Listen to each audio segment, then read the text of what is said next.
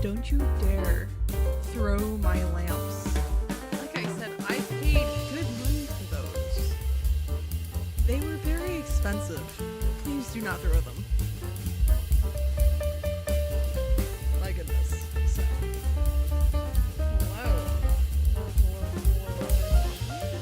Jazz. How are all of you? Welcome to Ace Attorney, who was not routing properly through my mixer. So I had to mute it. Love it. Thanks, Phoenix Wright. Love you. Oh, happy birthday. I can and you can't stop me. No, but I probably know someone who can. But yeah, so last we left off, we were getting ready to go into the final day of trial for episode 3. I demand a shot of Vanique.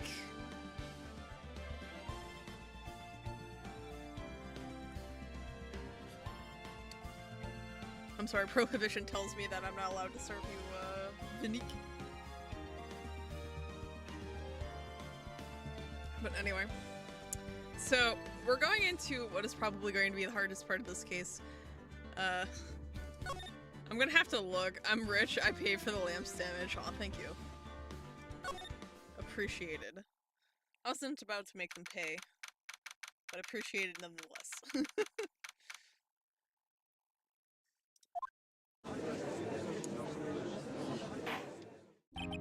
Court is now in session for the trial of Mr. Will Powers.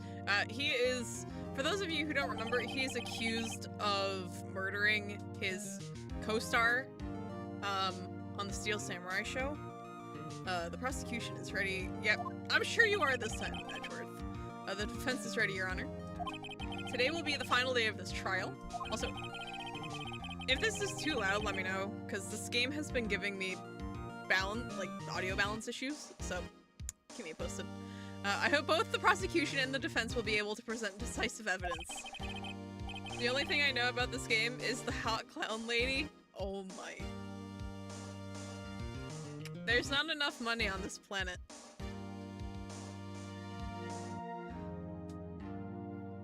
To get me. No offense, Jess, but the hot clown lady just ain't it. Hi, DJ. How are you? The memes are good? Okay, fair enough. How am I? I'm doing pretty good. I've got coffee, you know, down next to me. I've got, you know, Ace Attorney in front of me. It's a good day. It's a good day. Alright, Edgeworth is giving his opening statement. Let's see. In yesterday's session, the defense presented us with a new theory for this case. He claims that the scene of the crime was, in fact, studio. Today, I will call on people present in the Studio 2 trailer that day. From their testimonies, the truth will become clear. Very well. Aw, Edgeworth is... Of course Edgeworth is on edge today. He's always on edge. That's just how he works. You may call your first witness, Mr. Edgeworth. The prosecution calls Ms. D. Vasquez to the stand. Ms. D. Vasquez is the producer who was present in the Studio 2 trailer that day. Of course. Will the witness state her name and occupation? D. Vasquez, I am a producer for Global Studios. And she's just casually smoking. On the day of the murder, you were in the trailer in Studio 2. As everyone here knows, yes? I dislike needless banter. If you must pontificate, do it when I'm not here. He keeps getting the difficult witnesses. Very well, Ms. Vasquez. Please give the court your testimony concerning the day of the murder. Nick, I know she did it. Make her pay. Right. Yeah, we will do our best. If she's guilty, I'll catch her with her pants down, so to speak. Oh, Phoenix.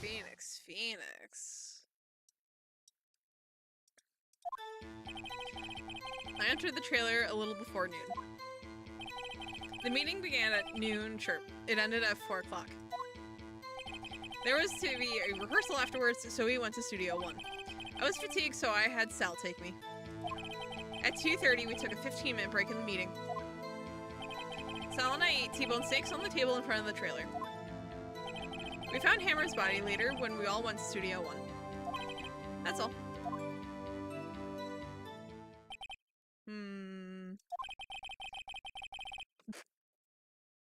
Would, I swear to God. Sir. I have a question about one part of your testimony. You were fatigued, so you had Sal take you? The van. There was a van at Studio, too. I had him take me in that. I thought it might be risky to walk, what with that monkey's head toppling over. Van added to the court record. I see. Very well. Mr. Wright, your cross-examination. This is the final battle, Nick. Let's do it. Alright.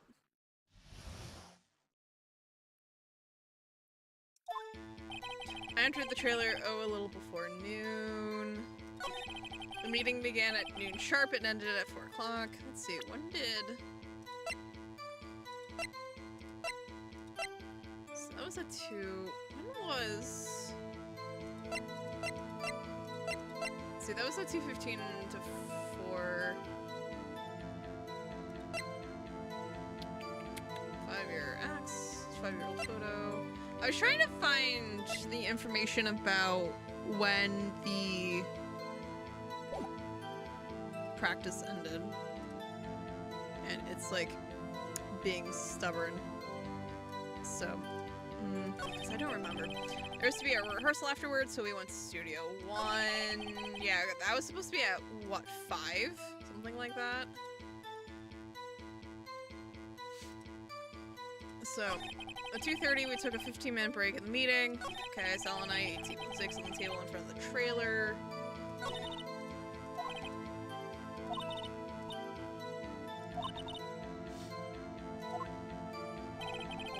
Let's see, before noon. It ended at 4.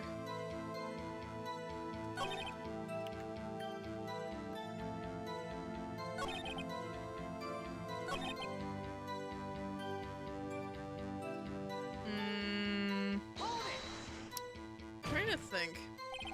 What were you doing during that time? Don't hit your desk. It irritates me. You know what?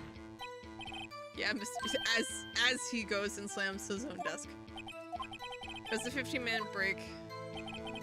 Sal and I ate T-bone steaks in front of the trailer. That's fine.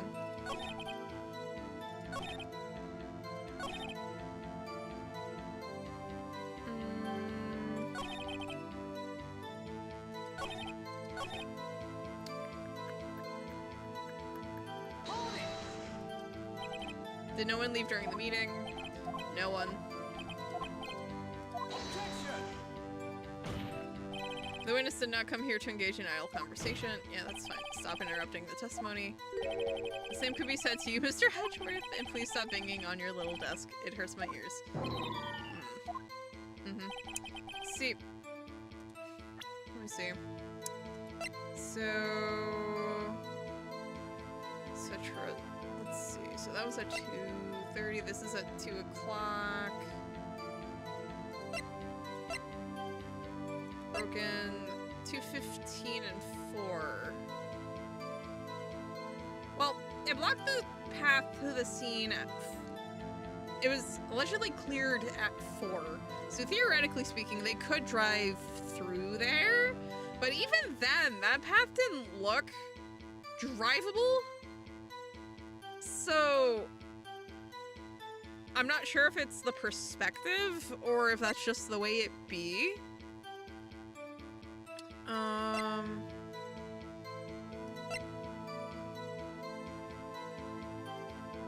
So,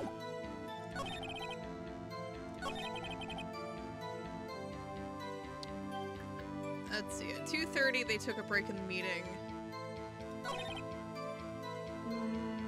Actually, wait. This was at 2. Heading toward possibly Studio 1. I mean, there's no...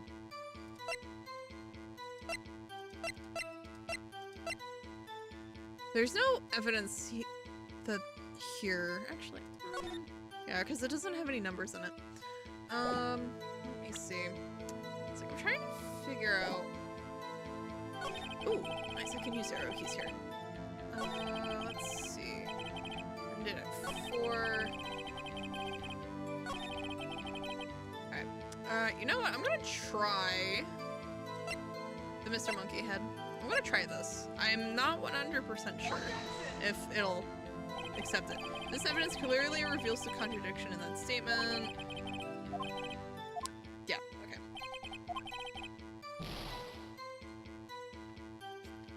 Alright, so that path is actually drivable. Go figure. Okay. A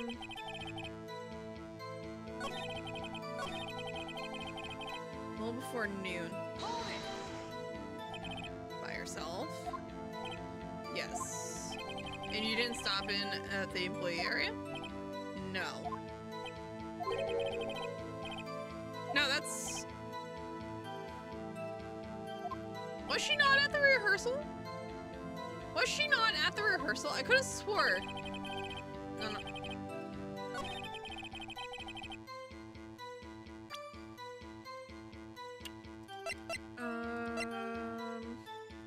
Blah, blah, blah. I wish we could look back at other testimonies. Because I could have swore that that the rehearsal was her and the director. So it should have been her and Salmonella. But apparently not. Or at least it's not relevant to this. Let's see. Began at noon sharp, ended at 4. Did it end at 4? I mean, we don't have anything that says it didn't. Did no one leave? Oh, wait. No, I already asked this. Come on. Shush. Edgeworth, shush. Alright. Rehearsal afterwards, so we went to Studio 1. I just want to see what she has to say.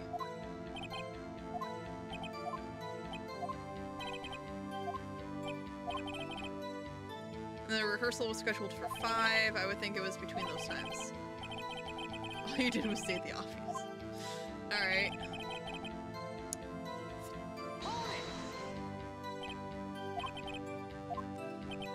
Oh, yeah, in the van. Break at the meeting, Sal and I eat T-bone steaks. You know, where did you guys get this? Come on.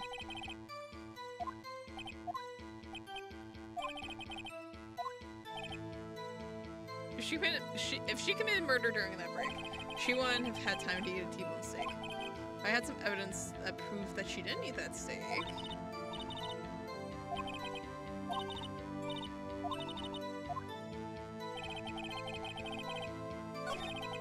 Actually, do I have evidence? Wait.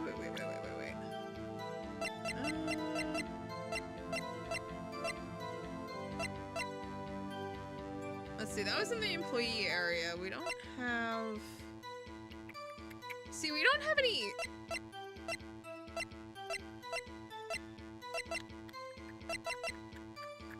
Yeah, see, this is what I don't like, because it's like we have the van, which doesn't do us any good. We have the steak plate from the employee area, which doesn't do us any good. So let's see, sleeping pill bottle. Those have Jackhammer's fingerprints on it. Those aren't what we're looking for. This is the wrong photo. That's not gonna do us any good. That's not gonna do us any good. No. See, if we could prove that she didn't eat the steak, that would be wildly helpful, but we don't really have anything that would work there. I feel like we're missing something. But, like, there's no way we could be. So, what am I missing? So, we went to Studio 1. That, we've already confirmed, is technically drivable. Let's see.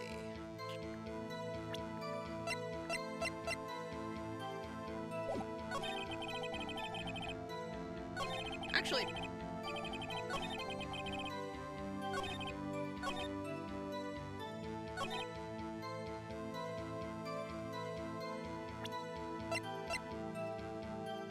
wonder if we can, maybe not here, but I wonder if we can use this for anything. Because if that was, we established that he was going to Studio 2 last time, so... Oh wait, no, go back. Wait, no, shush. Come on. Here, let's try. That's not what I wanted. Oh, no.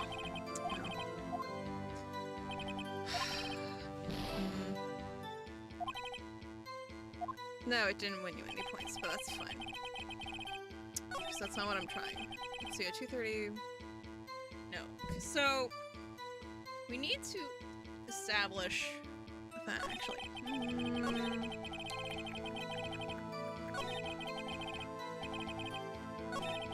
Let's see. Enter the trailer around a little before noon. Meeting started at noon. Let's see, it ended at 4. At 2:30. So, I'm trying to think. So,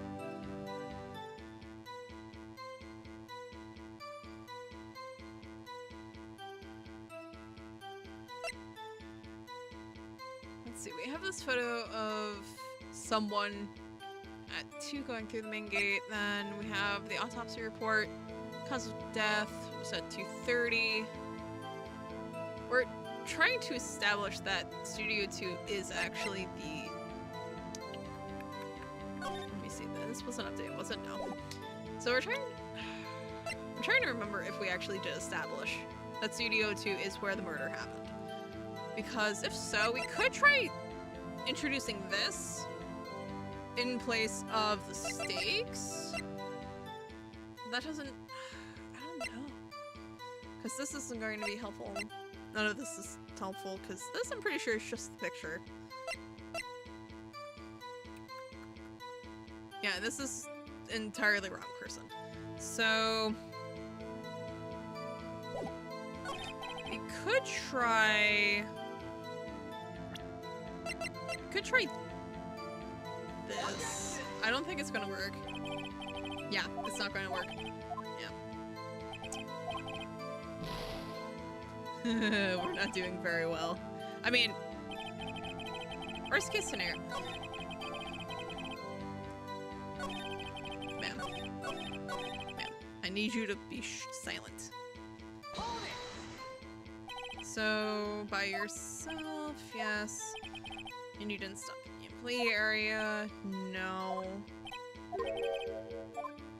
That's fine. Alright, meeting beginning. I'm doing sharpen ended at 4.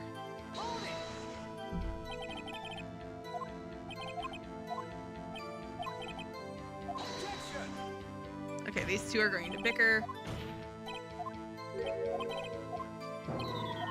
Although, if no one... See, she contradicts herself. Because she's like, no one left, but then at 2:30, they, you know, they actually did leave the meeting. So, if only we could actually present that, because it's like, come on. Alright, let's see. Begin at noon, 4.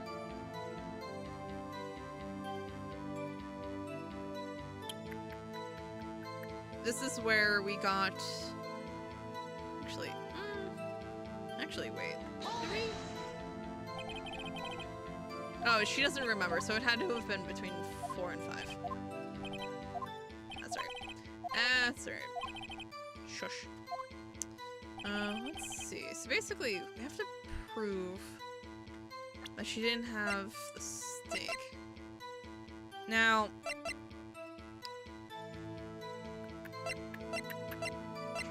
think.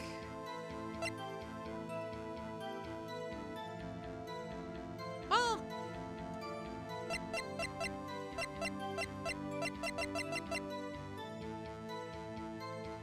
Manella used this van to drive Vasquez to Studio 1 after the meeting in the trailer. That was somewhere between 4 and 5, so that doesn't work. Okay, it's back. I think? Yeah, it's back. Okay, that was unfortunate. Yeah, this is from 5 years ago, so that doesn't actually do anything.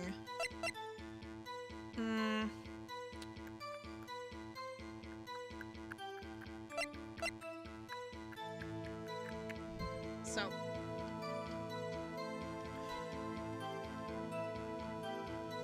How do we prove that she didn't have... I'm trying to think. See, the problem here is that we're kind of trying to spin a narrative on her.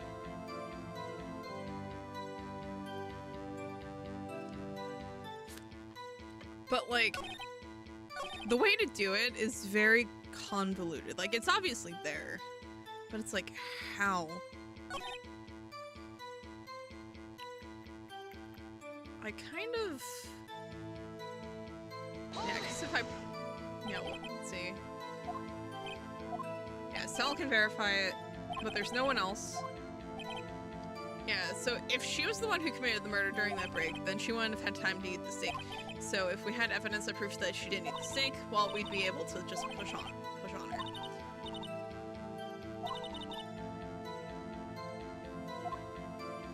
No. Something here doesn't add up, and I'm trying to think. Because, like, there's all sorts of different ways that we can try using this, but I'm, like, blanking on precisely how. Because we do know that they actually did have steaks at the trailer. We've seen the plates ourselves, right? So let's see. This isn't relevant. This isn't relevant. We have no proof that this actually is relevant to anything, to be perfectly honest with you. Let's see.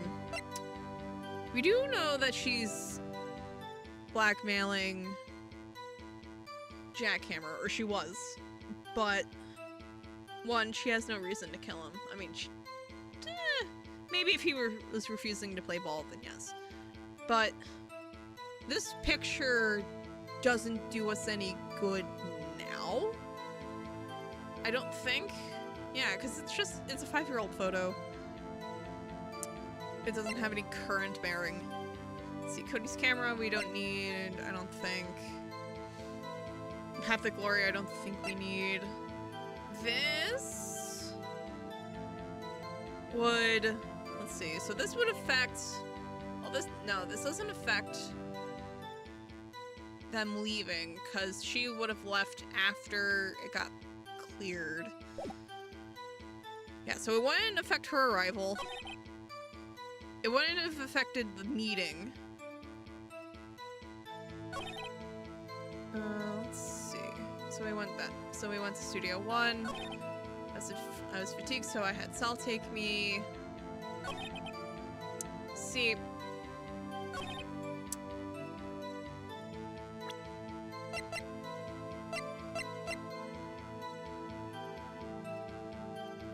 Part of me, you know what? Honestly, if we fail it, we'll just start right back from the start of this case. So, well, from the start of this trial. So, it's worth experimenting, I suppose. Because I'm like, trying to think. We could try claiming that... Actually, how did those steaks get there anyway? Like, maybe Sal would have brought them over in the morning? Like, after the rehearsal, but then after the... Actually...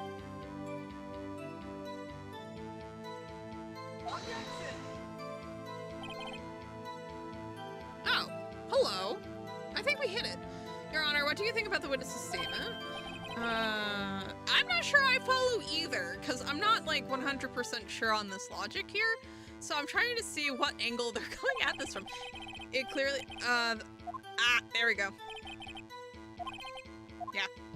I was about to say, I don't think that one, yeah, no, we're down. I was about to say, he's finally said something different. So I was like, wait a minute.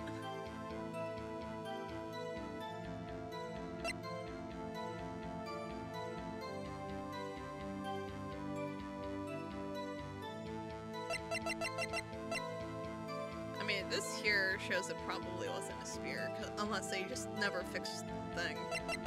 But I'm trying to think. One more misstep and they'll execute Phoenix on live TV. Clearly. That's what the bar means, yeah. No, well, I'm pretty sure that's just how much patience the judge has before he, like, convicts our client, and we have to start over from, you know, our last examination of the trial. And I'm just, you know, dumb. But yeah. So... I'm trying to think.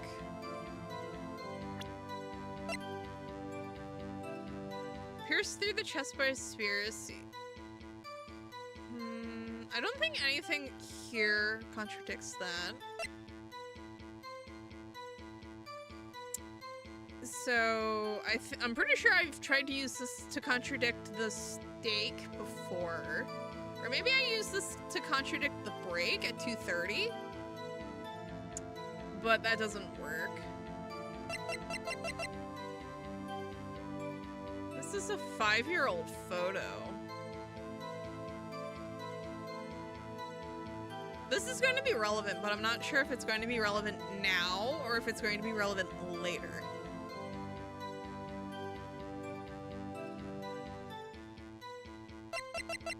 Because I'm pretty sure... Did I try...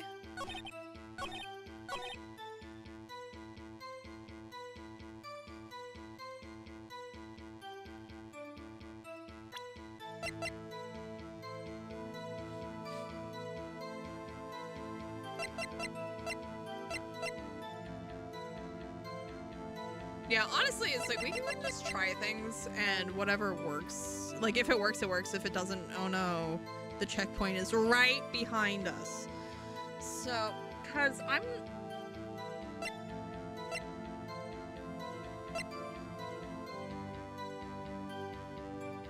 mean, we could try this, honestly. I don't think it's going to go anywhere. Yeah, it's not going to go anywhere. Yeah, that's the last of the bar, and I'm pretty sure he's just mad, right? He's just mad at us, yeah. So it's just gonna restart us, I think. Yeah, he's gonna find our client guilty. That's fine.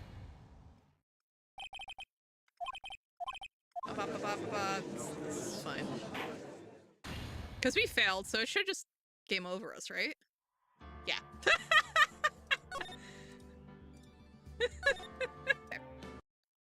So she's gonna be annoying. We're just gonna...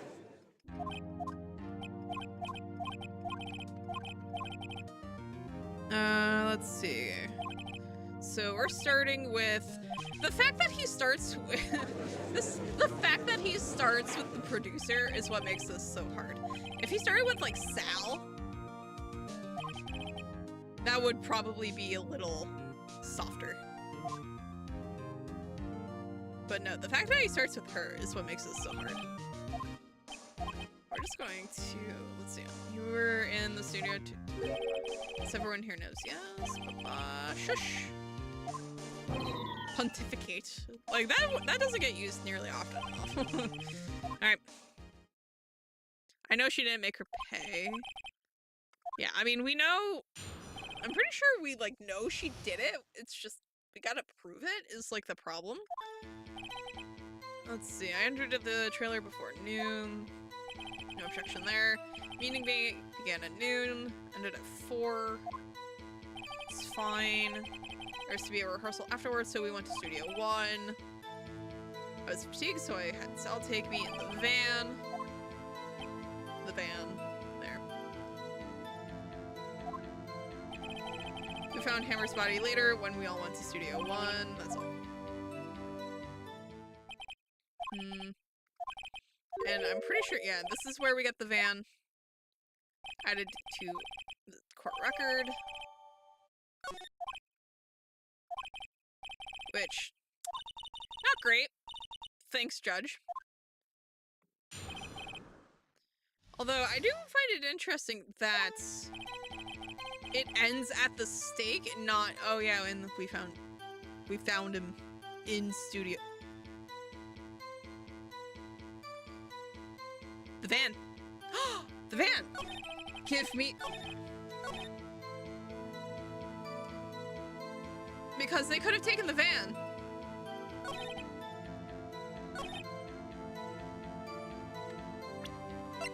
Where's the van?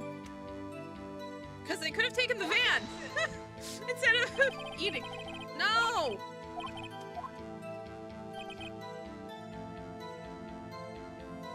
Or maybe...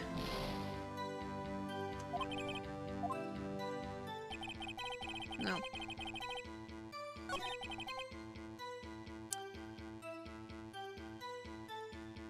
So, well, that's how you get the...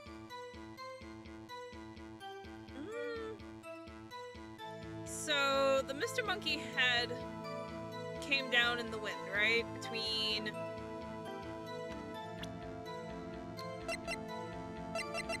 Okay, so... It came down at 2:15, which was 15 minutes before their break. If... Jack Hammers rolled up on Studio 2 at 2. Although, Cody saw them saw a fight on the path. From, well, I mean, it looked like the path. At 2:30. Well, around 2:30. And he had been lost for like half an hour. So, he broke in at 2. This nerd's heading for Studio 2 at 2. At some point, there's a fight between Jack Hammers dressed as the Steel Samurai and the evil magistrate, who is someone. We assume that it was these nuts, no. The producer. Let's see. I'm trying to think. So okay, so Jack Hammer knocks out Will Powers after their rehearsal. He knows about the ankle injury, so when he steals the costume, he gets a pretty solid picture on his way to Studio 2. He is presumably trying to confront the producer over this picture here, over the blackmail. Presumably seems to be done with it, as far as we can tell. Somewhere in there, he's apparently attacked by someone in the evil magistrate costume, which Cody catches, not on camera, but he does, well, actually no, he does catch it on camera, but then deletes it, because, you know, mate didn't win. So, at this time, from about noon to 4, the execs are having a meeting over in Studio 2, which is presumably why Jack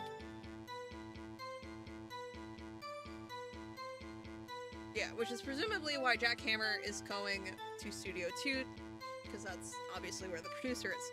So, we need to prove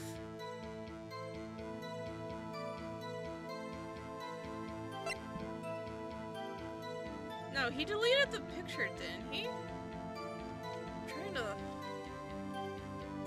Yeah, no, he deleted the picture, so it wouldn't be on the camera.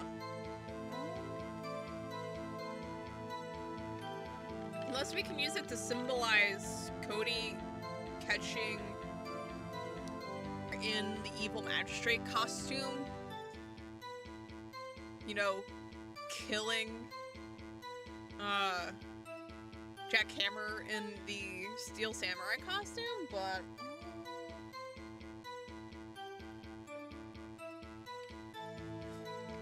that feels iffy. But from the feel of it, Jack Hammer rolls up on Sal and the producer. Fun fact, there is a famous racing driver whose name is Will Power. Wow. That is, honestly, that's probably one of the best names for a race car driver. Besides, like, Go Fast or something, I don't know. Something equally punny. So, presumably, Jack Hammer rolls up on these two eating steaks. Or sitting down to eat steak. You know, in their 15-minute break. Something happens. And by 2:30, he's dead. So...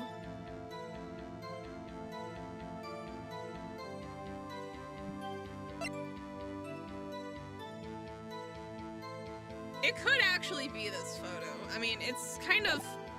it's very indirect logic. But... we could try it. Because I don't think we did. Come on. Try it. Yeah, no. Shush. Yeah.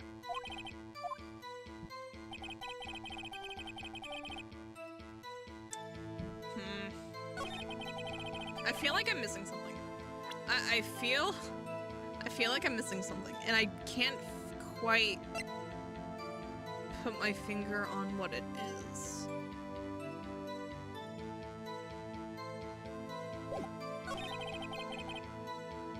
So I was fatigued, so I had Sal take me. No, the best game. The best name for racing drivers. No. Wood. I'm scandalized. My God. Also, yeah, that is a solid name. Also, I'm assuming that's an actual person, and his first name is Richard.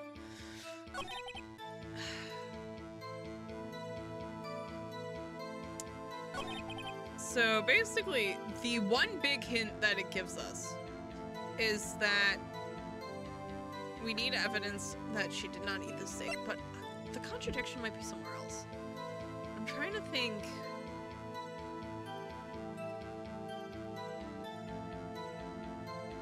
Where that might be.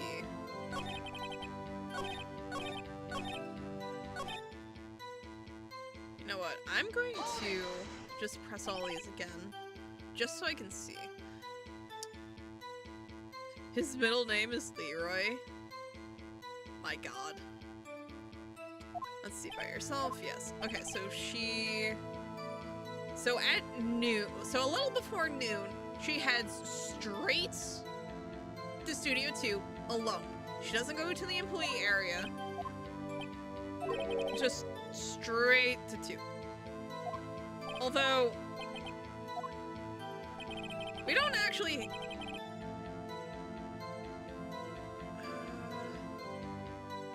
trying to remember when Old Bag rolled up to work. Because she was running late that day. Because she was, like, running errands or something like that. Something caused her to roll in late. And there was 2 pictures, one of which got deleted. She claims it was the kid. It could have been the producer. Like, earlier in the day.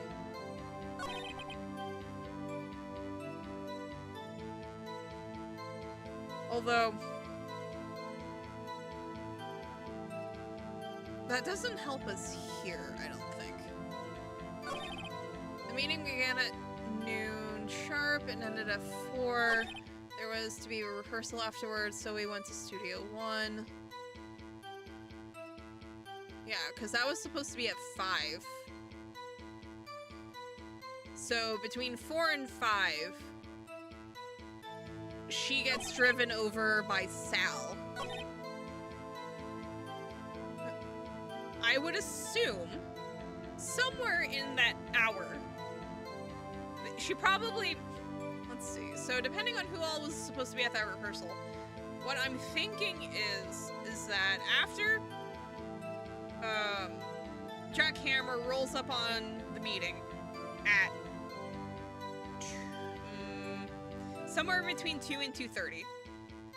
I would assume 2 because, you know, they didn't leave the allegedly they didn't leave the trailer until then. But although I believe we do actually have the only corroborating evidence on what time the break was. Hammer rolls up somewhere between 2 and 2:30, gets into a fight with her. They wind up, Sal and her wind up, you know, stashing the body in the van. So no one finds it after the meeting. They bring it on over to Studio One. At some point, you know, swap the costumes, because Hammer was found in the Evil Magistrate costume, not the Steel Samurai costume. Also, I don't know why OBS is having issues today. It's really bizarre. So my apologies for the stability today. So I'm like...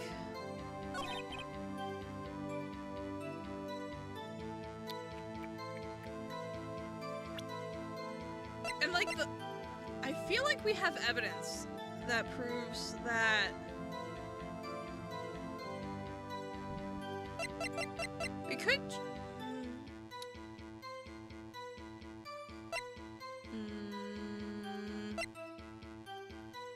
could try Cody's camera to signify Cody, but that doesn't really.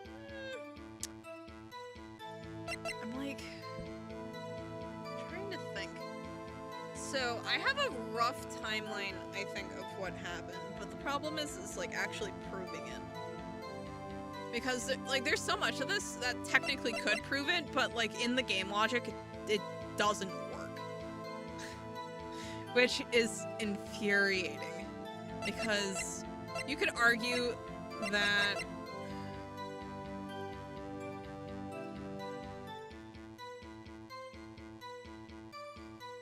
because like there's so many different ways we could try like arguing this.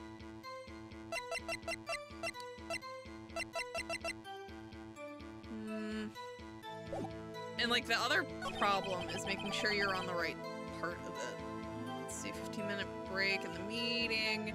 So from 2:30 to 2:45 is allegedly kind of when it happened. So let's see. Time of death was at 2:30. It was discovered at 5 or something like that. It was discovered like 2.5 hours later. Because it was discovered at the rehearsal. You were fatigued, so I had Sal take me. Well, I wonder why you were fatigued, ma'am. I wonder. You know what? Let's try presenting the camera. Because it's one of the few things we... Seriously?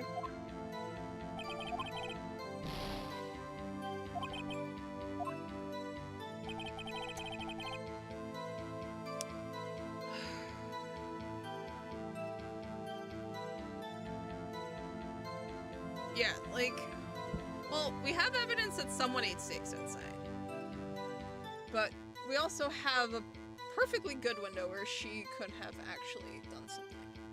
So I'm like, the fact that it's just find anything, I kind of wish she'd said a little more. It's hard. I think she's pretty used to being the boss.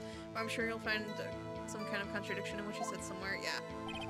And Phoenix thinks it was... Yeah, and Phoenix thinks it's here. Which, fair. But the problem is that I don't think we have evidence that actually contradicts it, or at least not explicitly contradicts it, because this shows that someone was moving through the area at 2. It doesn't care well, it doesn't seem to care about the existence of photo 1, nor does it seem to care about the potential for that person to have gone to Studio 2. Even though we have evidence that show, well, we've established before that whoever was in this costume actually headed out to Studio 2 and actually made it all the way there. Because I'm pretty sure Cody actually caught a picture, or someone caught a picture of someone in the Steel Samurai costume at Studio 2, which of course did not get added to the court record. So I'm like, why are we like this? Because that would make this so much easier. Seriously, like, all the evidence that we have never got added to the court record, which is annoying. So now we have at least one plate where they actually did eat the steaks. Let's see. There was the incinerator, which we don't have as evidence. Let's see. Yeah, because this just proves that they walked through. Can I? Thank you. Yeah, because that just proves that they walked through here to go to one of these two. The Mr. Monkey statue was here, was walking this for a solid 2.5 hours? No, hour and a half? Hour and a half? Oh no, hour and 45. At which point this would have been fine. Let's see, use this van to drive Vasquez to Studio 1 after the meeting in the trailer. That's in the employee area. Honestly, I'm about to just start throwing things at the wall and seeing what sticks. Like, oh yeah, like this particular plate was found in the, actually,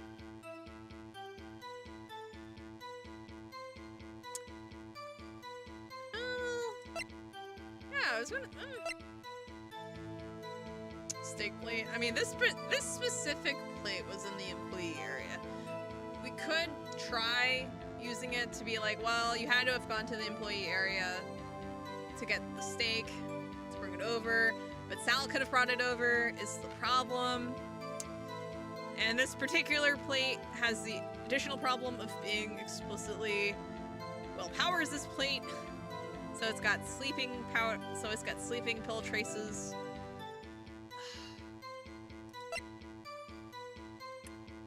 Yeah, if anyone happens to have a hint, I would gladly appreciate it, because I think I'm either overthinking it or I'm not thinking hard enough.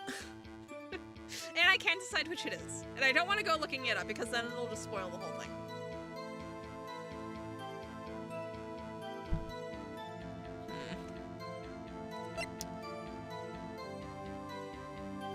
So, like, yeah, this has happened at the same time, but this doesn't actually prove that she did it. This was half an hour beforehand, but she had been in a meeting since noon, allegedly, so she would not have actually been able to do anything with this photo. This isn't anything. This isn't anything. This was 15 minutes before the break. You want to hint? Yeah, if you happen to have one that doesn't spoil everything, because I'm going insane. I feel like I've tried everything that's logically possible, and the only thing left I can think of is the steak plate, but it feels like a massive leap in logic.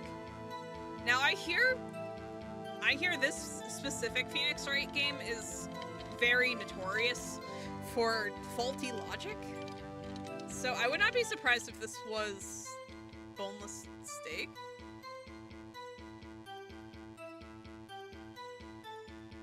Oh yeah, it's T-bone steaks, but there's no bones.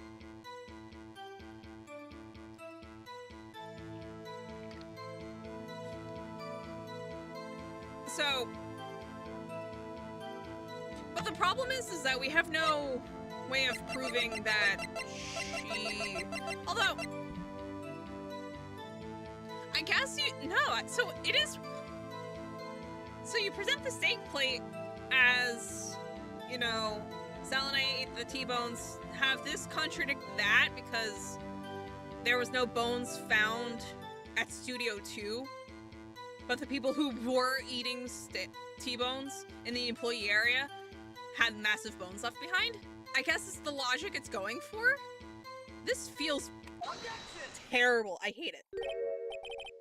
Are you joking? Are you joking? No! I hate this logic. That logic... Oh! That is... Please. No. You claim you ate a T-bone steak, but I say you did not. Oh, bro.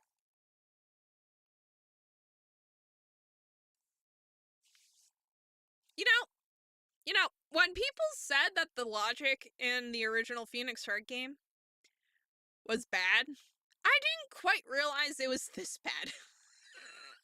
Thank you, Tuber, by the way, because I was very, very much going to talk myself out of that. That was going to be like the last ditch. You know what? Fuck it. We'll try it. It probably won't work. And then, why? Why? Who thought this was a good A to B? I hate everything about this. What's this, Mr. Wright? Look at this. It's a plate. This plate was on the table in the employee area. As you can see, a large bone has been left behind. Mr. Wright, need I remind you, it was a T-bone steak. Exactly my point. Remember, if you will, Ms. Vasquez and Mr. Manila ate at the table outside the trailer. There's not a bone to be seen. Yet there were no bones left on the plates. The plates were bare. And she's just like, eh. Ms. Vasquez? Tell me how can a person eat a T-bone steak and not leave the bone? I think I know how. You ate a bone. You didn't eat steak. You didn't eat any steak during that break. You took your steak and threw it somewhere, like the incinerator. Nice. Yeah, because the incinerator actually was, like, there's signs of use on it, but it's also, like, brand new.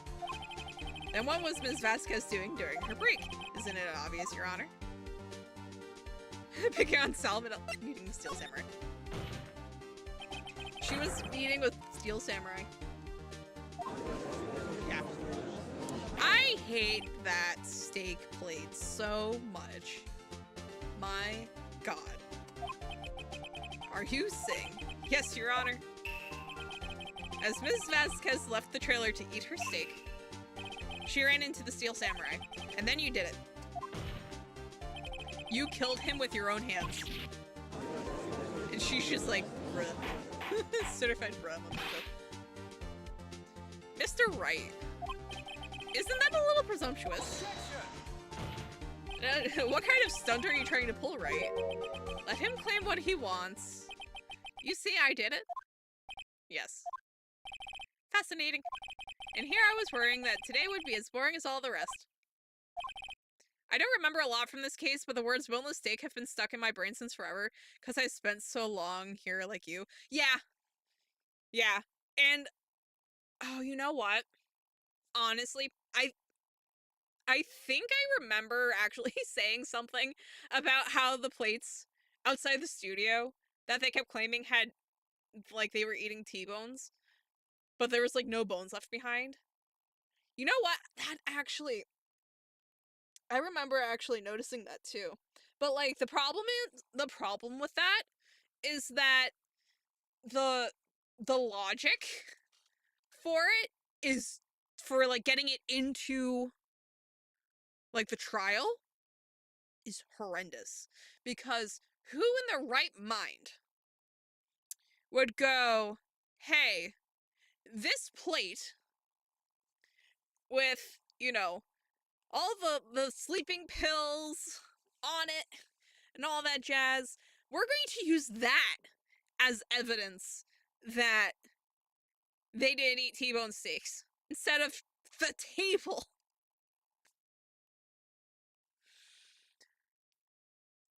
Like, the way you introduce the steak, like the table having no T-bone steak bones, is just why?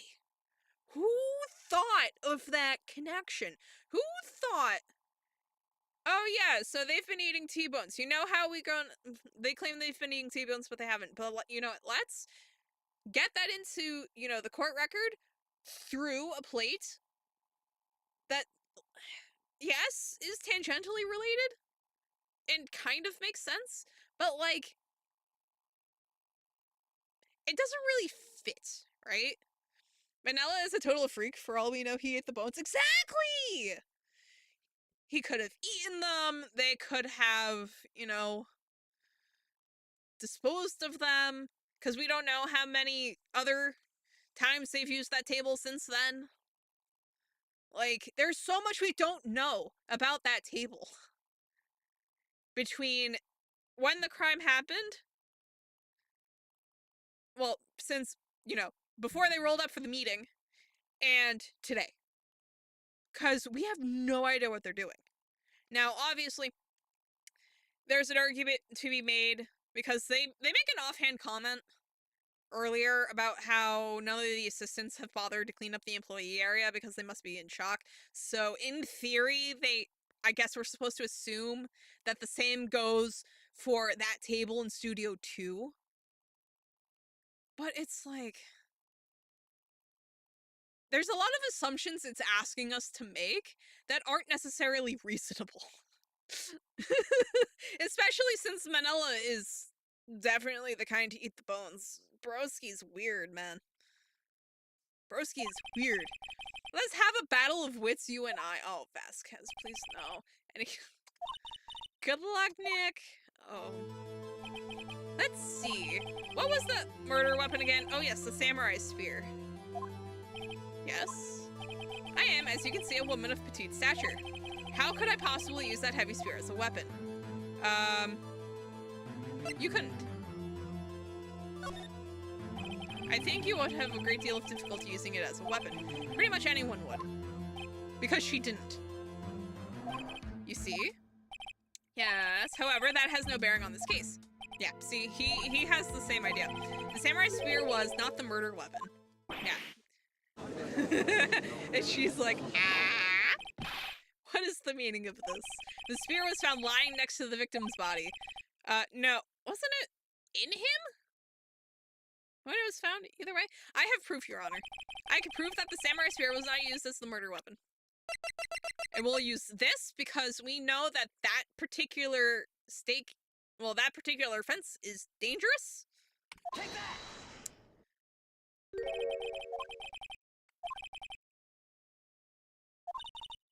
What?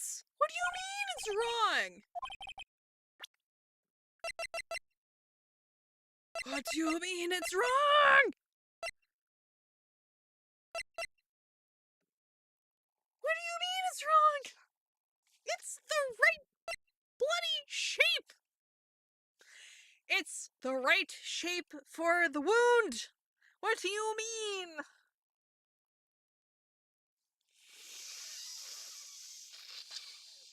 What do you mean? This doesn't count. Literally, mate was stabbed with something. That fence is the same bloody shape as the spear. It would leave the same wound. This photo shows that that fence is dangerous. What do you mean?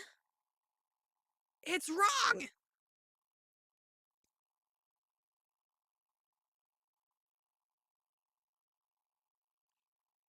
What do you mean it's wrong?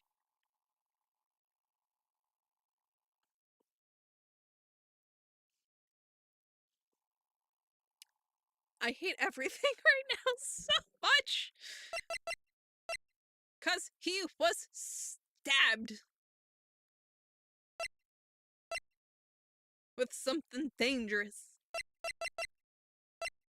Yeah, pierced through the chest by something pointy. Stabbed through the chest from the front? Yeah, stabbed through the chest with something pointy.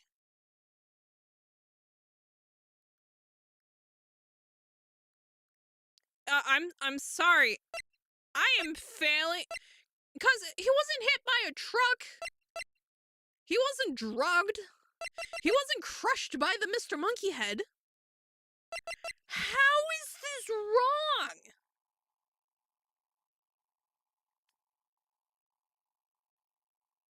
How is this wrong?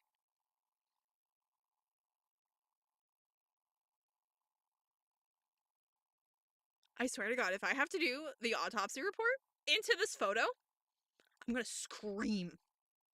No. Come on. Sir?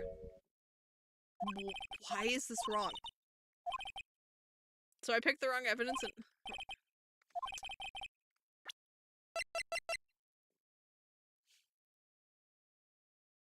Oh, are you telling me that because this was broken, she untaped it, stabbed him with the tip, retaped it? Are you joking? Please, no.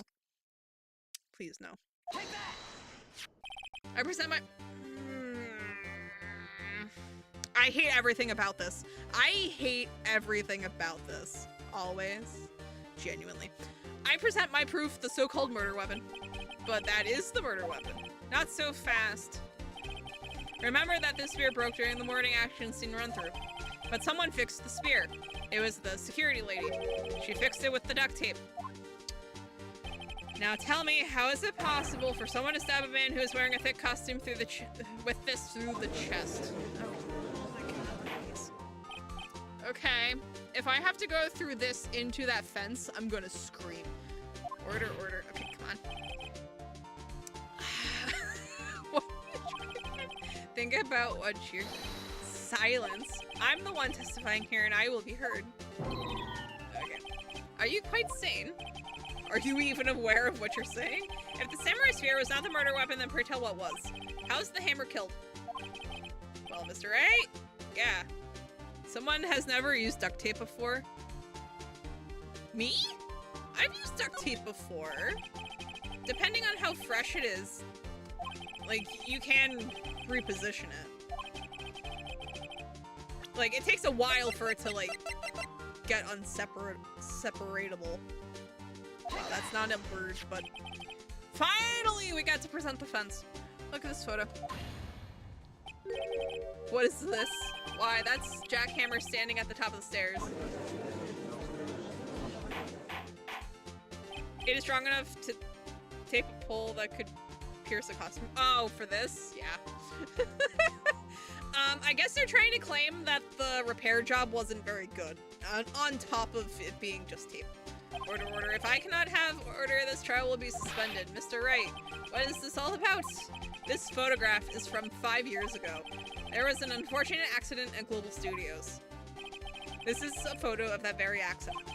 Not a word of this was leaked to the outside. It was a close-kept secret at the studios. What does this have to do with the current case? Mr. Edgeworth, you still can't see it? See the fallen man in this photo? See how the fence post pierced him through the chest? What? Are you saying? What happened 5 years ago happened again. This time on purpose. Has happened again. Yeah. And she would have known about it too, because she was there when it happened the first time. Mr. Wright, continue. It's 2:30 p.m. on the day of the murder. Ms. D. Vasquez meets Jack Hammer outside the Studio 2 trailer. Then she did it. She pushed Mr. Hammer off the stairs onto the fence. Just like Mr. Hammer had himself done 5 years ago. Though whether she did it on purpose or by accident, I cannot say. Arguably, she did it on purpose. But, in other words, the victim, Mr. Hammer, he died in the same way that he caused another man to die. Yep. 5 years ago. Precisely. Ironic, isn't it? Very creative, Mr. Wright. I could use a man like you on my script writing staff. You deny that what I say is true? Mr. Wright, let's say, for the sake of argument, that Hammer died at the trailer, as you say. Yeah, the body was found at Studio 1, was it not? And in the evil magistrate's costume, no less. Are you then claiming that I carried the body to Studio 1 and returned to the trailer all in the space of a 15-minute break? How could I have disposed of the body? The break of the meeting at the trailer lasted 15 minutes from 2:30 to 2:45. Could Jack Hammer have been pushed off the stairs to his death, then carried to Studio 1 and placed inside his costume? There wasn't enough time. Indeed. I mean, there's the van. But yeah, she could move it. Well, I hate this because these two mean the exact same. These two mean the exact same thing. Because she could move it, just not by carrying it. So I'm gonna try she had another way. What if she had another way to carry the body, other than with her own hands? Yeah, the van. Actually, for that matter, there was no need for her to do the deed in 15 minutes. Yeah. And there was a way for you to carry that body. Yeah, stash it in the van. Please show us how she carried the body. Come on. The van. Ms. Vasquez, you carried the body to Studio 1, and you used the studio van to do it. Yeah, because putting the body in the van, she would have been able to hide it for the entire rest of the meeting until the Mr. Monkey Head got cleared off the path. Then, when Sal drove her to Studio 1 for the rehearsal, she just has to unload the body. Well, wasn't the game originally not in English? Yeah, that might be a translation thing. Well, but the thing is, though, is that when you do localization, you do your best to translate everything over to the new language, like meaning and all. So when Phoenix Wright got localized into English, then it should have carried everything over. That's why people complain about Jick being kind of dodgy, because although they brought it, because like they brought the meaning of things over very well. This was also localized in like 2002. Yeah, so like the art of localization was not necessarily great. Like it's presumably come a lot further since then. But when they localized it, they probably didn't localize the logic very well. Cause like, that wasn't quite exactly what I'm trying to get at. It's like, I'm trying to think how to say it. But basically, like in the original Japanese, like it probably makes a whole lot more sense in like in the cultural context of like whenever this originally came out in Japan. The logic probably makes perfectly good sense. But when they localized it to English to sell it in the US, something got lost in the shuffle, is kind of the vibe you get. Because the logic required isn't quite working. Just look at the four kids Yu-Gi-Oh dub. Yeah.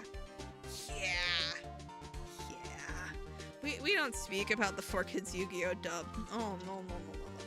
I wasn't even a Yu-Gi-Oh person growing up. Nope. Yeah.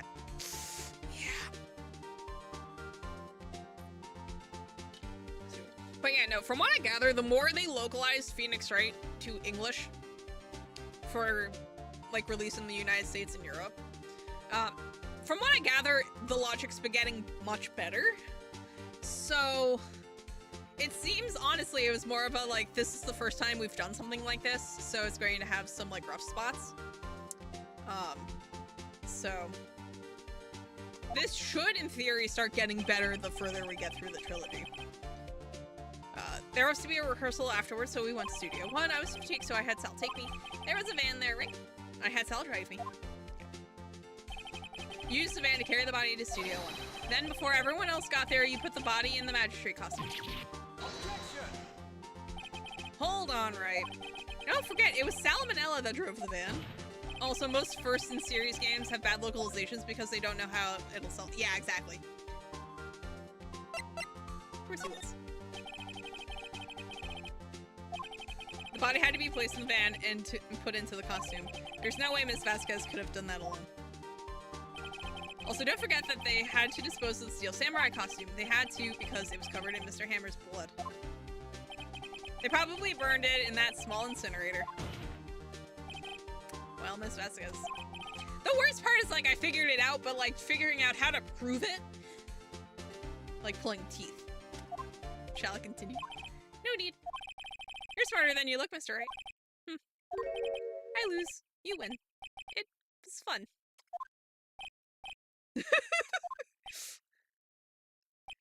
Yeah, no, and honestly, this is not the worst localization I've ever seen. Like, the logic for most of what we've run into so far makes perfect sense. Or at least, you know, reasonable enough sense that you don't get stuck on it for any major amount of time. This is probably the first one where it's been actually super hard for seemingly no good reason. So, what happens next? Don't question mark me. Don't you have anything to say? What would you like me to say? Huh? I lost? Something like that? I just said that. Wait, so you mean D. Vasquez, so it was you? You killed Jack Hammer. Edgeworth is like, huh. The judge is like, huh. The court's like, huh. Oh no. Who can say? Or the ocean dub of... Oh no. Huh? Are you sure I did? Mr. Wright, we just engaged in a battle of wits, and the result of that battle, you proved the possibility that I murdered Hammer. Right? But that is only a possibility. Proof is another thing altogether. You lack decisive proof, Mr. Wright. What? I mean, we have motive. Order. Mr. Edgeworth, your thoughts? He's just having an aneurysm. Of course, this as the witch says. Certainly, it doesn't seem very likely she did it, but there's no proof. Edgeworth isn't sure. Well, I came here as a witness today. If you've no more questions, I'll be leaving. What do I do now?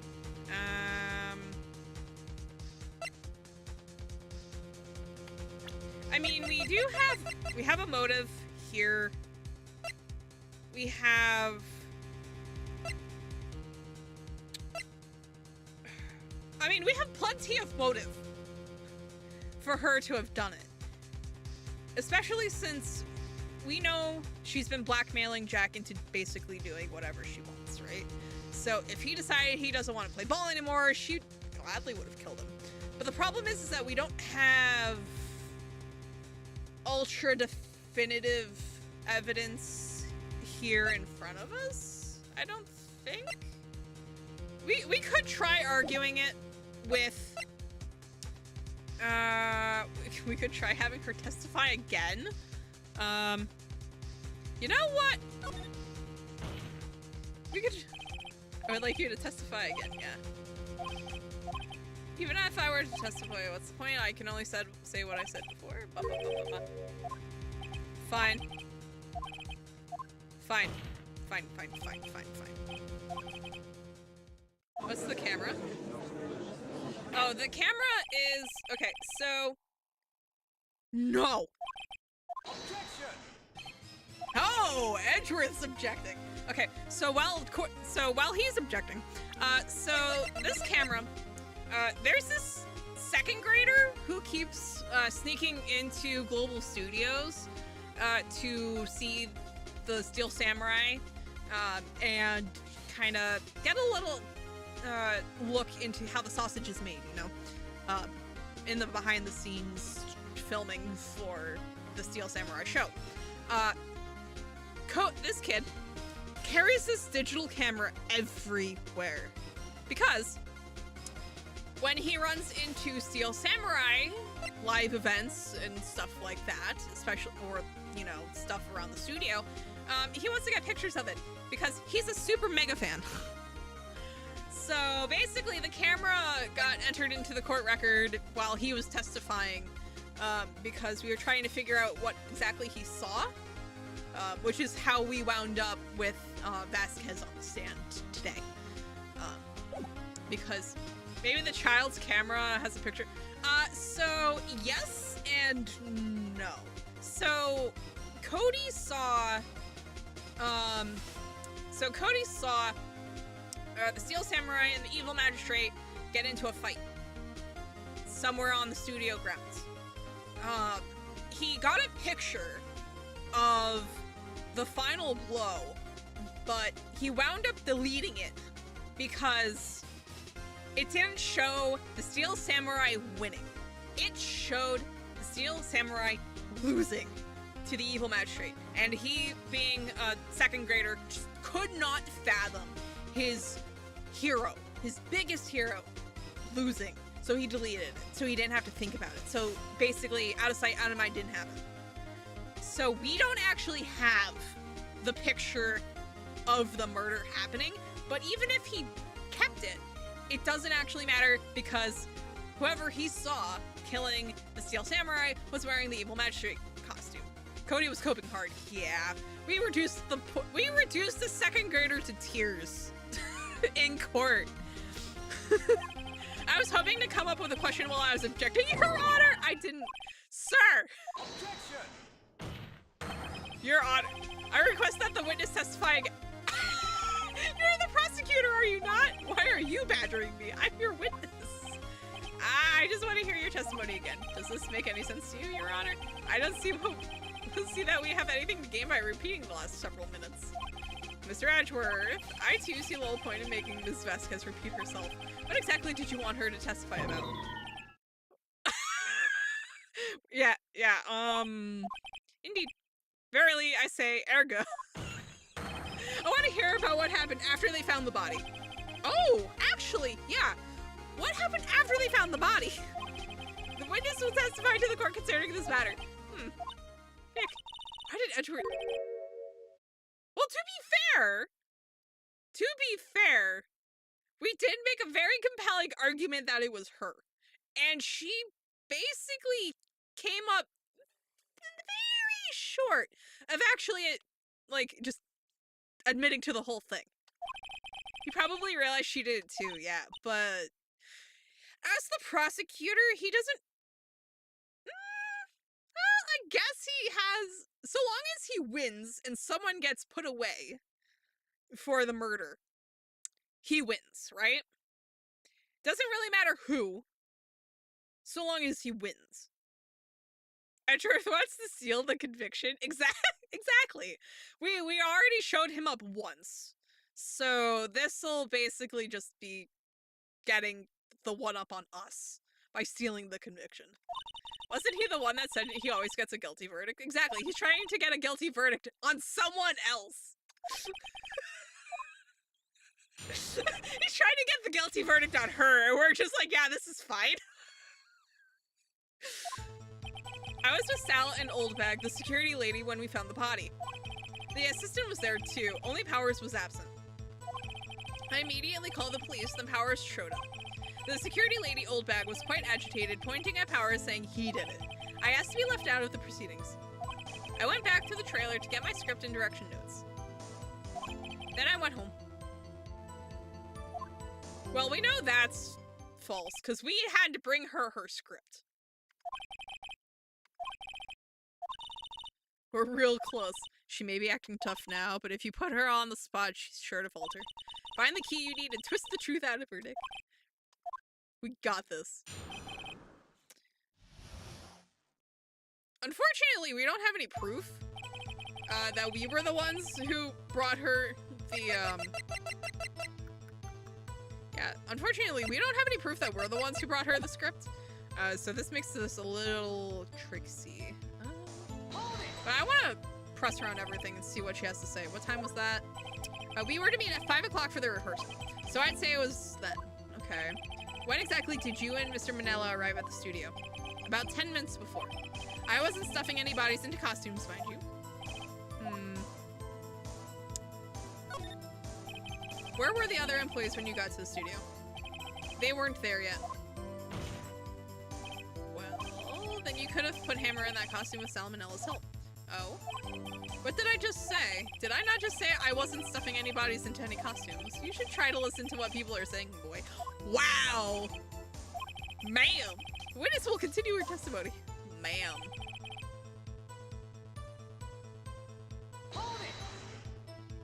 Mr. Powers was taking a nap, correct? So he says. Did no one go to call him? Remember what? There was a dead body lying in front of us. Yet you expect me to be calm? You certainly seemed calm enough when I accused you of murder. Wait a second. Wouldn't that be the other way around? The other way, yeah. The other way around, sir. You discovered a murdered body and one person was missing, right? Wouldn't you normally go looking for the missing person? I have to agree with the defense on this one. Well, Ms. Vasquez? Logically speaking, perhaps, but no one there was thinking very logically, I assure you. Also, without his steel samurai costume, Powers doesn't really stand out. Wow, we often left him on the bus when shooting at location no one noticed he was missing. I feel bad for him. Well, I suppose that explains that very well. Cool. Called the police, and then Powers showed up immediately after. I want to see what she has to say on all of this. What was everyone else doing at the time?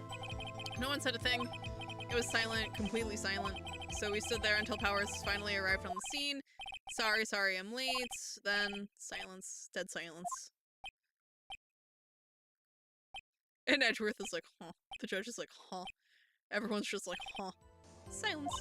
Hey Nick. Why is everyone so quiet? Someone should do something to lighten things up at a murder trial! Ma'am! Old bag, the security lady. Why did the security lady think Powers had done it? She said because she saw him going toward the studio. Right, the steel samurai. Did the detective arrest Mr. Powers based solely on the security lady's word? Perhaps not. She seems to have also given the detective that photograph. Of course, I heard all of this after the fact. The photograph, meaning the one taken by the security camera, that we already know she bungled. She's not known for exhibiting the best sense of judgment when it comes to Hammer. I don't think there's anything in there I can use, which is, I mean, fine. Yeah, why did you ask to be left out? Yes. It seems that everyone else was questioned, and I'm really not fond of that sort of thing. But you can't just decide who the police will and won't question. Thankfully, the studio thinks otherwise. They were nice enough to understand that since we were in a meeting, there was no way we could have been involved. Thus, they covered for us. Covered for you? Or covered it up for you. There must have been a lot of writing on it, with all those bigwigs at the meeting. I'm sure her professionals helped convince everyone they didn't require questioning. Which we don't have evidence of, unfortunately. I want to see what she has to say about this. The script in your direction notes? Yes, they're quite valuable. It wouldn't do to have them stolen. No, I guess not. Wait a second. Yeah. I thought you came to Studio 1 for a rehearsal. Why didn't you bring your script and notes? Well, I was under the impression that we wouldn't be able to rehearse anything. Why? There was a murder after all. Who could think of rehearsing after that? Okay. Objection! You're Edgeworth? Oh! She's getting double teamed. Oh no. I have an objection to the witness's last statement. Edgeworth? Sir? Think. Miss Vasquez said she didn't bring the script because there wouldn't be a rehearsal. Don't you see what that means? She would have had to have known about the murder before going to Studio 1.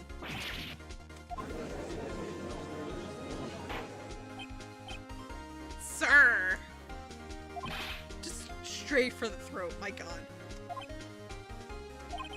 What have you just said? It's a reasonable observation. However, I find it hard to understand why the prosecution would make such a move. Or are you thinking of a career change to defense? I appreciate the concern, Your Honor.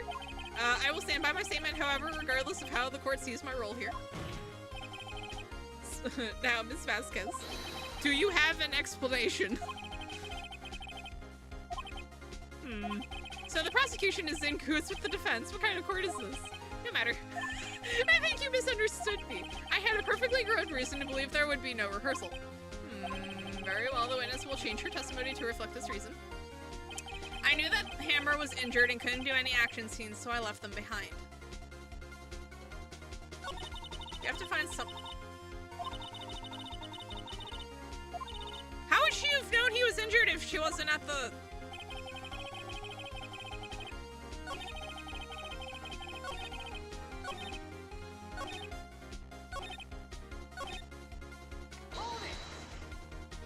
How did you know about the injury? Yeah. Yeah, there we go. Sal.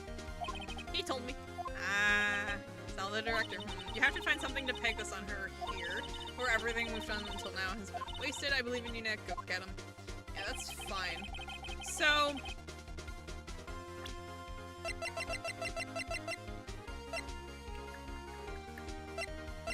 So we have to pin this on her, right? I mean...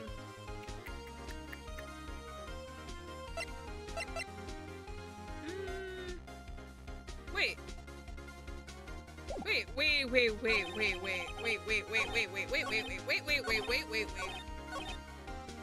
Hammer was injured.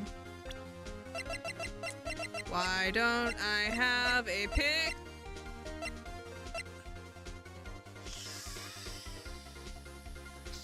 I hate this. I hate everything about this. Okay, so...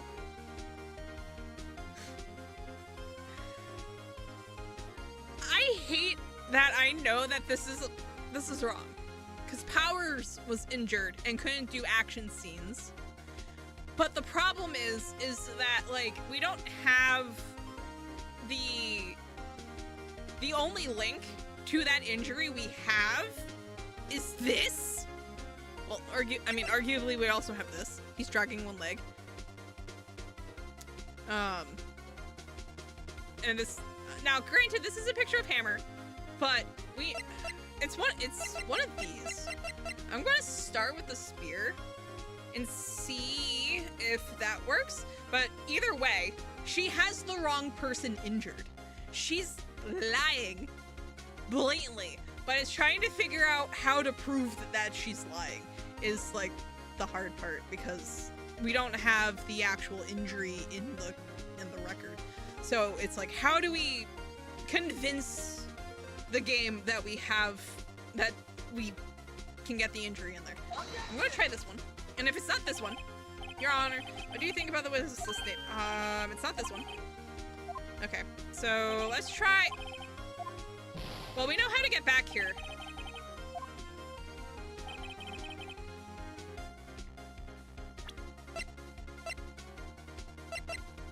Let's try this. And if it's not this, I'm gonna scream. Oh, it is this. Okay. You knew that Hammer was injured.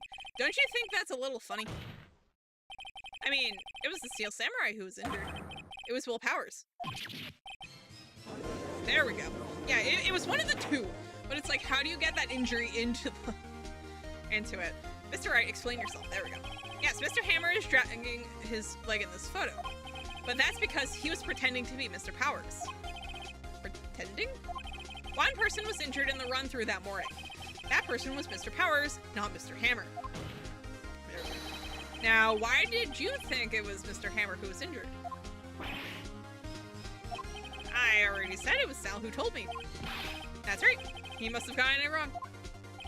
I think not. Mr. Manila was at the run-through that morning. He would have known it was Mr. Powers who was injured. He saw it happen. Why would he tell you the wrong person? Ms. Vasquez.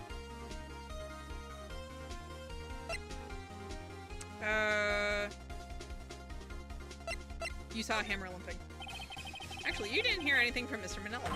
You saw Mr. Hammer limping with your own eyes. Yes, but wasn't it Mr. Powers who was injured? Yes, but remember, Mr. Hammer was dragging his leg too. He was pretending to be Mr. Powers. Aha, there we go. And when he was doing this, well, it would have to have been after he put on the Steel Samurai costume and went to Studio 2, where he was murdered. Exactly. Ms. Vasquez, you met him, didn't you? You saw the Steel Samurai limping. And Mr. Hammer was in that steel samurai suit. That's why you were confused.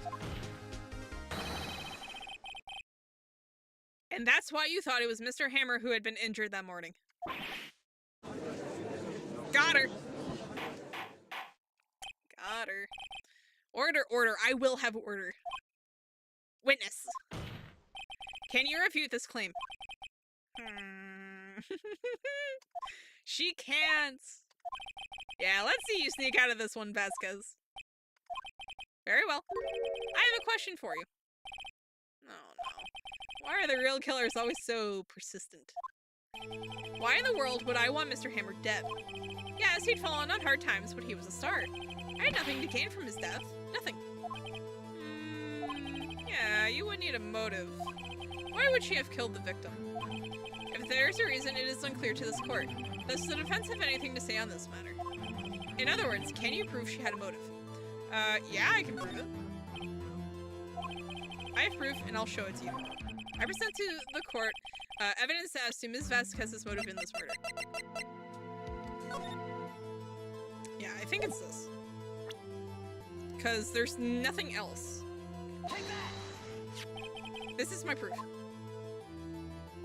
This is the photo from before.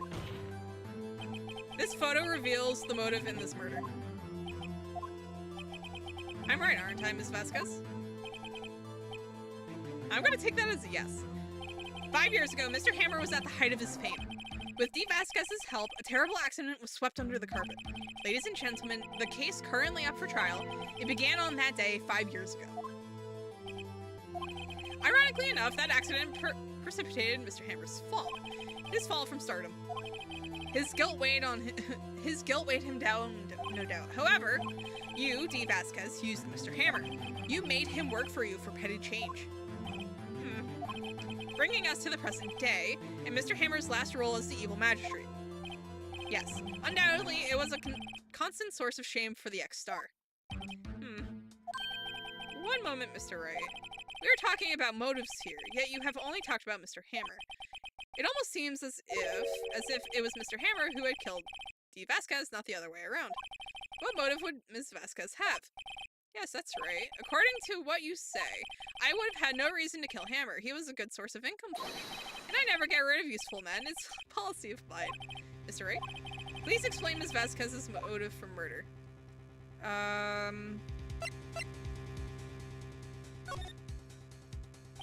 Okay. Let me present...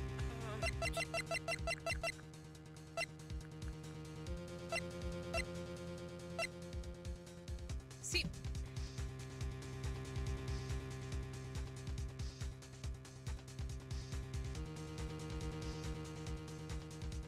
If we fail it now, this is going to be pain and suffering, because we'll have to, like, speed through this whole thing again.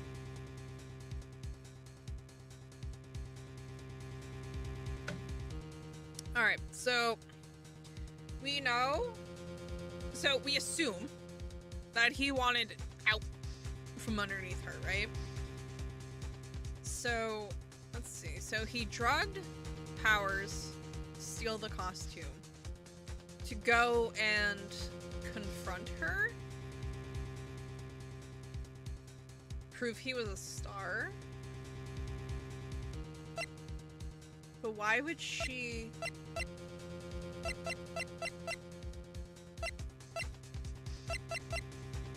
Okay, I wasn't here for half of this, what happened. Okay, so we have Ms. Vasquez, the producer, on the stand.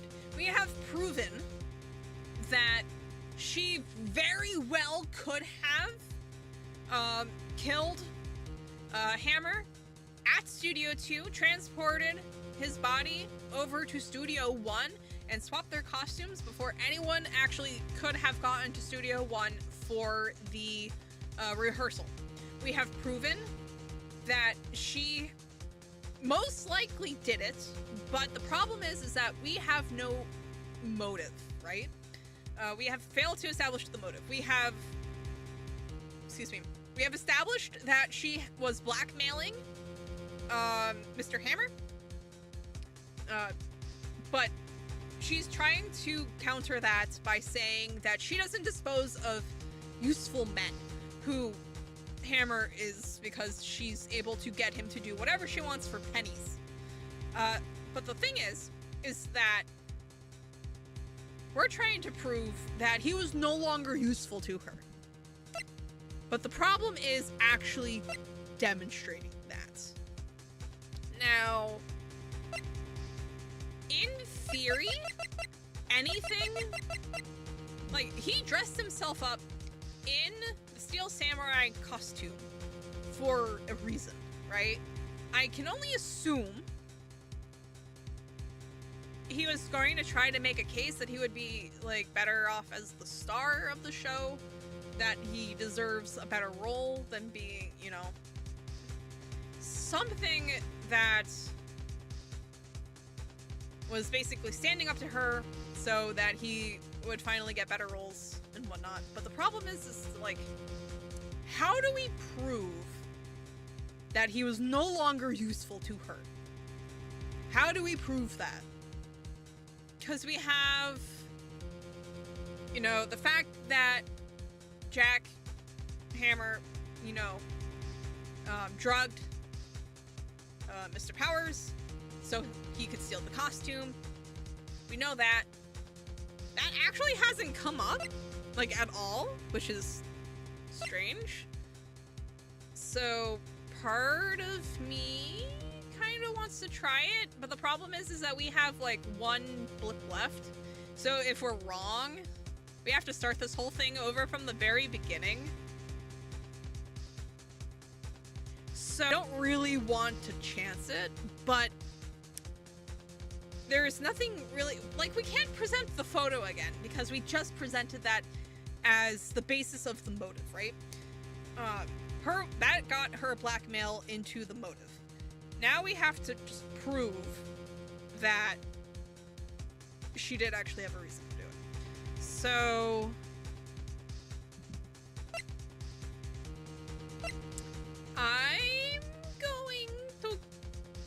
you know what? I'm gonna try it. And then I'm gonna cry if it's wrong. Because we'll have to redo this all over again. But we know all the right answers. This is my oh, did we get it right? And this tells us why Mrs. Vasquez wanted to kill Mr. Hammer. I'd say all it proves is that the defense attorney has completely lost his marbles. Oh, was I wrong?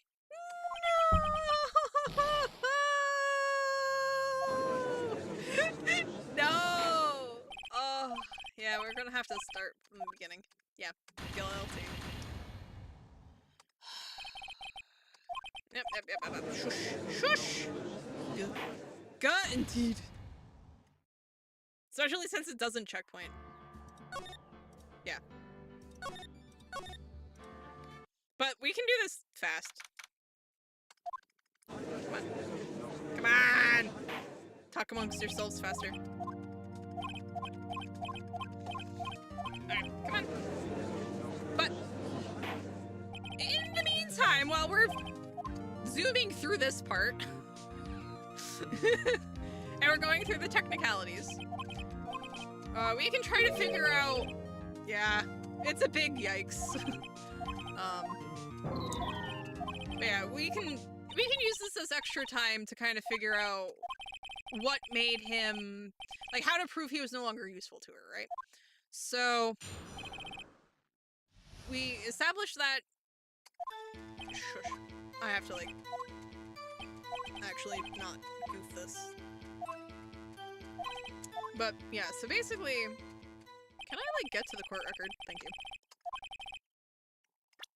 Alright, so we know for sure it's not this. Part of me wants to do steak plate, but something in here proves that he was no longer useful to her. And that's why she killed him. But it's a matter of what? Like, it's not the van. Arguably, it's not. I swear to God, if this is the photo again, I'm going to scream.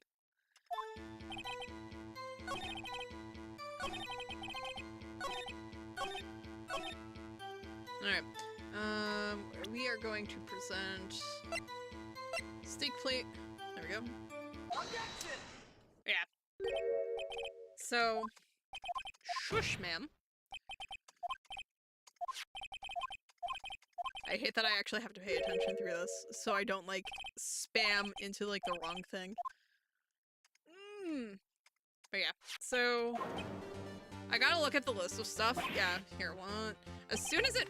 Okay, so we have the autopsy report that shows that the victim, Jack Hammer, was pierced through the chest by a spear-type object. It might be the photo again, yeah.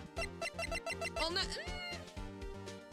it could be, but I swear to God, if it's the photo again, I'm gonna scream.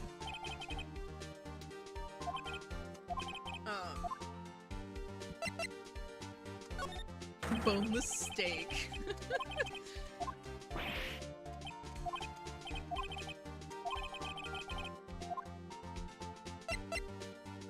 But yeah, we can, so long as we don't accidentally goof anything on the way, because I'm like spamming enter to get through all of this fast. We could try the photo. We know it's definitely not, I want to try the steak plate. I'll try the photo. Cause it's only, what's the first photo is of Jack Hammer in the Steel Samurai costume, faking a limp, out to Studio 2.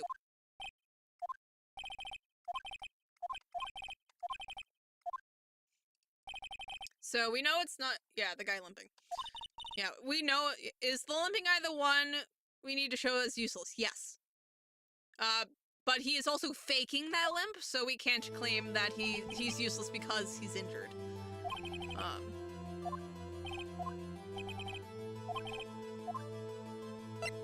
Couldn't...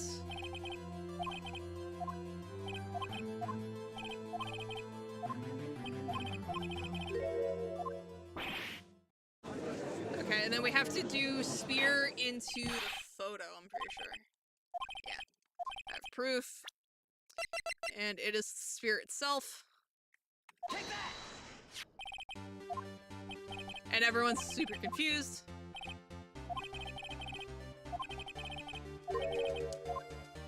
Because that gets the break into the...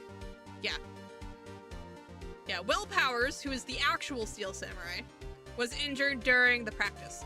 So, Hammer is the evil magistrate who was dressed up as the Steel Samurai and faked the limp because he knew he was Now, what I want to know is why he was faking being Will Powers in the Steel Samurai costume when he went to go talk to the producer.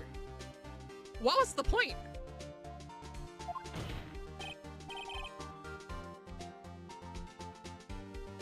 No, why would he do that? Why would he go out of his way to fully pretend to be Hammer? I mean, not Hammer, Powers.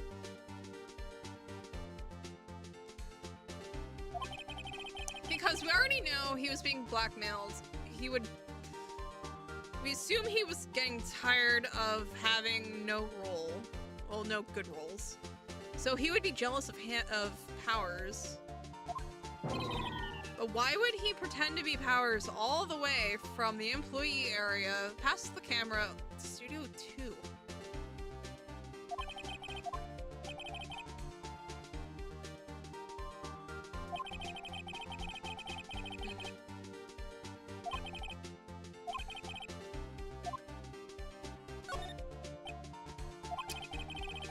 Yeah, no, that right there. Maybe... That's not what I want. Maybe she thought she was killing Powers?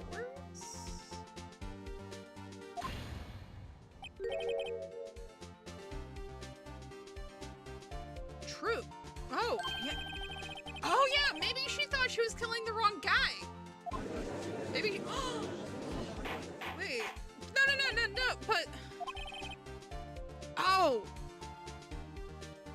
Yeah, no. How do we prove that she killed the wrong guy? Could be the first photograph then. because we've established that it was Hammer faking the limp in that photo.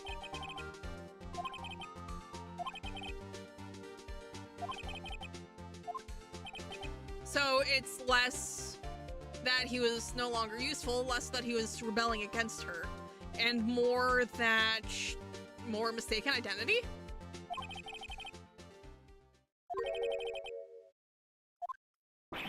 Yeah, mistaken identity would also work, but how do you prove?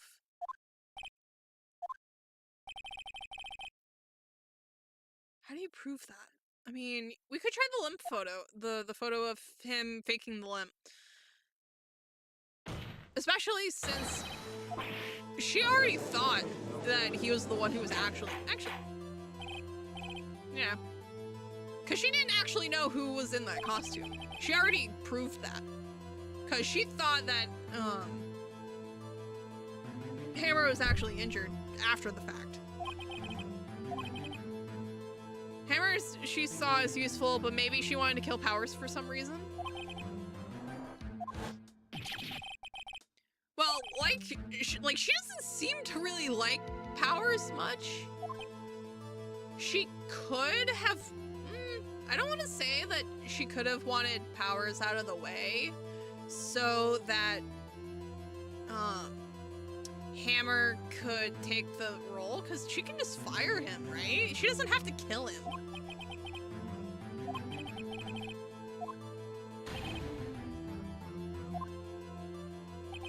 So why?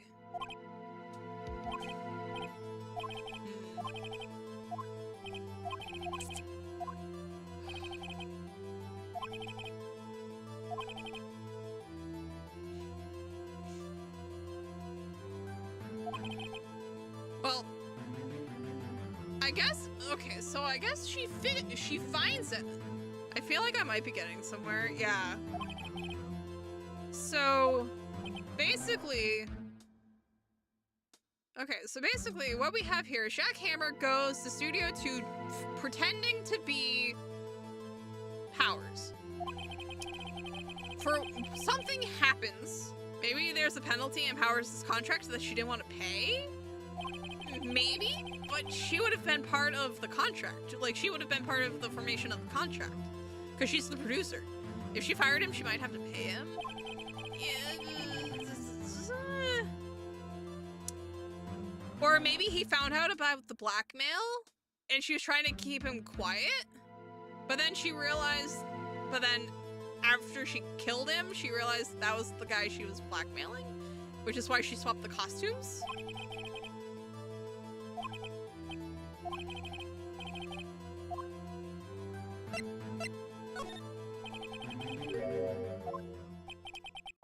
I mean, this is all still pointing to the picture where he's blatantly faking being Powers. So as soon as we get back to that, we're gonna have to try it. The van. I like how... Ma'am, you guys talk so much. Like, I understand why this doesn't checkpoint in the middle, but like, my god, why? Of course he was. I feel like it involves the faking being Powers picture, but we might have a step in between, yeah.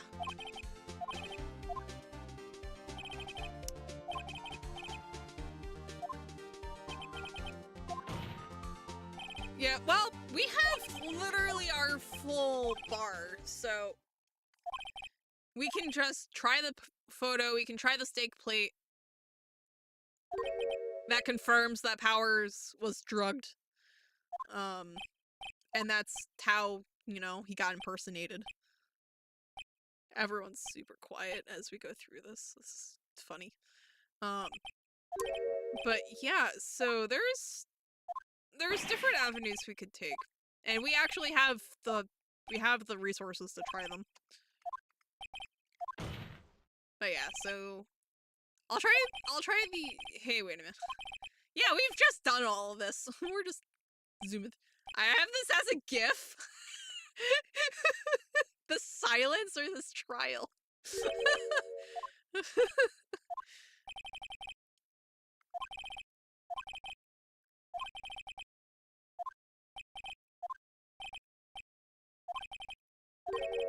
The silence. Honestly, that sounds like a really solid GIF, to be perfectly honest with you. This is about the point in the trial where Edgeworth decides to play for the defense.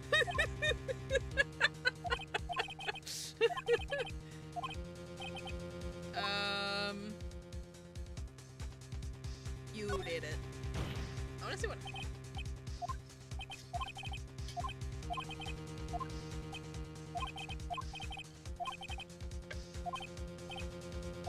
Okay. Testifying.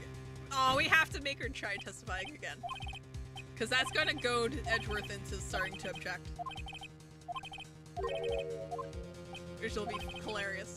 Because she's just like, bro, what kind of kangaroo court is this?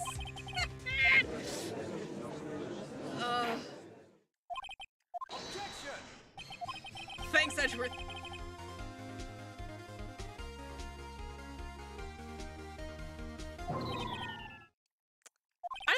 I love this music. As like Edgeworth comes in for the defense. So good. DMs.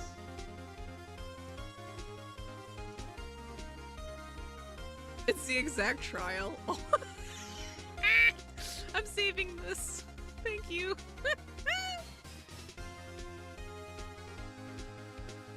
Oh my god.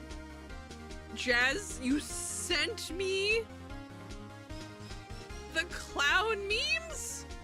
My god. I mean, thank you, but my god.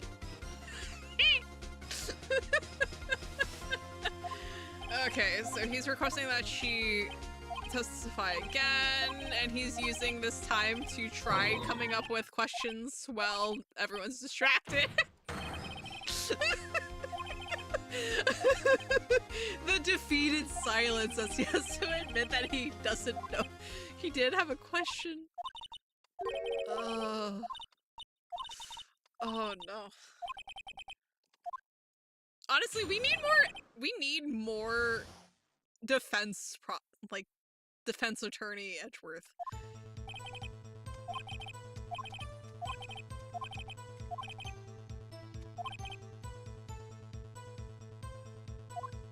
Alright. And then I'm pretty sure I have to push her.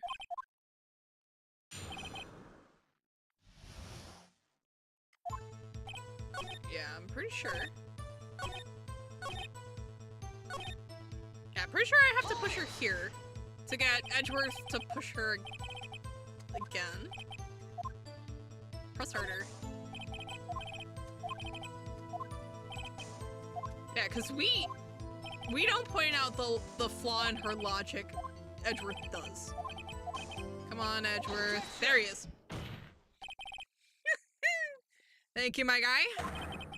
I have an objection that the boss music is Edgeworth comes for her. Oh no. Get her, Edgeworth. Take her for all she's got.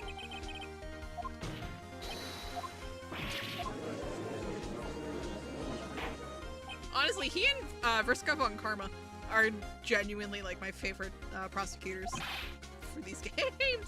And I'm hoping we see her soon.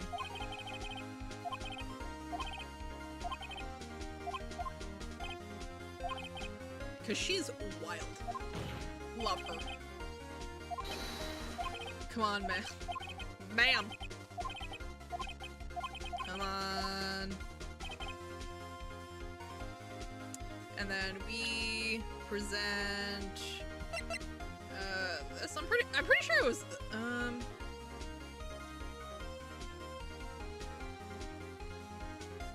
oh yeah, no. Yeah, it's a picture, I think. Yeah. It's like I was trying to remember what we presented to get the injury into the... There we go. Yeah.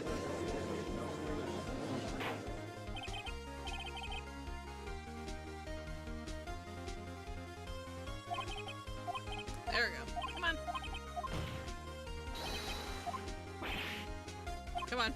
Make her big man. Alright. Time to move into motive soon, please. You saw hammer limping.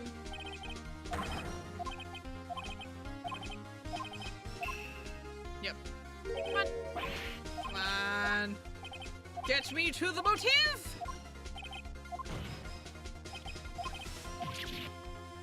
Please, I beg.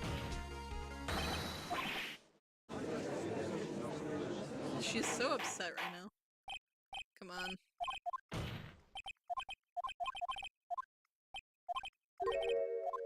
Okay, so... Okay. There we go. He was sorry, nothing to gain from his death, nothing. Yes, he would need a motive. Why would she have killed the victim? Can I prove it? Yes. Alright, so we begin by presenting the blackmail. Get that into everything. And then we basically try to prove, I guess, case of mistaken identity, where she thought she was killing Powers and not her quote-unquote golden goose hammer. At which point she would have swapped the costumes. Yeah, that's... Yeah. Used hammer, penny change. Bringing us to the present day, Mr. Hammer's last role as the evil magistrate. Yes, undoubtedly it was a constant source of shame for the X-Star. One moment, Mr. Wright. Talking about motives here, yeah, you have only talked about Mr. Hammer. It almost seems as if... let's see. I feel like there's a step where... If this... Let's see. One is the clown meme. The rest are people explaining how the games work with the least possible effort. Mood. Ma'am, can you stop smoking in court? Some people are allergic. No, she is allergic to not smoking. Are you a Phoenix Edgeworth shipper or not? Sometimes. If this music doesn't blast when I'm on trial for something I didn't do that I'm not confessing, mood. I feel like there's a step we're missing. Possible. But we have a full bar of pain and suffering. Sometimes. Do.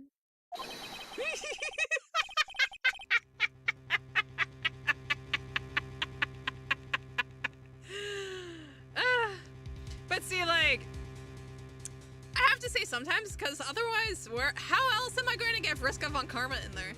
If someone starts blasting Phoenix Wright music while I'm on trial for arson, I'm doing it again. No! Okay. I'm legally obligated.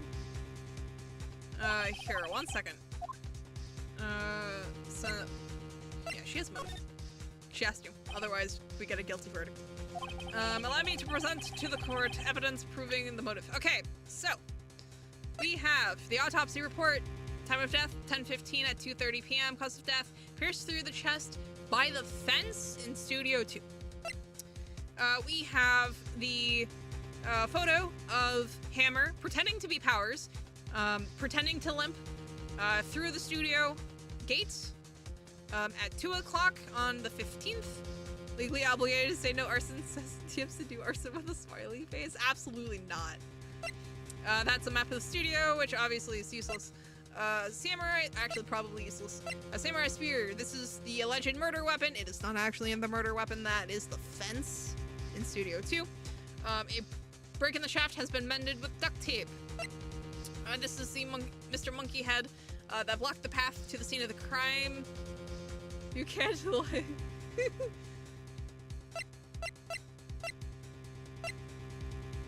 I can't scroll chat without scrolling the game, I'm sorry. Alright, this is the Mr. Monkey Head. It blocked the path to the scene of the crime between 2:15 and 4 o'clock p.m. This is Path to Glory. It is a scrapbook put together by Cody. You can't...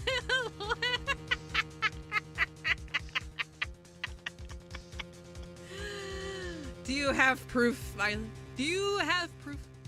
But anyway, this is Path to Glory. It is a scrapbook put together by a second grader named Cody. As it says, it contains photos of every victory scene in every battle the Seal Samurai has ever won. Let's see, this is Cody's camera. This is what he uses to fill out his scrapbook. How to Salem. True. Okay. Fair. Fair enough. This is the 5-year-old photo showing an accident involving Jack Hammer where he caused the death of a co-star. This is also the source of the blackmail that Vasquez is currently using against him. This is a bottle of sleeping pills. We already know this is not an answer. Yeah, no, this is not the answer. We already tried this one. We have the steak plate from the employee area. This is how Will Powers was, I don't want to say he was poisoned, but this is how he was drugged with the sleeping pills. The bones from the steak are still there. And this is the van Vasquez and Manila used to get Hammer's body to Studio One. Powers' photo or Cody's book? I'm inclined to think it's this one. Just photos of every victory scene in every battle the Steel Samurai has won. And in this case, the Steel Samurai lost. So it's more likely to be this particular picture. This is my Ooh. Did we get it? And this tells us why Ms. Vasquez wanted to kill Mr. Hammer. I'd say all it proves is that the defense attorney has completely lost his marbles. No! Alright. That's fine.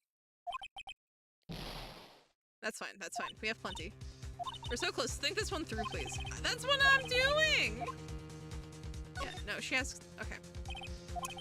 So... It's not that. It's not this.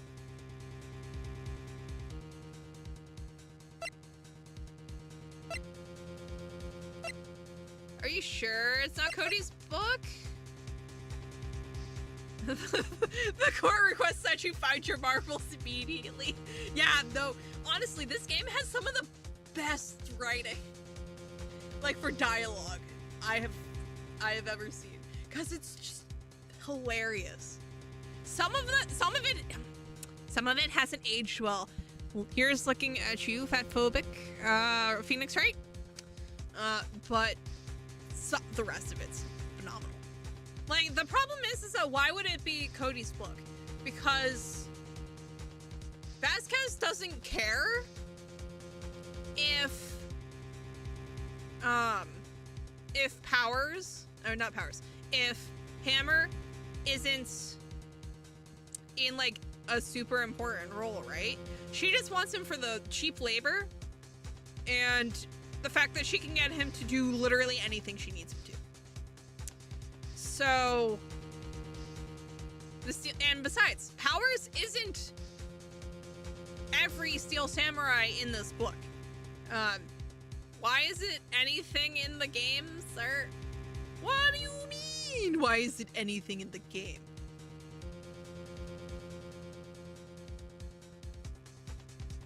What do you mean?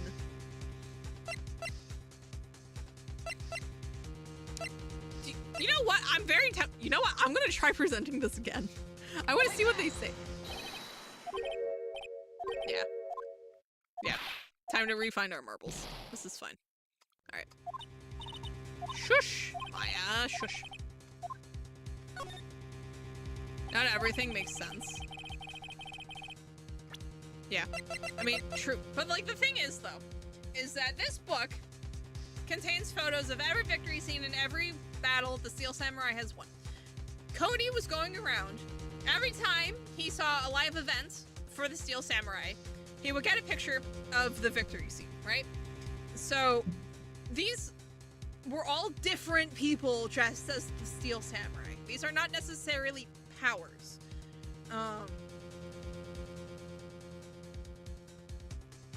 Raises eyebrows. So Powers could be in here, but it's not necessarily all him.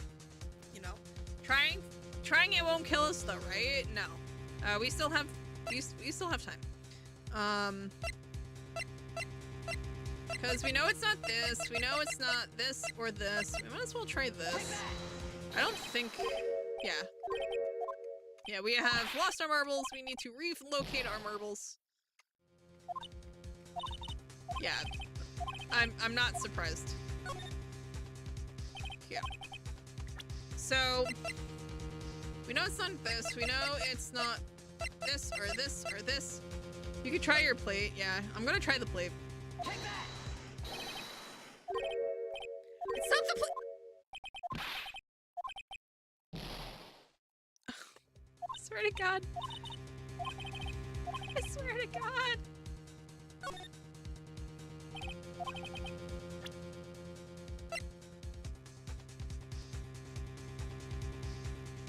What could it...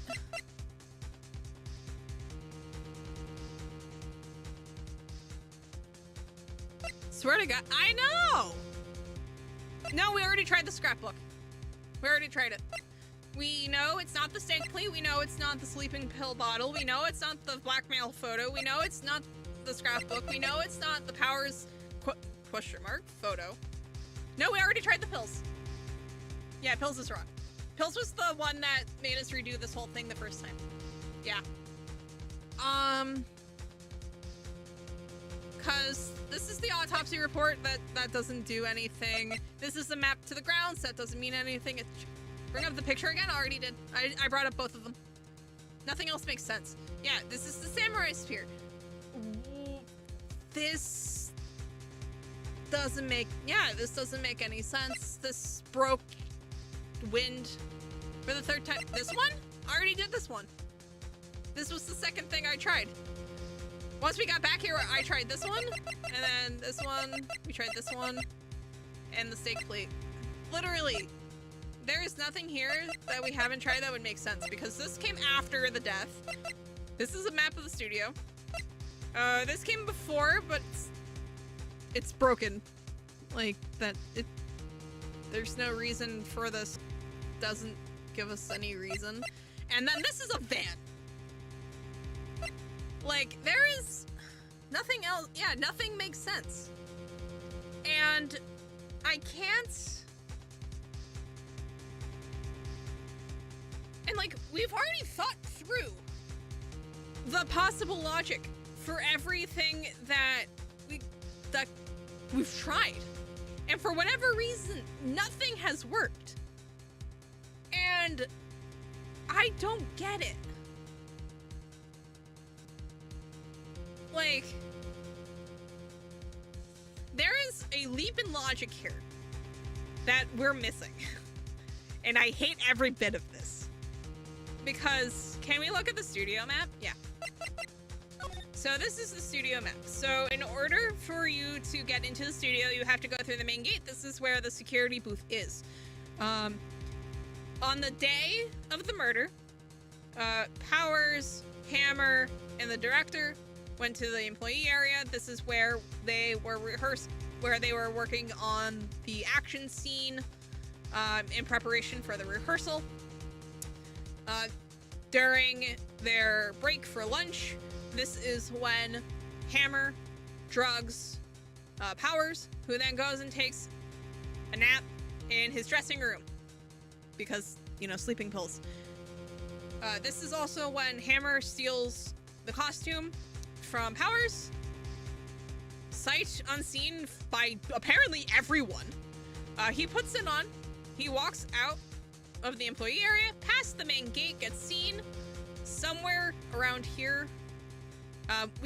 For sure he gets spotted by the security camera on this gate here. He might have also been seen by the security guard at the same time.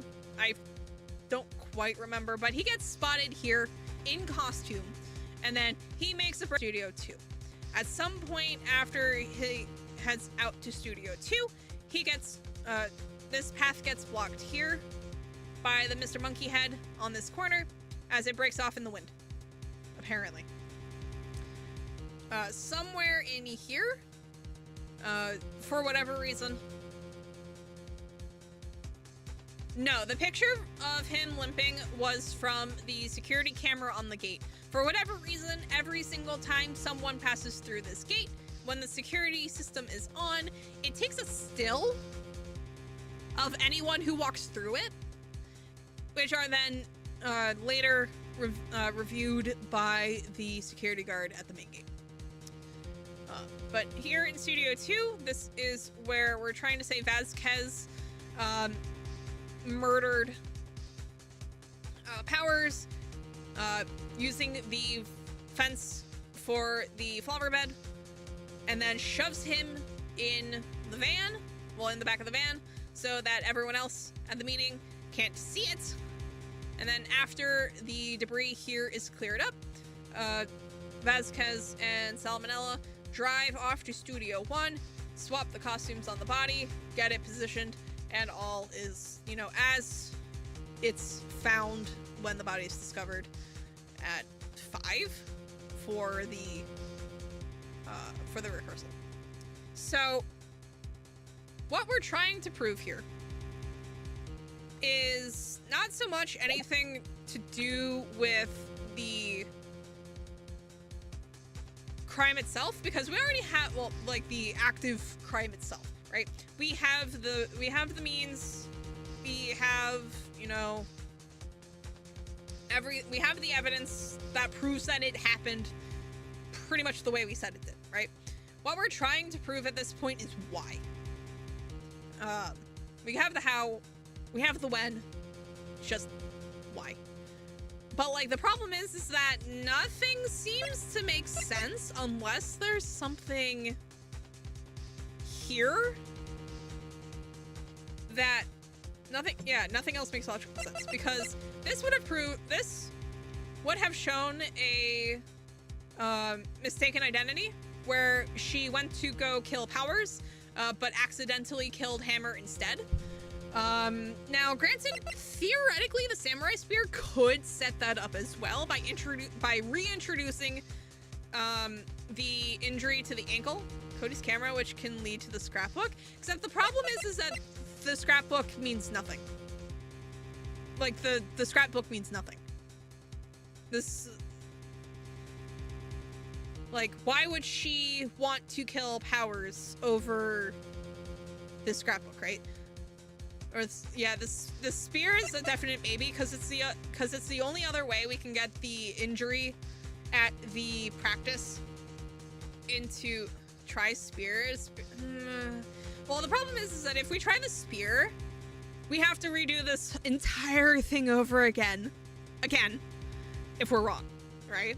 So basically, the only way spear works is to basically get that mistaken identity introduced in a different way, right?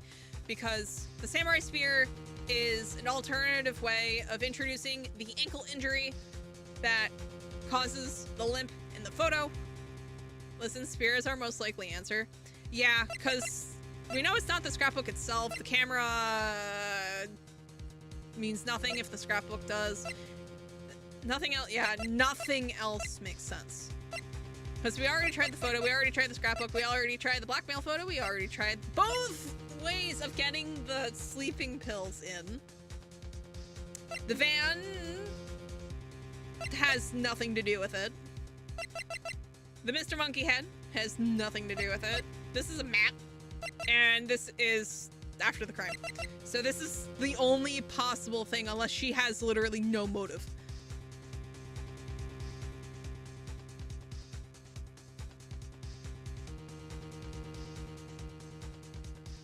Oh, you know what?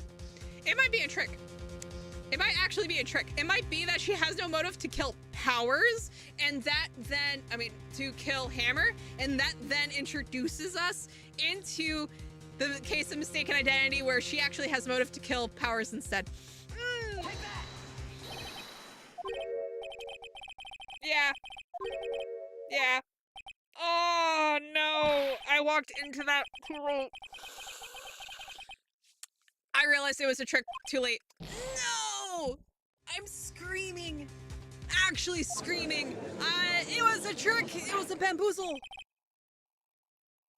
It was a bamboozle. She doesn't have motive to kill Hammer, which is true, but she might have... We realized it too late. We could try a bunch more stuff. And by a bunch more stuff, no, well, it's less that we get to try more stuff, and more that we get to try... I want to see what happens. That's why I said it's Jover.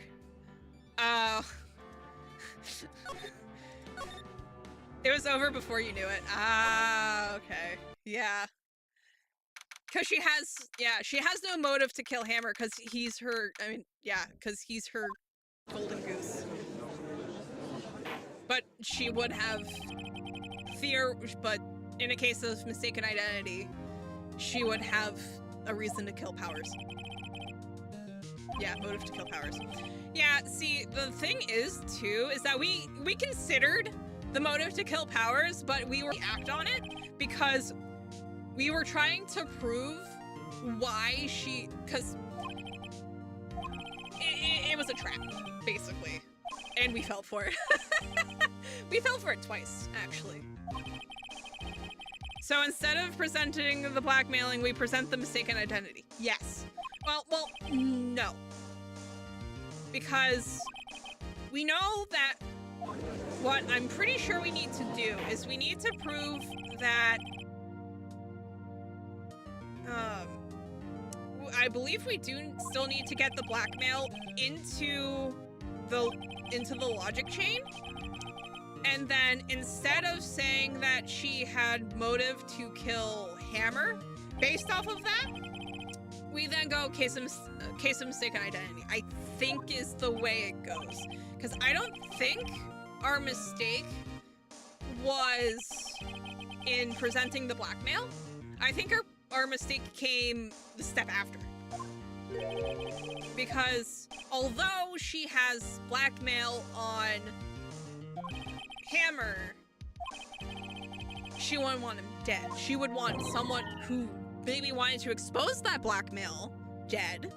So if maybe Powers found out, right? Maybe Powers, caught wind of it from the security guard, something like that.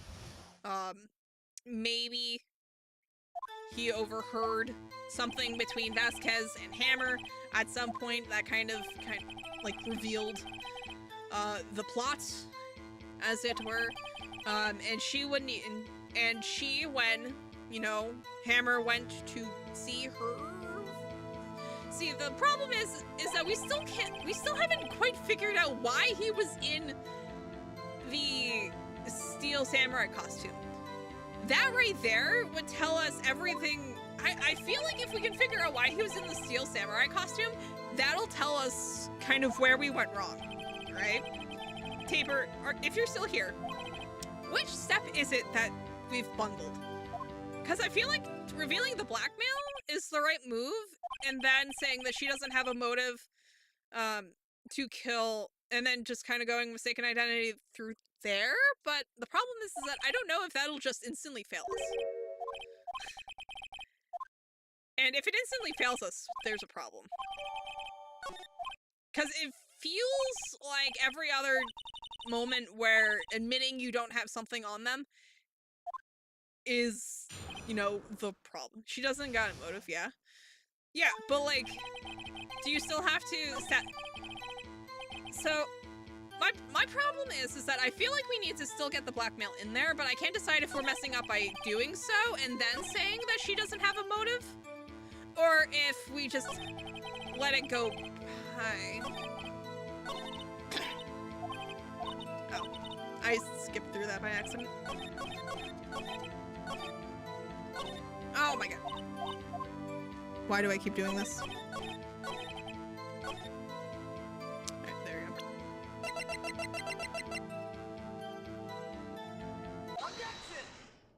Man, so... Yeah, so basically what I'm thinking is we start with the blackmail, go into no motive, and then we basically case of mistaken identity from there. Is, I think, the way I want to do it. If I have to do this again, I'm gonna scream. But I don't think we can save... Can we?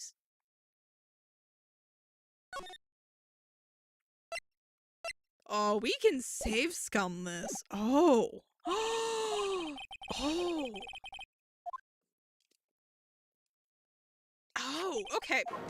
We can save scum this.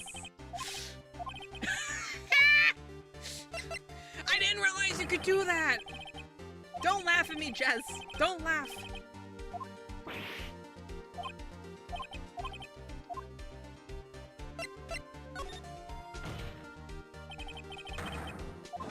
I'm not very bright, okay? I mean, I am, just... Why... it didn't occur to me to try it.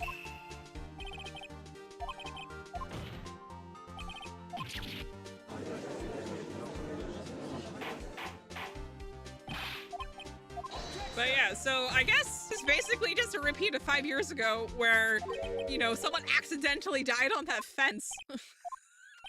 Except in this case, it was accidentally on purpose. Or I guess, on purpose accidentally? Something like that?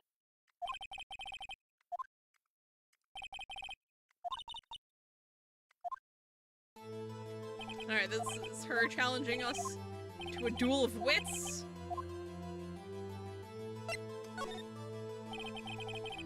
By the way, anyone else have buffering issues?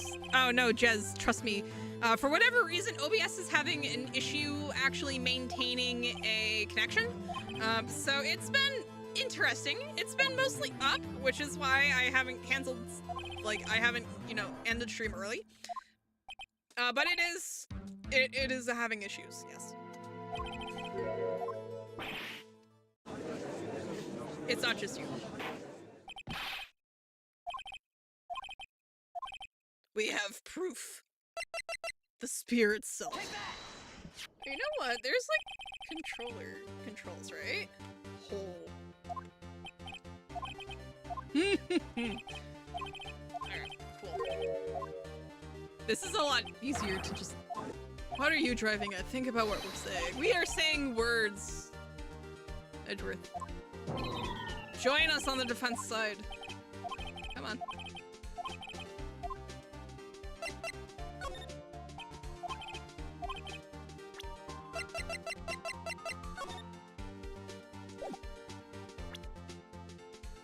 Oh, it's why.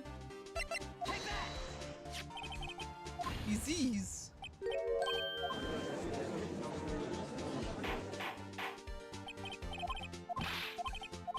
Alright, come on. Come on.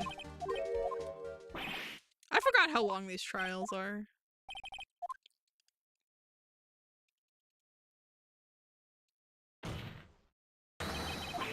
It happened again. So dramatic there. So dramatic. You know, I do have to like Mia getting into the courtroom makes sense, right? Because she was our partner. We were both lawyers. We were a team. How does Maya get into this courtroom? Because it's not like she's a lawyer. She's 17. And I don't think we can have her in there as a spirit medium. Right? Because they're not like law enforcement or, you know, a lawyer / law practicing position. So, like, how does Maya get down into the box with us? Someone who understands anything about Ace Attorney, please tell me, how does she do it?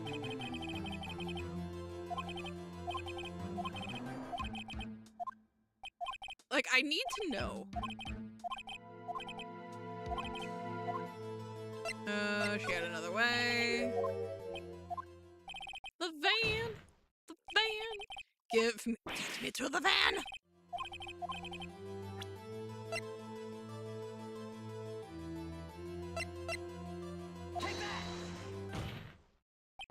It gets sillier later on. Oh no.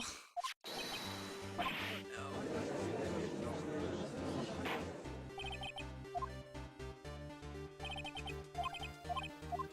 I'm a lord.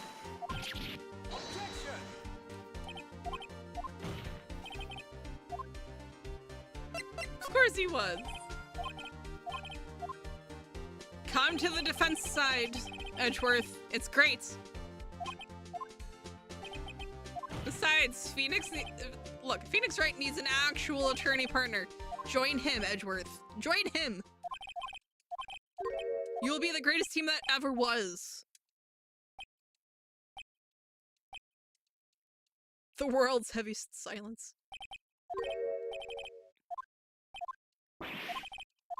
Ma'am. I scream. Come on. Come on. D. Vasquez.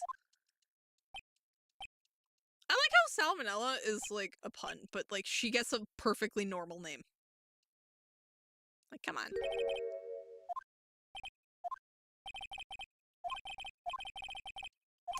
Come on. Man, that's a pretty good description of this franchise. To be honest, it gets sillier later on. Yeah. Yeah. Yeah. Especially since you have, like, name puns, like Salmonella. Let's see. There was also, like, Red White, who owns Blue Core. Red, White, and Blue. And of course he's a surveillance degenerate. Oh,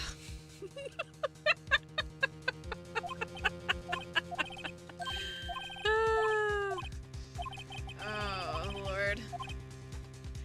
I do find it fascinating, like, how many of these, like, people have, like, his own company. He had all of Blue Core.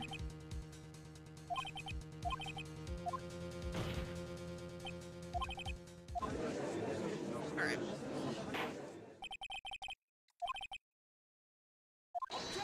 This is where Edgeworth joins us. Hey, bud. I like how he objects and then he objects to the judge's objection. Sir. Edgeworth, never change, please. Never change! Her name is a weird pun on Diva? I guess? You know what? Maybe it's because I say Vasquez? Actually, no, no, you do hear it. Okay.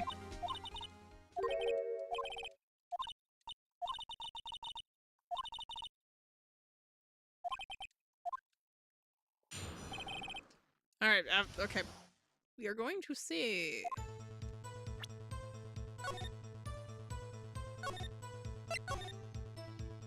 We're gonna save right there. Alright. So that, I think, will get us close enough. Because even if we have to go through this cross-examination, this one's very easy. Let's see.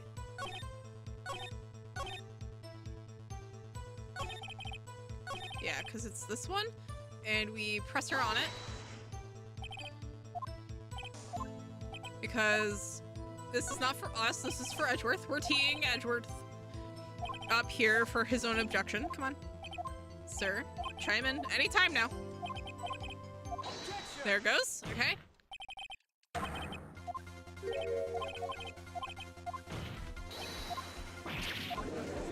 She's flabbergasted, as she should be. Love this for us. Edgeworth.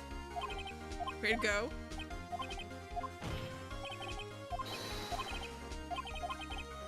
Honestly, whatever went on between you two in college, put it behind you guys. Go into business together.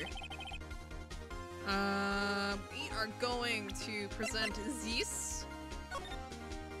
That's not the right button. There we go. Love to see it.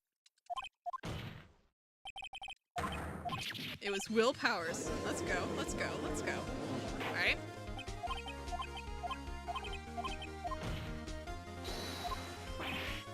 Amazing. I think not. Come on. Come on. You saw hammer limping. Let's go. Got this. We got this. We got this. The photo. Edgeworth. We're gonna save again. Just to be safe. Beautiful. Amazing.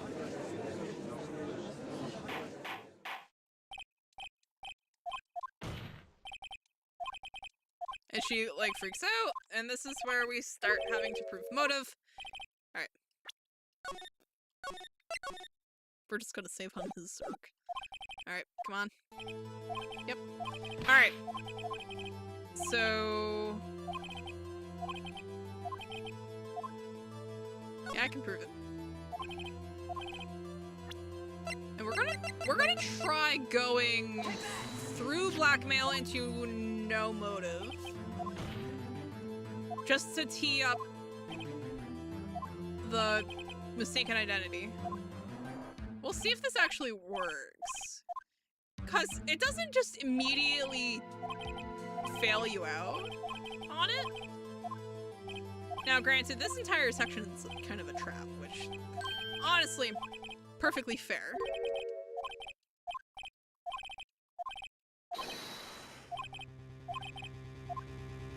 She had no motive. She had no motive, Your Honor. What's that now? It was Mr. Hammer who was out for blood. All Miss Vasquez did was push him off the stairs in self-defense. Oh! Okay. Okay, yeah. Yeah. Okay. We did it, fam! We did it! It's simple. Mr. Hammer was intending to kill Miss Vasquez. And he's like, wait, what? And she's like, Edgeworth is just so confused. Sir, you're gonna have to follow along a little better. Your Honor. Jack Hammer drugged Mr. Powers with sleeping pills. Jack Hammer snuck into the dressing room and stole the Steel Samurai costume. Jack Hammer wore the costume to fool the security lady into thinking he was Powers. Then Jack Hammer made his way to the trailer.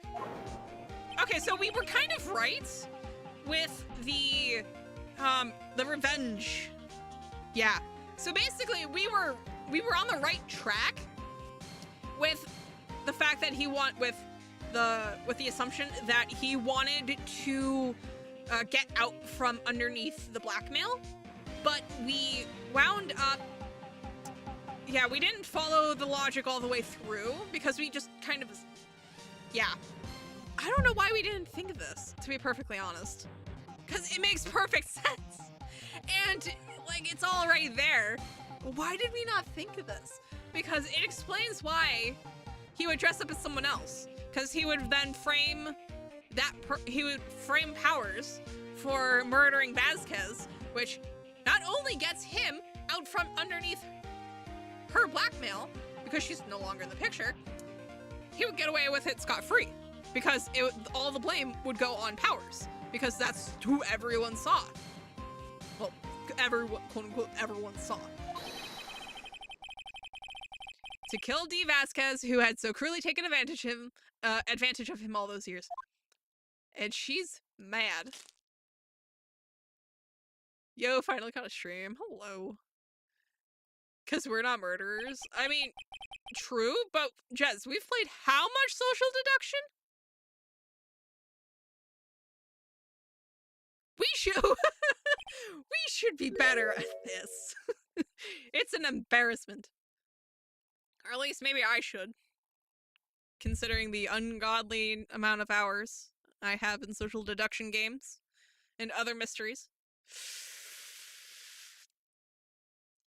Oh yeah, no.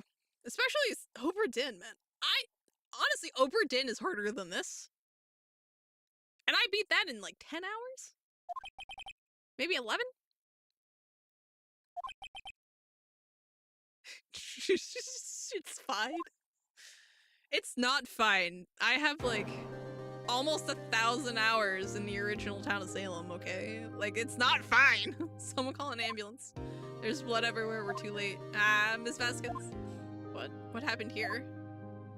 Manuel fell from the trailer stairs. Well, that's Manuel, yeah. Miss Vasquez, please try to remain calm. No. How could this? It was an accident. Mr. Hammer was doing an action scene and... No, Manuel. Don't touch him, Miss Vasquez. No. Please don't die. Please. Oh, did she love the victim from the original? Oh no. Congratulations, Mr. Wright. I lose. Again. Oh my god.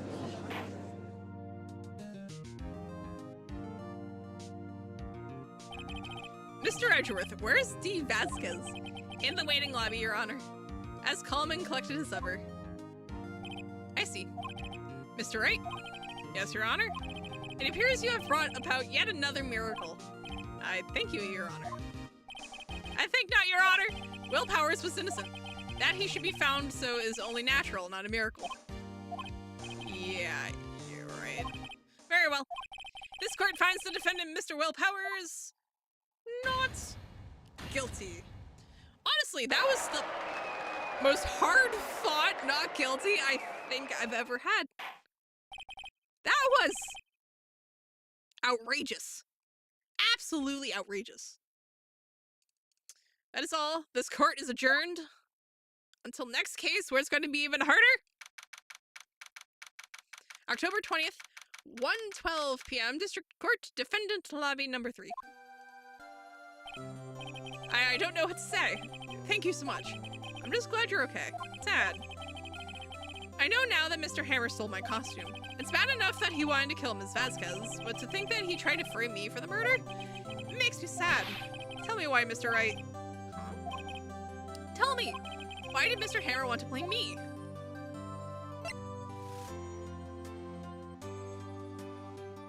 Oh.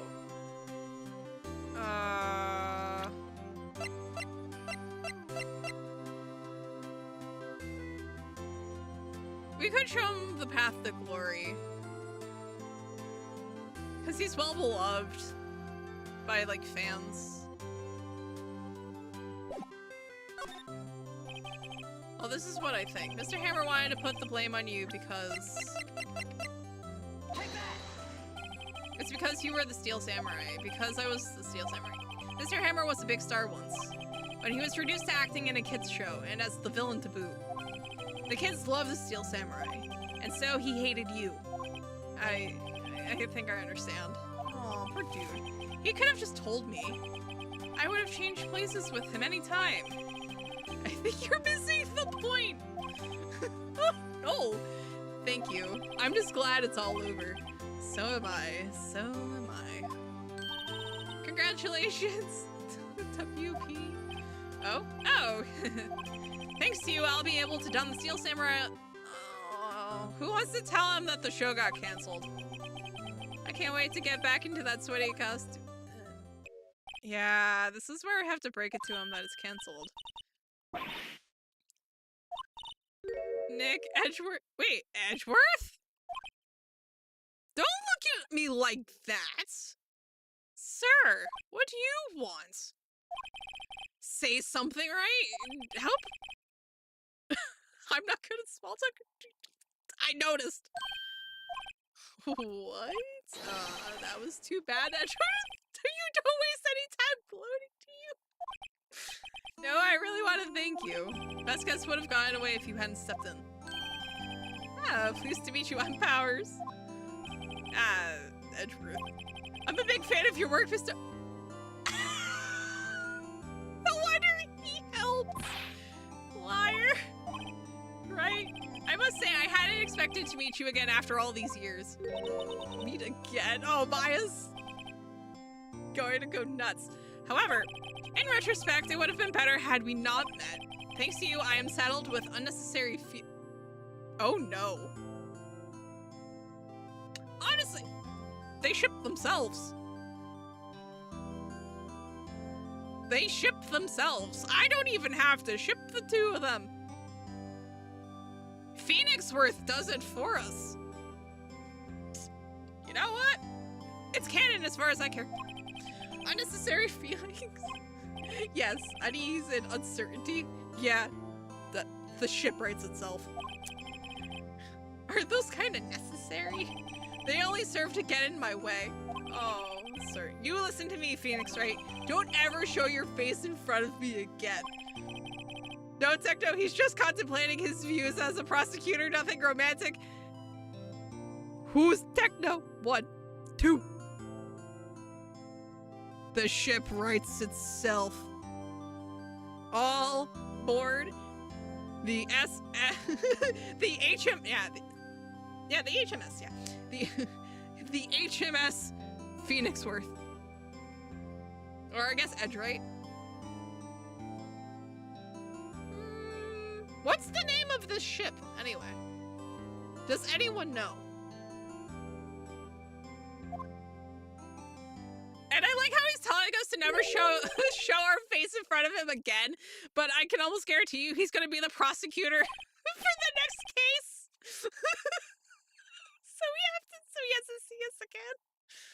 Oh no. Was that guy your friend? What friends says? Yeah, they're rivals. For now we are, I guess. And Maya's just like, bro, what? Why do I get the feeling I'm missing something? Come on, Nick, tell me. What's the deal with you and Edgeworth? Ma'am, you are never going to find out. And so the curtain closed on another trial. I caused quite a stir by revealing that accident from 5 years ago. It was the talk of the town. Thankfully, Global Studios rethought its programming change. They went back to making kids shows again. Obi-Wan made Pink Princess. Nick, this is it. The new show starts today. You're gonna watch it with me, right? Oh man, I was kind of surprised. I didn't think they'd seriously go through with it. You have to buy trading cards too, okay? We have to trade with Cody and that assistant. Fine, I'll do it. Isn't it great that WP gets to play the lead again? Wait. In Pink?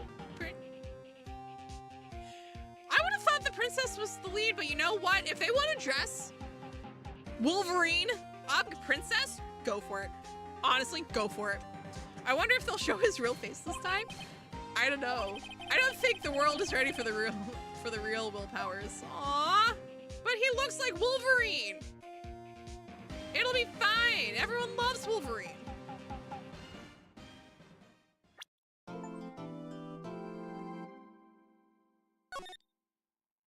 Cool. Yay.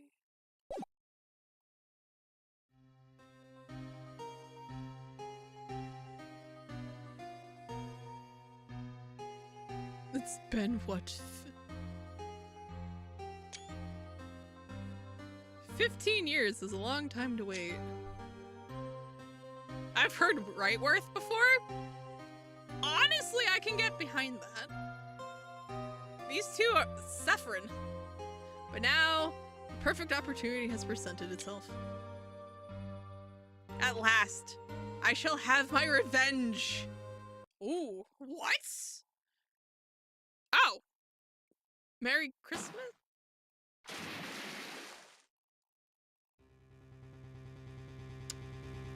Okay. Oh, no.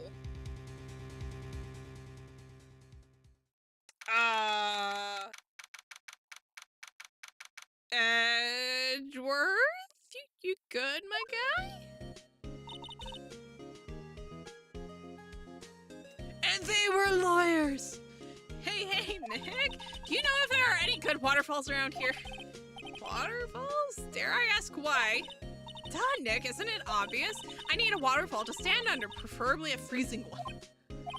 Oh, is that part of your spirit medium training? Of course, except I've been slacking off lately. I need to brave the elements and be forged anew under the rushing spring waters. Okay.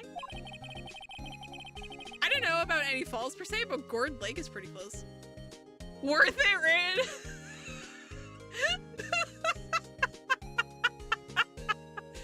Wait, huh? I don't think you're going to get worth it out of Worthite. Because the problem is that you're getting the IGHT out of Wright. So everyone's going to say it "ite" instead of "it."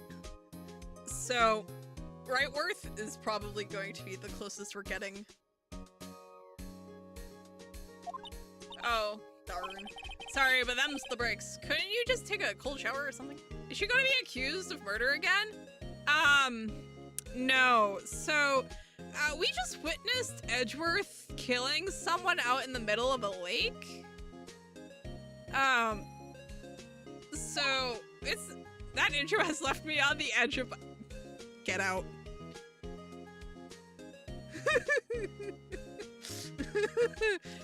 My god, Meatball, that was terrible. In all the right ways, for the record. I love your puns. Good idea. So much for rushing spring waters. Edge, right? Oh no. Next in the news. A large, unidentified animal was sighted at Gord Lake. The town is buzzing with excitement. Locals are calling it Gordy in a tip of the hat to Nessie, the Loch Ness Monster. Though its namesake Nessie proved to be a hoax, locals are confident their Gordy is the real deal. Yawn, boring. Can't they show real news for a change? Nick? The water pressure's kind of low in that shower. Where did you find a shower in our law offices? You want more pressure, huh? Why don't you go down to the fire department? Have them spray you with the hose. Good idea, Nick. Apparently, Faye Blood is no aid in detecting sarcasm. We interrupt this program to bring you a special news bulletin. Strange occurrences continue at Gord Lake, but this time it's murder. Gord Lake again? The body of a man was found in the lake early this morning. A suspect was apprehended. Sources inside the police department revealed that the suspect's name is Miles Edgeworth, age 24. He's only 24? My God. Edgeworth was an up-and-coming prosecutor known for his skill and connections. He was guaranteed a long and rewarding career. Has he thrown it all away? And we're just like, what? Edgeworth? What's going on? Edgeworth would never do something like... Nick? The fireman yelled at me when I called him. We've got bigger things to worry about than that. They arrested Edgeworth. What, you mean the prosecutor? Yeah, he's a suspect in a murder. What? When? Where? Whom? Why? How? Man, you're not a journalist. You don't have to ask every single question. I don't know. Let's go find out, Nick. Oh, he's gonna hate us. He's gonna hate us. You're just rolling up. You don't want to see our faces ever again? Oh, too bad. You know, Nick, we've all been in here one time or another, haven't we? I guess it comes with the territory. I'm not sure it's something we should mention to too many people. Hey, bud. Oh, and he's gone. Hey, Edgeworth, come back. Japanese games and making characters about 5 times younger than they look. Name a more iconic duo. Yeah. Well, no, but like the thing is, though, is what bothers me the most is that Phoenix Wright and Miles Edgeworth, they're both 24-ish. Like, they're both very early 20s. But the problem here is that they both got out of law school and college and are both up-and-coming stars already. Now, granted, I don't know how long, like, Japanese, like, law school takes, or, like, you know, undergrad. Like, I don't know how long that takes. Maybe it does, maybe the math does check out. Maybe they're, like, you know, a different iteration of, like, the child prodigy trope that tends to pop up in a lot of stuff, like Akechi in, like, Persona 5, you know? Broski is in high school, but he's, like, this big shot detective, right? So, maybe that's their deal here? But, like, that's why these two being 24 bothers me so much. Not so much that they look ancient, especially Edgeworth, who has, like, silverish brown hair, but, like, how did they get through law school so fast? What are you doing here? Nick, I don't think he's in a very good mood. Well, he is in detention. Were you in a good mood when you were here? So you've come to laugh at the fallen attorney. It's fairly easy. Point proven. Cheat the bar. Easy. Well, why aren't you laughing? Nick, should we be laughing? No! It's a trick. Laugh and he'll get mad or burst into tears. Edgeworth, we don't have so much free time we can spend it coming. Yes, you do. Actually, he's right! I hoped you wouldn't come. I didn't want you to see me. Not like this. Nah, man. We need to know what happened. Pretty sure Francisca is the same age as Maya. Is she 17 too? What is going on? What? Edgeworth, tell me what happened. Why should I? What are you going to do about it? Duh, we're gonna help you, that's what. And Edgeworth is like, wait a minute, what? Help me? You? Don't be ridiculous. Sorry? You're a novice. You've only been in 3 trials. Hey, sure, you got lucky and won all 3, but your luck's bound to run out someday. You need real skill, right? Experience. Nick, he's insulting you. Nick? Why am I always the one who has to get angry? The murder took place at Gourd Lake, correct? Yes, late last night. The lake is a long way from your offices in the courthouse. Why were you down there? I see no need to tell you. We're gonna make him tell us. Mr. Edgeworth, you didn't really... Gordy. What? I went to see Gordy. Yeah, that's a pretty early 20s thing to do. Go and see Gordy. What's that? I'll tell you talk to us. I can pretty much figure out why, okay? 25, December 25th, Gourd Lake Park entrance. This is where it happened? Yeah, Gourd Lake is in the middle of this park. I can see some police walking around in there. Questioning people, probably. Hey, isn't that Detective Gumshoe over there? Well, pal?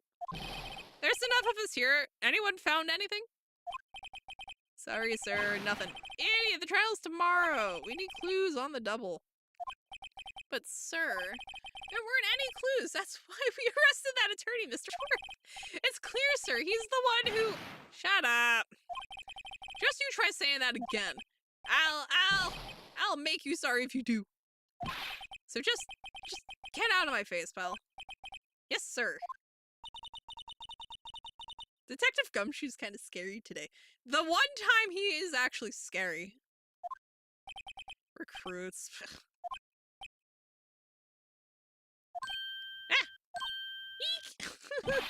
Hey, you're that hairy guy. No! No, we are Wright. Phoenix Wright. Will he ever learn the name? No, he will not.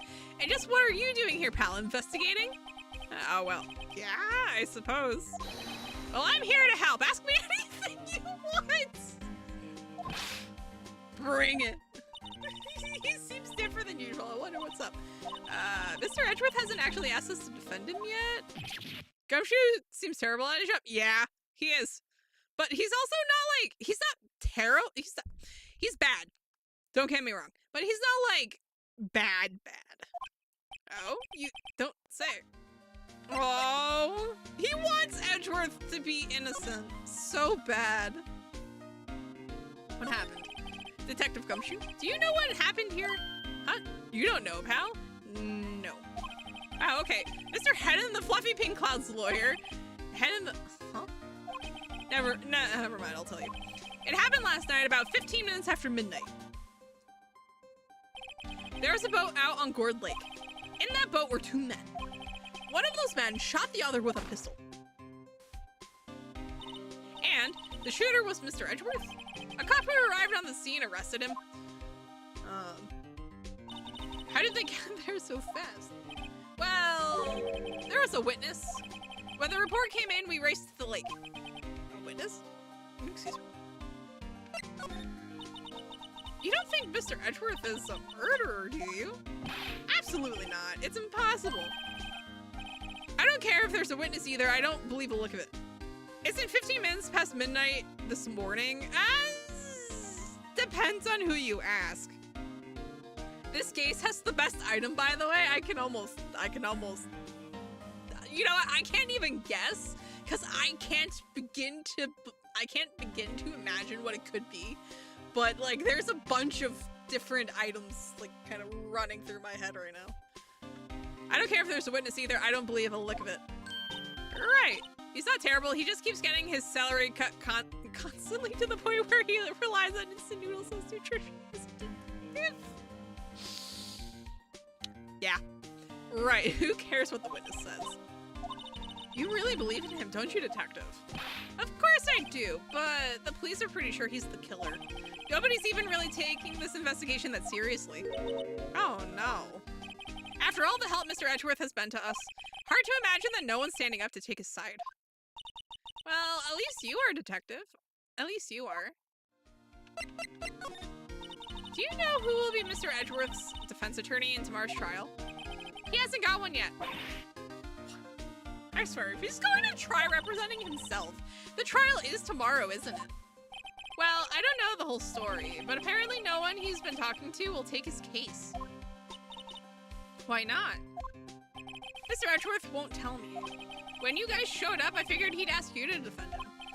Unfortunately not. Well, pal, then you got a job to do. Help out Mr. Edgeworth. Prove that badge you wear isn't just some fancy piece of metal. Prove it to me, pal. Show me you're an attorney. Cool. Who was this witness? Sorry, pal, that's confidential. Anyway, the witness saw everything, apparently. I'm sure they'll turn up at the trial tomorrow. Was there only that one witness? Yep. It was pretty cold out on the lake last night. And it was Christmas Eve after all. Still, we're being thorough. You never know when you're going to turn up another witness. That's why we're here today, checking things out. So far, we're coming up empty. Oh, it's Christmas today. I'd forgotten. What are you getting me for Christmas, Nick? Talk to Santa. Ah! Sir! Alright, so there's nothing here. Oh, actually, we should probably examine. Yep. The sign says Gourd Lake Nature Park. This place is full of families picnicking on the weekend. No waterfall. Not many picnickers come here for spiritual training, Maya. The woods. I feel winter's chill from the bare leaf trees today. What is it about winter that turns people into poets? I don't know, but my toes are starting to feel numb. Yeah, my poetry has that effect on some people. Oh no. Alright, cool. So that seems to be everything, yeah, because we have all that. Yeah. Nothing new. Cool. So I guess we're going to go back to the detention center, see if he'll be willing to talk. No. Okay, cool.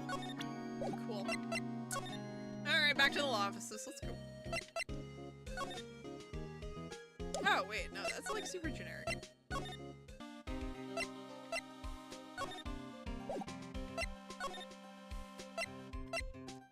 I don't... No. What? Yeah, because these trees are the same as the trees on the other side. The lamppost doesn't do anything, that doesn't do anything. This does anything here. Nothing here. Nothing along the fence. Nothing along the wall. Nothing here. These trees are all the same. This is all the same here. That's not great. That's not a good sign. Love how we're starting out with literally nothing.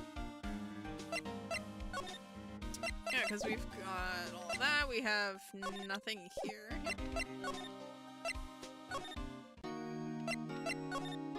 Yeah, that gets him out of the way. And there's nothing worth investigating here. Oh. He hasn't moved an inch since I came in, a real pro. Or maybe he's just nervous with Edgeworth in the room. Honestly, it could go either way.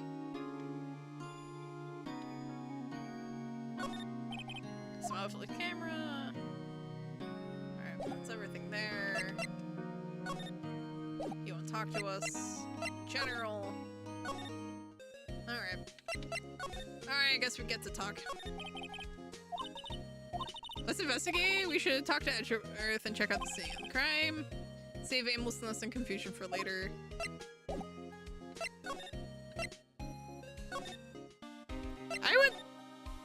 I would like to go in the rest of the park game, please.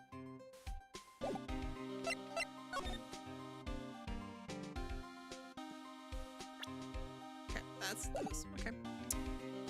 Why won't... What the... Oh, that's weird. The option bar is its own bizarre shape. Okay. Excuse me, why won't you let me into the rest of the park?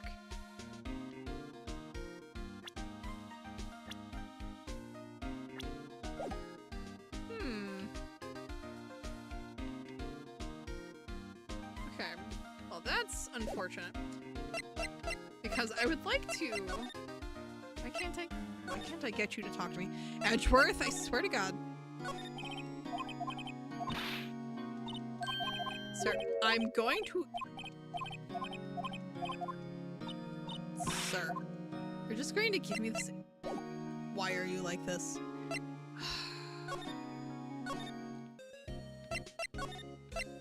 Come on. I do... Why must you like this?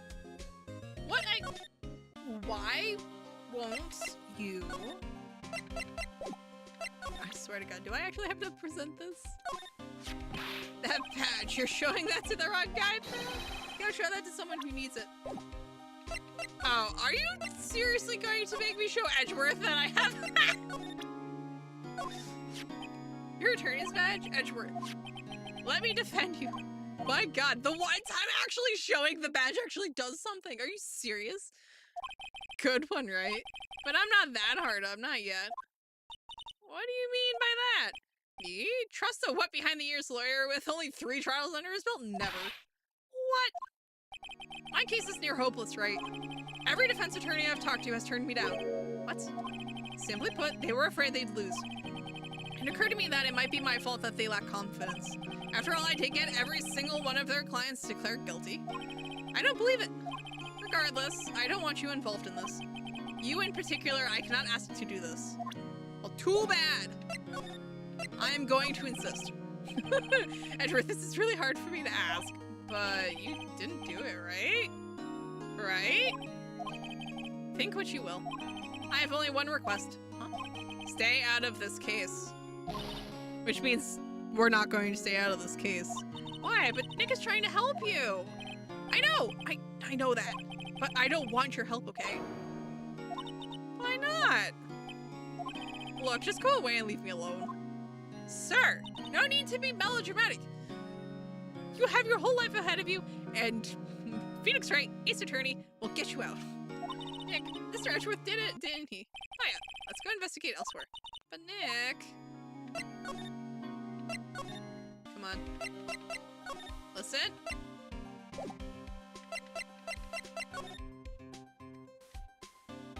Why?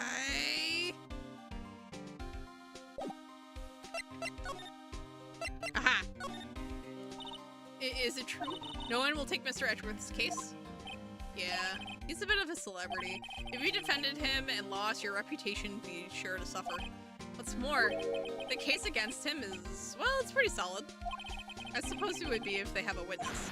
Hey, pal! Don't tell me you're going to turn your back on him, too. Remember the Steel Samurai case? Mr. Edgeworth helped you get your client declared innocent. I know. I went to Edgeworth. I tried. He really doesn't want us to represent him. Especially not us, he said. What? Well, that doesn't make any sense, pal. You should have heard him talking about you after that trial.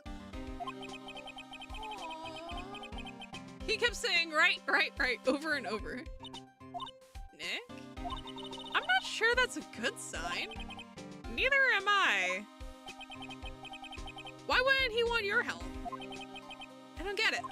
Detective Gumshoe, sir. What? Find something? No, sir, not yet.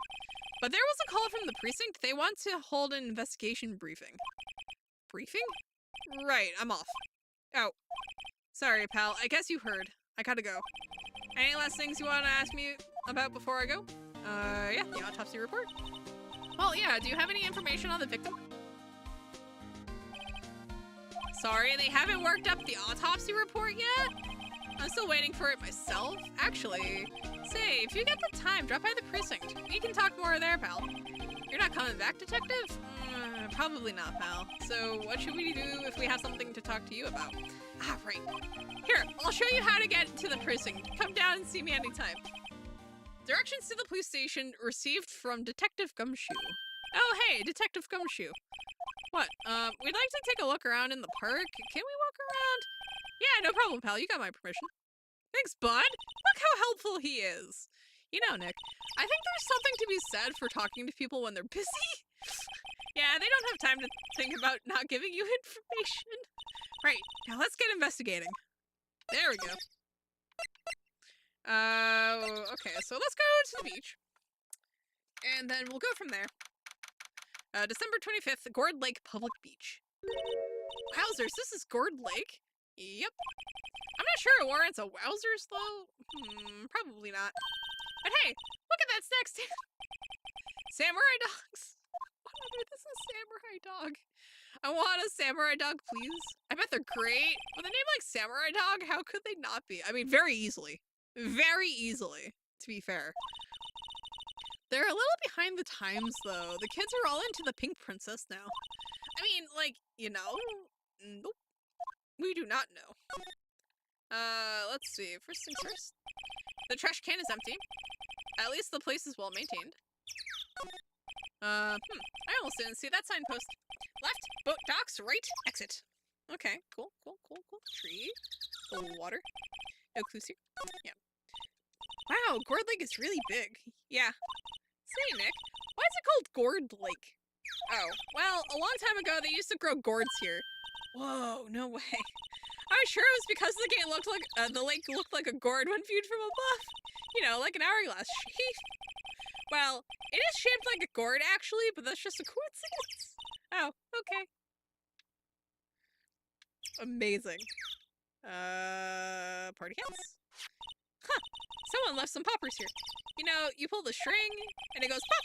Yeah, I know the ones. You see them a lot around New Year's. Hey, Nick, they might be a clue. Let's take them. Come on, admit it. You just want to pop them, right? Wasn't that obvious?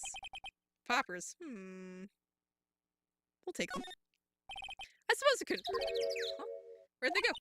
Into my pocket. A classic party noisemaker. Pull the string, it goes bang. Not very clue-worthy. Worth it. A hot dog stand. It's closed. The Christmas fringe looks a little half-baked. The banner reads Samurai Dogs. Somebody needs to redecorate. Alright. So there's nothing... Okay, so there's nothing here. Sorry for the party poppers. Oh wait, no benches. A lineup of plastic benches. I guess the idea is you buy a dog and eat it here. I doubt anyone would sit here and eat on a day like this. Except maybe Maya, if she had a samurai dog. Amazing. Okay, so this is all one entity here. We already got the lake, we got this, we got the benches. That's it. So let's go to the woods. Because that's clearly a good idea. Oh, hello. What do we got here? I like it here, Nick. Someone's camping. They've got guns camping at the scene of a murder. Hey, Nick. If they were camping here last night, they might know something about the murder.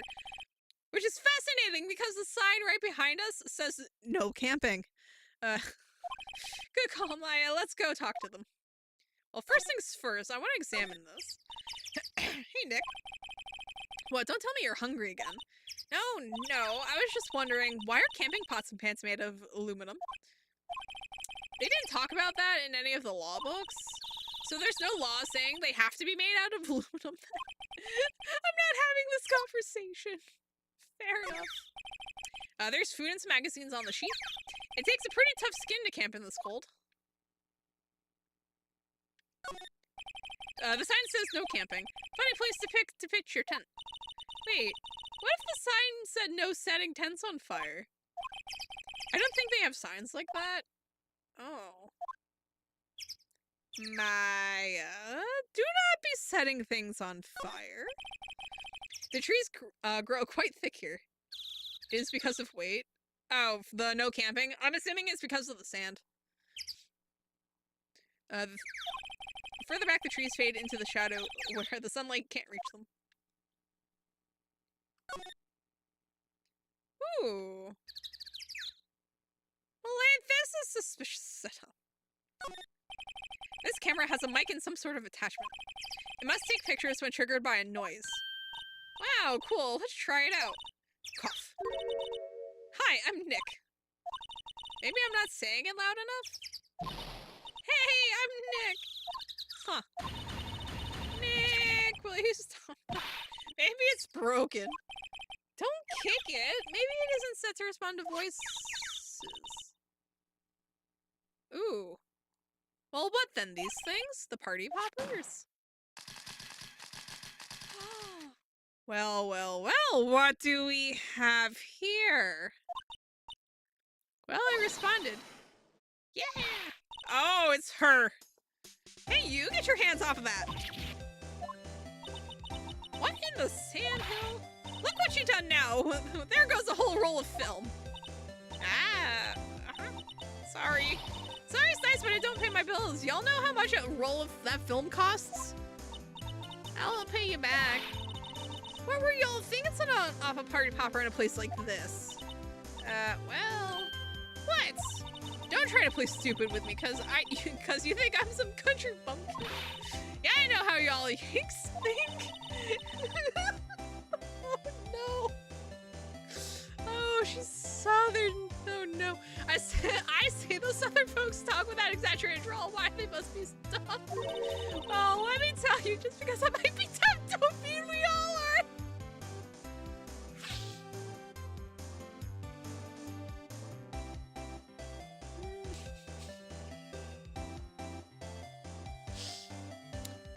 Oh no. Nick, help. And who are you now, her chaperone? Yeah, no, rather, we're sort of friends. Just figure out what y'all are gonna say. Jesus.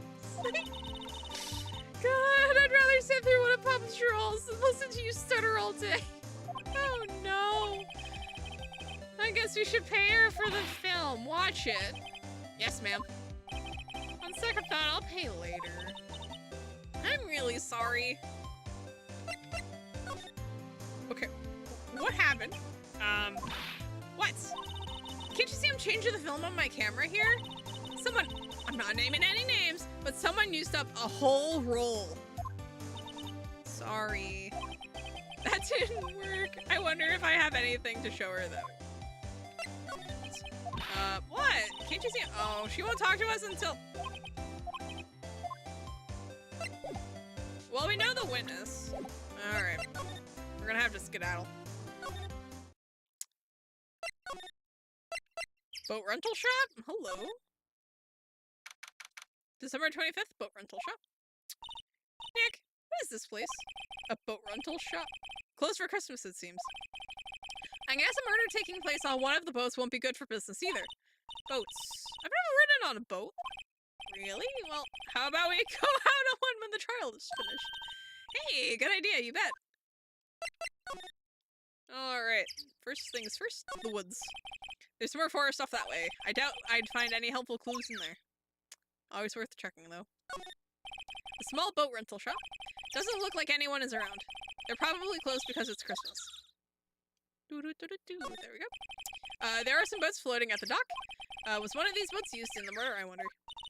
Nick? Huh? I changed my mind. I don't really want to go for a boat ride. Know what? Okay, so there's, like, nothing here.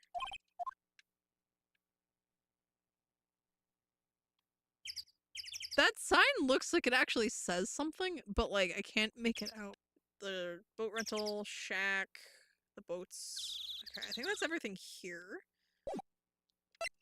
So let's go back to the public beach, and then we'll go back to the entrance, and then we'll go to the Criminal Affairs Department over at the precinct. Amazing, they have a stuffed animal just chilling. December 25th, Police Department, Criminal Affairs. Looks like Detective Gumshoe is in here. Something wrong, miss? Hmm? Turning yourself in? Okay, what did you do? Shoplifting, larceny, public indecency? No, none of those things. We're looking for Detective Gumshoe. Is he around? Gumshoe? Oh yeah, he's in a meeting right now. I don't think he'll be out anytime soon. Okay, we'll come back. You do that. Oh, and go straight home and stay out of trouble. No more shoplifting, you got that? Do I look like a criminal or something? Yes. The answer is yes. What is this? Hey, is that the police department mascot? That's the blue badger. It was my idea. I made it. It's my mascot. Oh, their mascot is a blue badge. Her. Absolutely not. I see, how nice. I'll get him a signed mascot of the Criminal Affairs Department if it's the last thing I do. Good luck. Poster of a female police officer. Wait, no, that's the babes in uniform calendar. My bad. No! Sir, Or why do you just have that casually in an open office? This must be the chief of the detectives here. He's glued to his computer screen. What, Gord Lake? Gordy's sighted? I don't believe it. Shouldn't you be reading something more important? Oh no. These are the detectives' desks. There are computers and files on each one. Funny, they're a lot tinier than I'd expect. I guess the detectives don't spend a lot of time at their desks. That must be one of the detectives. He's mumbling something to himself. Your mama could see you. Your mama could see you. No, she'd be crying. Up, break and spit it out. You little scumbag. Oh no, he must be doing image training for interrogations. Oh no. Oh no. Oh no. Okay, so are these all just desk? Apparently yes. Okay. Alright, so that is literally everything here. So we need film for the lady over at the thing. You know what? Let's see if... Okay, he's still missing.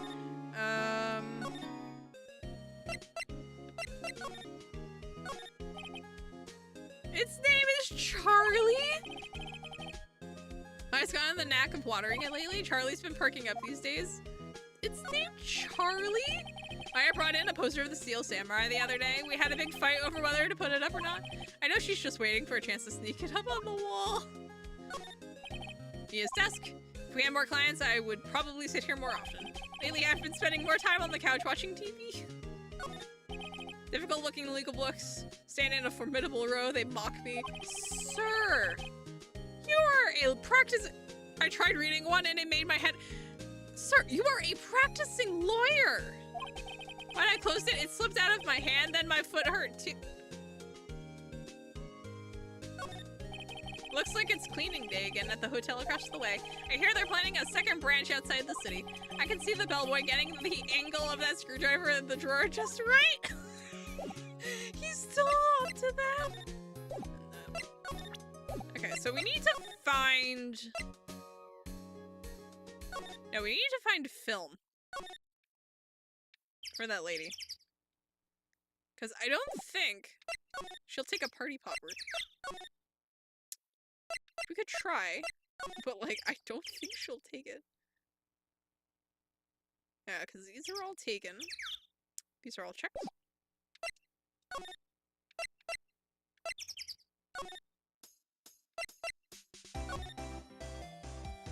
And I don't think... Actually, we never checked out the car. This SUV has seen better days. It's dented all over. I can't believe anyone would drive their car down here. You're telling me you don't get headaches from reading nature-related books, Lore? No. Although I will say, there was a book on some programming language that gave me some issues. This camera is rigged to respond to noise, but it only responds to loud noises, like a party popper. Yeah, no, programming makes my head hurt. You.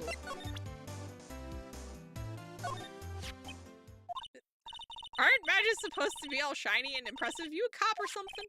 I'm a lawyer. What? Y'all ain't gonna try and pull one of them lawsuits on me over that film now. Cause I'll have y'all know I'm a fighter and I wrestle meaner looking things than you! No, that's not it at all. We're here investigating a murder that took place here on the lake. The capri on that statement is at its all-time high. What do you mean? What do you mean, Meatball?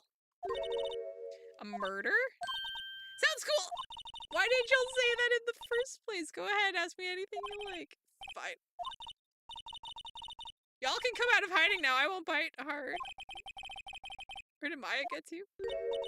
Sorry, I was feeling a little overwhelmed. The culture gap and all. Never you mind, honey. I can talk yank for you if it pleases you.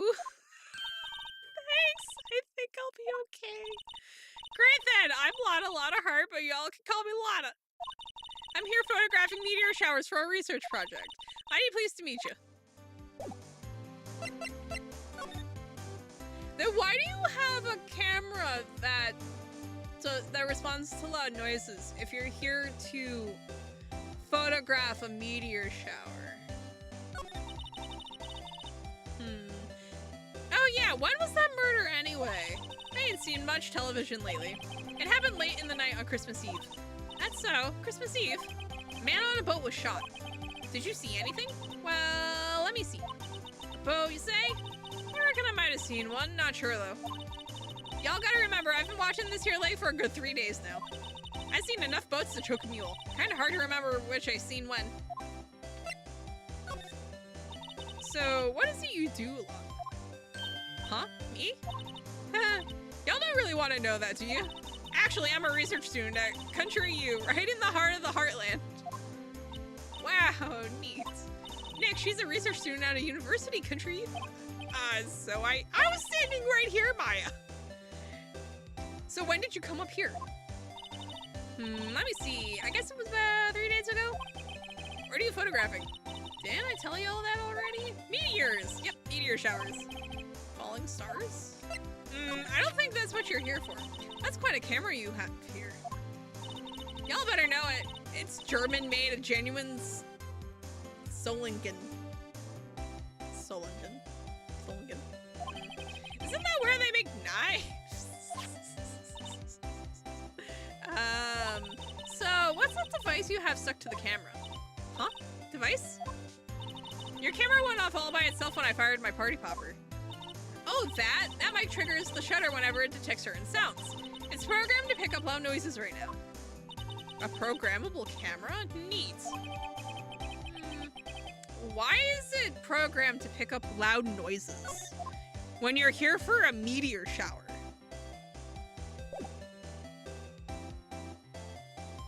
Ma'am, is there something you want to tell me? Let's just check down here, make sure there's no one here. Cool. Cause, not gonna lie, it's a little weird for you to be down here. Oh, he's still gone. Fine. He's still gone. Okay, cool. Back to the lake. Back to the lake. Let's see, nothing new, nothing new, nothing new, nothing new, nothing new, nothing new, nothing new.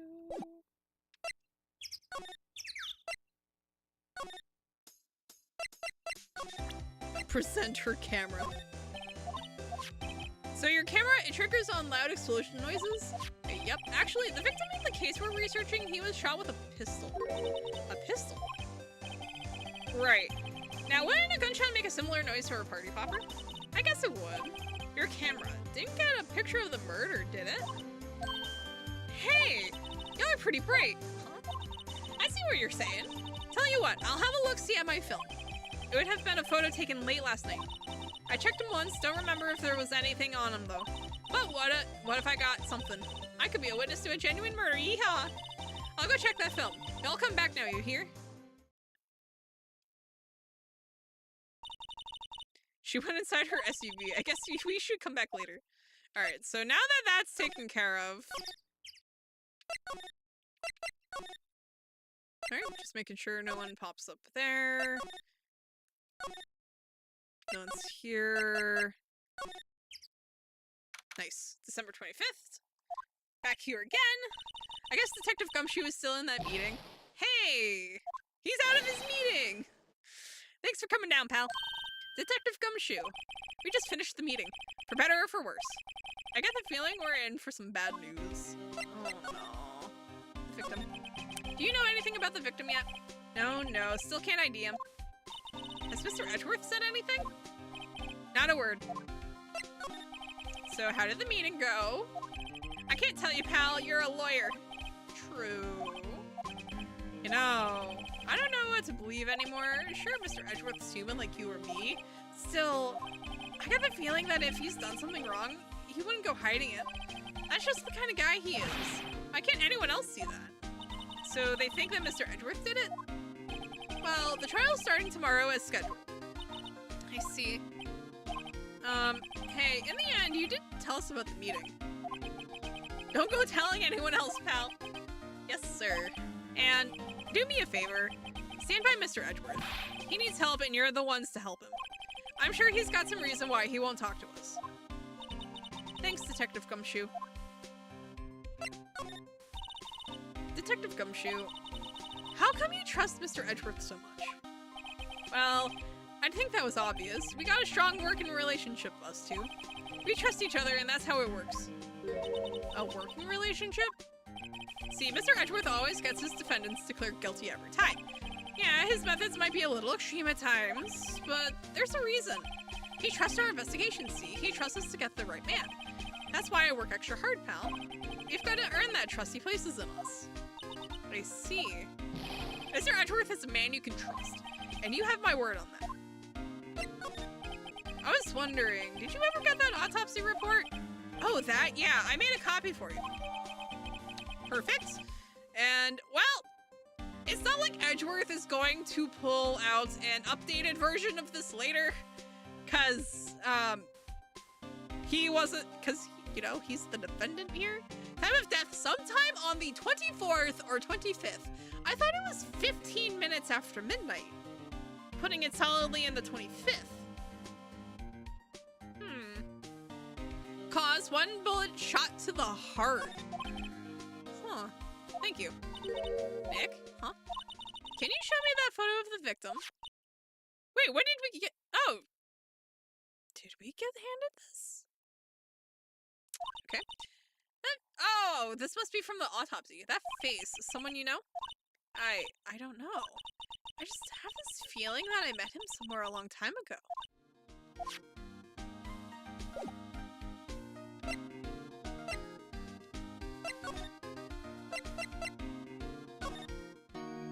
Okay, he still won't talk to us. So let's go back to the lake. Because we're still waiting on the picture from what's-her-face. Hey, y'all! Oh, no. Lada! Wait up a sec, we got bingo. Bingo? My automatic camera took 2 pictures last night. Hey! This is them. Take a look. Okay, so the first... Wow, that's a great photo. Wait. See? See? He's shooting him with that pistol. Right? It looks like that, yes. But you can't really tell who that is shooting. Yeah, well, there was enough fog out there last night to strangle a bullfrog. But you know, seeing these photos reminded me of something. What? I saw the murder happen. I'm a witness. What? Are you serious? Of course. How do you forget? Never mind. Y'all reckon I should tell the cops? Unfortunately, yes. I reckon so. What's that? Don't y'all go trying to mock my accent. I'm a sensitive lady. Hey, so I'm off to talk to the cops. Y'all can have this photo later. Wait, whoa, whoa, whoa, whoa, whoa. I want to see it. Wait, whoa, whoa, whoa, whoa. Oh, it's not in yet. Wait, Lada. What? Can't y'all see I'm kind of busy? Tell us what you saw, too. I hate when I forget I saw a murder. I know, right? All of the time. How convenient. Haven't seen a murder once in my life. Nope. Nope. And I'm absolutely not crossing my fingers behind this bar. Absolutely not. Tell us what you saw too, please. Nice try, honey, but I wasn't born yesterday. I'm a witness, and that means I'm on the side of justice, and that means the cops. I'd sooner eat the south side of a northbound skunk than tell you.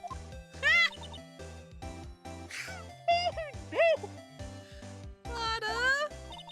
Don't let it get your skiffies in a entrance today, enemies tomorrow. Or was that the other way around? No matter, I'm gone. Hey, maybe they'll let me do some testifying, hot darn. She left. Well, that's one more witness. What do we do now, Nick? Well, if she saw something, there's not much we can do about it. The question is, what exactly did she see? I guess we'll find out in the trial tomorrow. Like, photo? What? What, I don't get to see the other photo? Just the one? Just the one where the blobs are shooting each other? Bruh. And then I'm pretty sure there's... Alrighty, take care, Jess. Alright, large microphone and a blue plastic sheet. Looks like a computer is attached to the camera. Interesting. Alright, that's all the same, that's all the same. Same. Alright. So, we're probably going to have to go and talk to Edgeworth. Oh, wait a minute. Is there someone here? Looks like the police have given up their interviewing. Hey! Who's this? Santa. Nick, I think Santa's mad at you. Long time no see, Nick. Nick? You know Santa? Wow, Nick and say Nick. Hey, I see the connection. Don't be ridiculous. Dude, it's me. Oh my god, it's Larry. What are you doing here? Isn't it obvious? I'm working my day job. I sell samurai talks 1-1. Gotta get money for dates, you know. My girl. Kianci?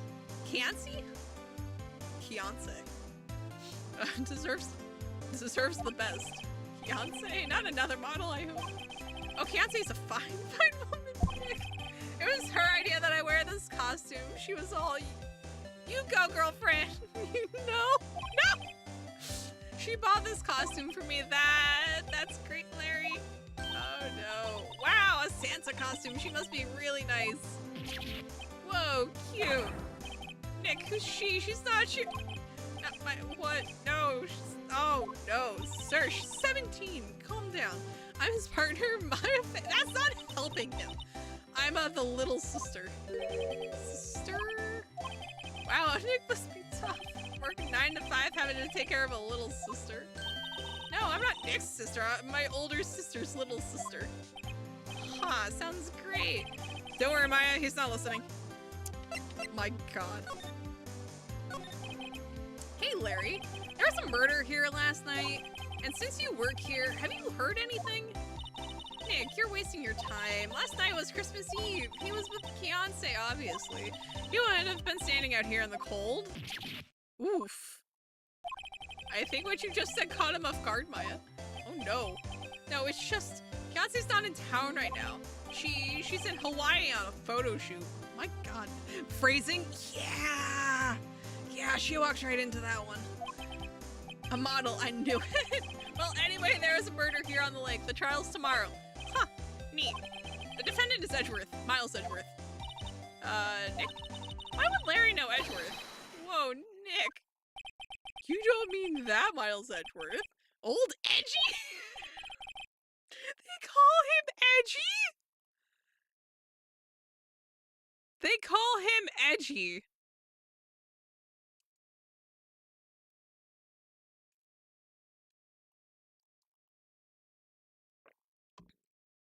I'm sorry, but I would never let him live that down if I was them.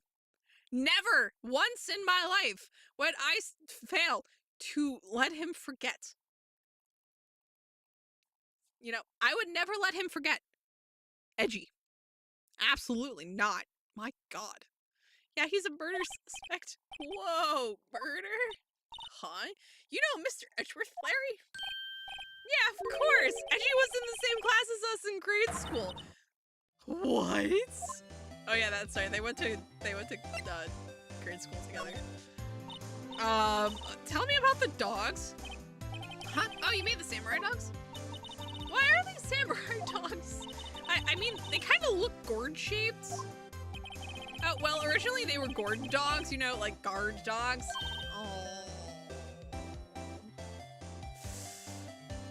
Larry. The samurai thing was Kiance's idea. Oh, she's my mom. She was all changed the name and you go, girlfriend. Literally no one calls me that or has ever called me that. Are you interview with the legend?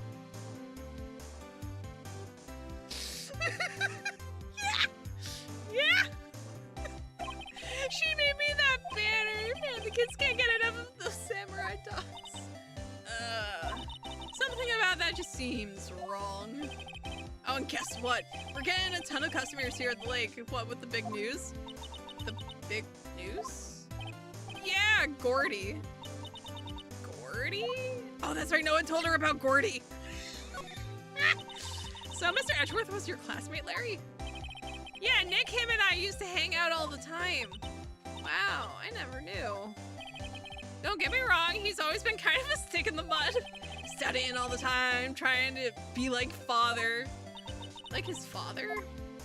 Yeah, Edgy's pop was a famous defense lawyer back in the day. Oh.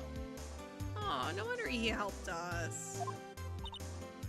Oh, imagine wanting to be like your father and wind up working for the prosecution instead. Oof. Wow. Wait, you said defense lawyer? Yeah, she shot it. Yeah. Wait a second. But Mr. Edgeworth is a prosecuting attorney. What? I just got a proboscis on his knee. No, he's a prosecuting attorney. That's like the total opposite of a defense lawyer. Huh. Go figure. He always used to talk about defending the weak who were unable to defend themselves. Man, he used to go on and on about man's duty to society and all that. What a bore. I wonder what changed his mind, though. Do you know, Nick? Nick? Check it out! This is an article from yesterday's newspaper. There's a photo. Wow, it's really real. Oh my god. Giant life form appears in Gourd Lake. Hot news. Also, those two people in the picture are aliens. Because they have no eyes. Nick, a monster, a real monster. Yeah, it's probably just a log or something, right? Hey, there's a quote here from the person who took the photo. What's this? I set the camera to automatic, and when we got into the frame, I heard a loud bang like an explosion, followed by the sound of something slipping into the water. I wish I could have seen it. Why would there be a sound like an explosion? Larry, can I borrow this article from you? Sure, no problem. That'll be $1 million. 1 million? Grow up, Larry. Gordy article added to the court record. Perfect. Love that for us. However,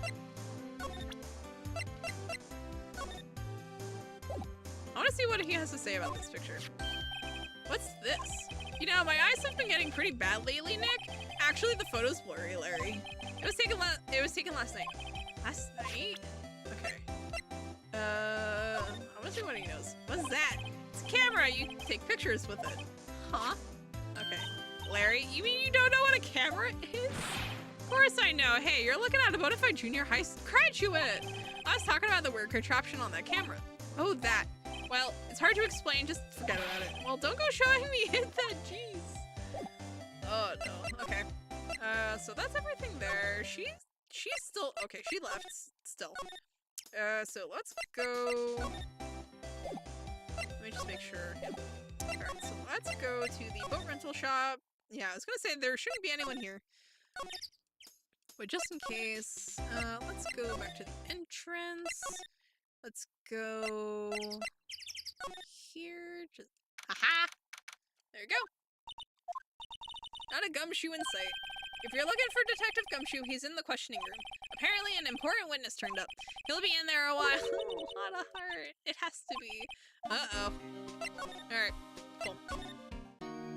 Sir, you're gonna have to let us talk to you at some point. What is it? Oh. Nothing. Just something's been bothering me. Could you show me that autopsy report once more? Hey! I remember now. This guy. He's a lawyer that was at the office Mia worked at. I met him once when I went there to hang out with Sis. That office? Wait, you mean Grossberg's office? Right, that guy. That was the last name I expected to come up. Maybe I should go talk to him? For old time's sake? The plot thickens. Ahem. Ah, that old familiar clearing of the throat. Aha, you're Mia's something, are you not? I was her understudy, yes, Phoenix Wright. Ah, and you're Mia's something too, are you not? Her little sister, yes. You've grown. You've come to look a lot like your sister, you know? Takes me back. Ah, the days of my youth. Like the scent of fresh lemon, you see. Mr. Grossberg, sir? Ah, yes, I beg your pardon. Of course you came here to discuss something. What is it then? Something the matter? Oh boy, how do we present this to him? There was a murder last night. A murder? You haven't heard. I just got up, you see. Well, Miles Edgeworth shot someone with a pistol. Edgeworth? What? Who did he shoot? Well, the identity of the victim is still unknown. This is terrible news indeed. I guess you hadn't heard anything? Okay, cool. Mr. Grossberg, whatever happened to that painting? Oh yeah, I do not think it shall ever be coming back home to this office. I can't exactly claim it as stolen. I suppose it's my just desserts. Old, bitter desserts.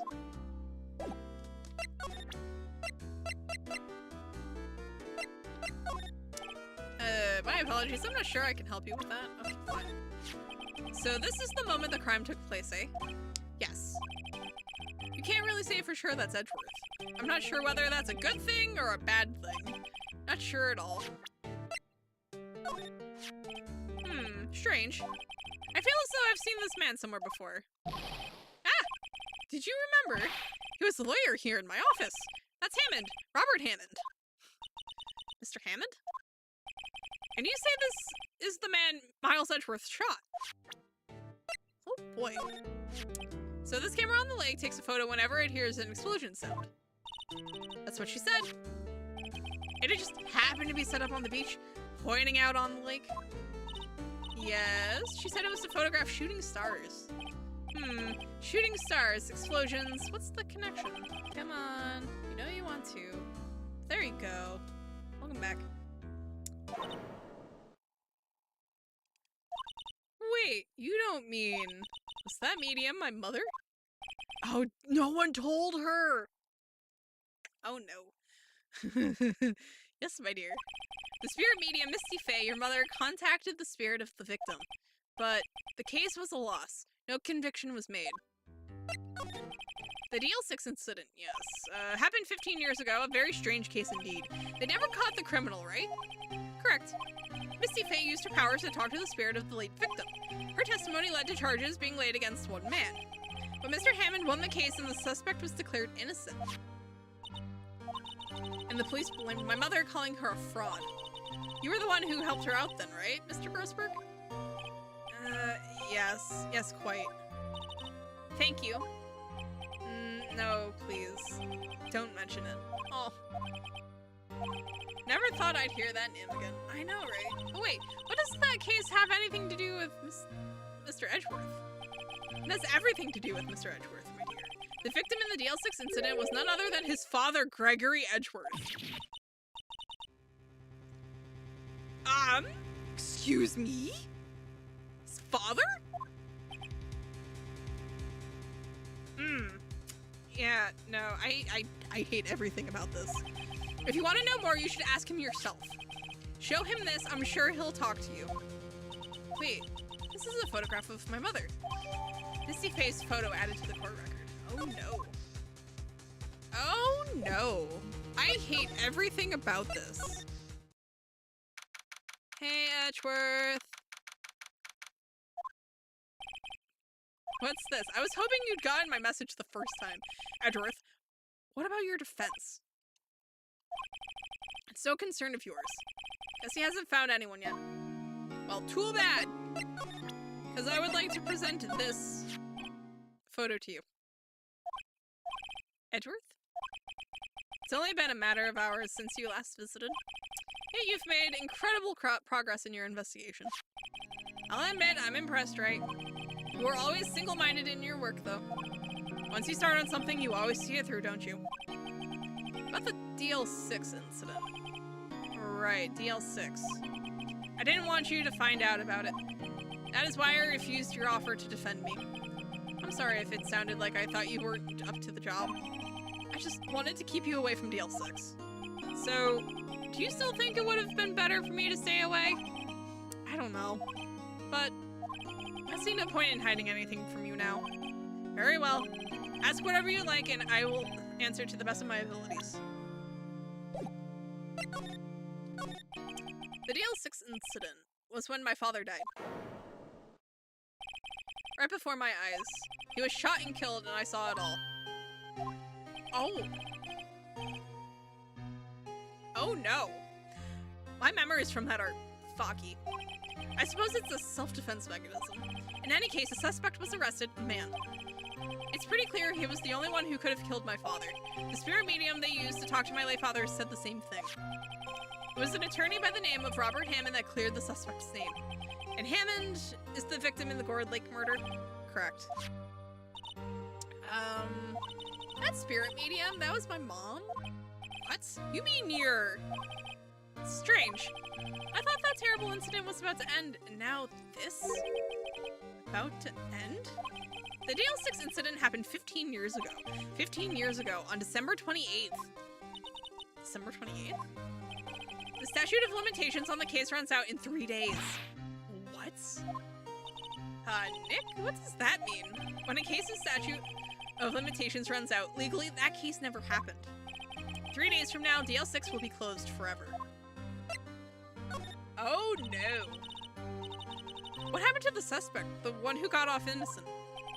I don't know. He disappeared from public view. Nobody knows where to. If he's still alive, he'd be about 50 years old now. I guess I can understand why he'd go into hiding. It'd be hard to live a normal life after being a murder suspect in such a big case. So was your father a lawyer? He was. Gregory Edgeworth. He was quite famous at the time, apparently. So you were sort of trying to follow in his footsteps? I'd rather not talk about it. Fair enough. Fair enough. What's that? I'm not in the mood for idle banter, right? Okay, fine. I'm sorry, I can't think of anything I want to say about that. Fair enough. Who would have thought there'd be a photo? Edgeworth, did you shoot him? What do you think, Wright? I don't think you're the kind to point a gun at anyone, no. So you didn't shoot him? No, I didn't. It wasn't me. Right? It pains me to ask you this now. I know, you want us to defend you. Yes, will you? We could be terrible people and say no, but in the interest of actually, like, getting on with this case, I'm gonna say yes. Who could have guessed this day would come? Not me. This is my chance to finally pay you back. Pay him back? Pay me back? For what? I don't remember ever doing anything for you. Never mind, I guess you don't really need to know. Huh. My letter of request. Please give it to Detective Gumshoe. Look at that. Well, I guess we should... What's that? Oh! An earthquake? Lord.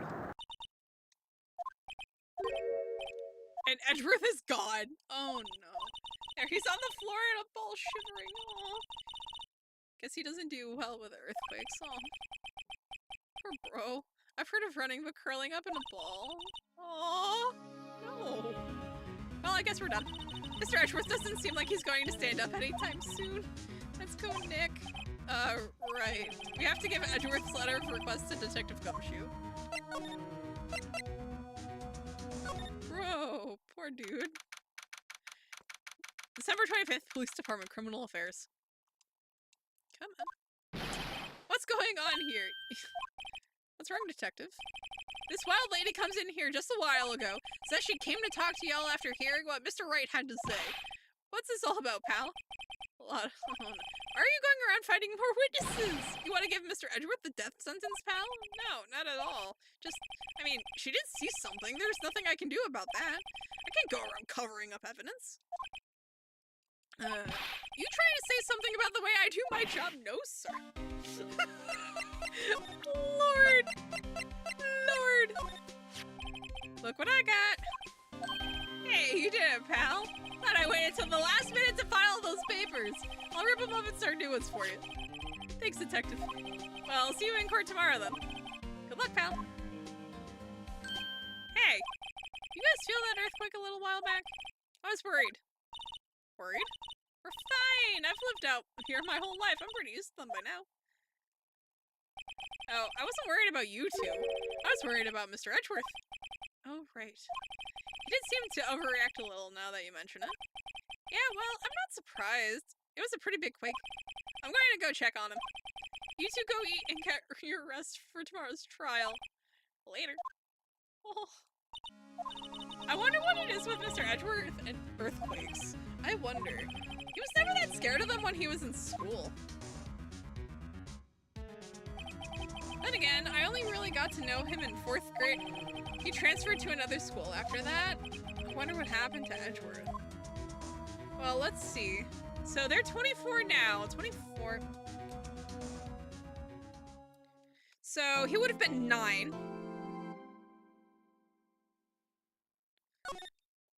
And then... Oh no. So, let's see. So he would have been 9. Let's see, kindergarten's like, what, 5th grade? 5 years old? Oh, no! He was in 4th grade when he was 9. Assuming he didn't have, like, a late birthday. That's, not great. Not great. Alright. December 26th, 9:44 a.m. District Court, Defendant Lobby number 2. Karma?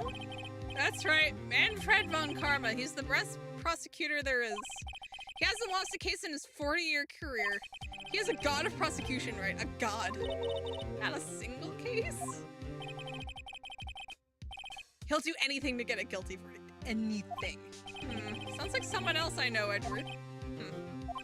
You don't understand. I mean, he'll really do anything. Manfred von Karma is a man to be feared. That's quite a claim coming from someone who forges evidence. He taught me what it really means to prosecute. What? Oh. Just picture a prosecutor as vicious as me multiplied by a factor of 10. So was he your teacher then, Mr. Edgeworth? Something like that. And now he's trying to find you to get you found guilty. What a creep. Oh, wait. Maybe he's planning on losing on purpose to help you out. Not a chance. He hasn't lost once in 40 years. 40 years. Yeah, that's quite the track record. He's as ruthless as me times 20. Okay, so for those of you just turning in, so Christmas Eve, about 15 minutes after midnight on December 25th, which I guess is technically Christmas Day, Edgeworth and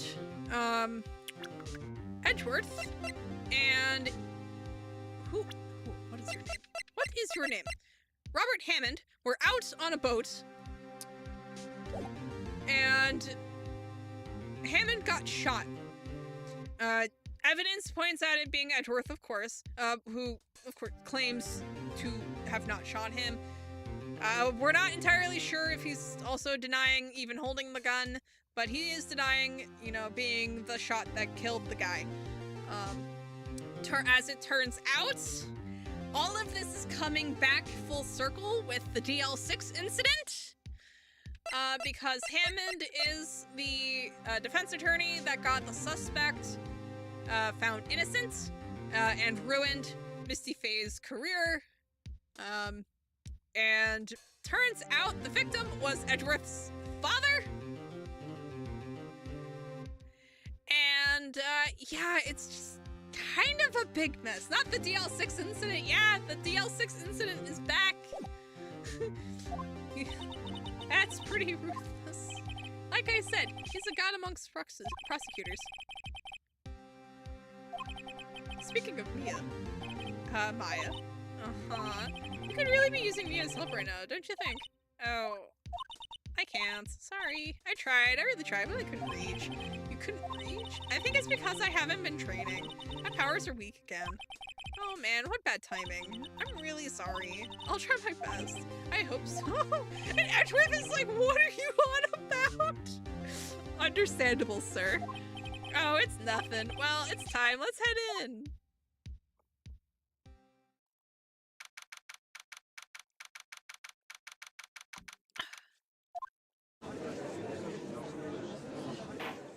Yeah, he looks like a Von Karma, just from the paint. The defense is ready, Your Honor. Oh yeah, that is a Von Karma if I've ever seen one. Mr. Von Karma, is the prosecution ready? Here comes a towering man of 5 foot. He's 5'11". You know what? I can see it. I can see it. Fool. You see? Well, now I see where she gets it. Oh, I joined in at a good time. Yeah. Right. My apologies. He's even got the judge scared. Very well. Your opening statement, please. Decisive evidence. A decisive witness. What else could possibly be required? Nothing, of course. That should be fine. The prosecution may call its first witness. What's with this guy? Is he royalty or something? How am I supposed to fight against this? I call the detective in charge of this case, Detective Dick Gumshoe. Okay, Gumshoe's first. Let's see how this goes. Hey, bud. Describe the incident now. Yes, sir. Detective Gumshoe looks nervous. Please take a look at the map. Thank you for the map, sir. Appreciate it. The murder happened late Christmas Eve around midnight. There was one boat in the very middle of the lake. There were 2 men on the boat. Now, there happened to be a woman camping here on the edge of the lake. At 12:10 a.m., she heard 2 pistol shots. Then the boat started to move. I went towards the boat rental shop. Overhead map added to the court record. Testify to the court about the arrest now. Wait, Mr. Von Karma? Yes? Actually, I'm the one who's supposed to be handling these proceedings. Oh, the finger rag. Wrong. There is only one thing you need to do here. You will slam down your gavel and say the word guilty. That is your role. Fun fact, Japan has like a 95% conviction rate, so these never lost a case. Yeah, no. It just works. So that's gonna be used again. Yeah. Yes, of course, you're quite right. No, he's not. The arrest of Edgeworth. Man called into the station around 30 minutes after midnight. We headed to the scene of the crime as fast as we could. That's where we found Mr. Edgeworth. Now, I didn't suspect him of anything at all, but the next morning a body was found in the lake. So we had to arrest Mr. Edgeworth. I see. Very well. Begin your cross-examination, attorney. Now. The judge is like, bro, what on earth? Alright. You received a call from a man? Yeah. But you said there was a woman camping there. She was the one who heard the 2 gunshots, right? What was that? The Edgeworth simp is in shambles right now.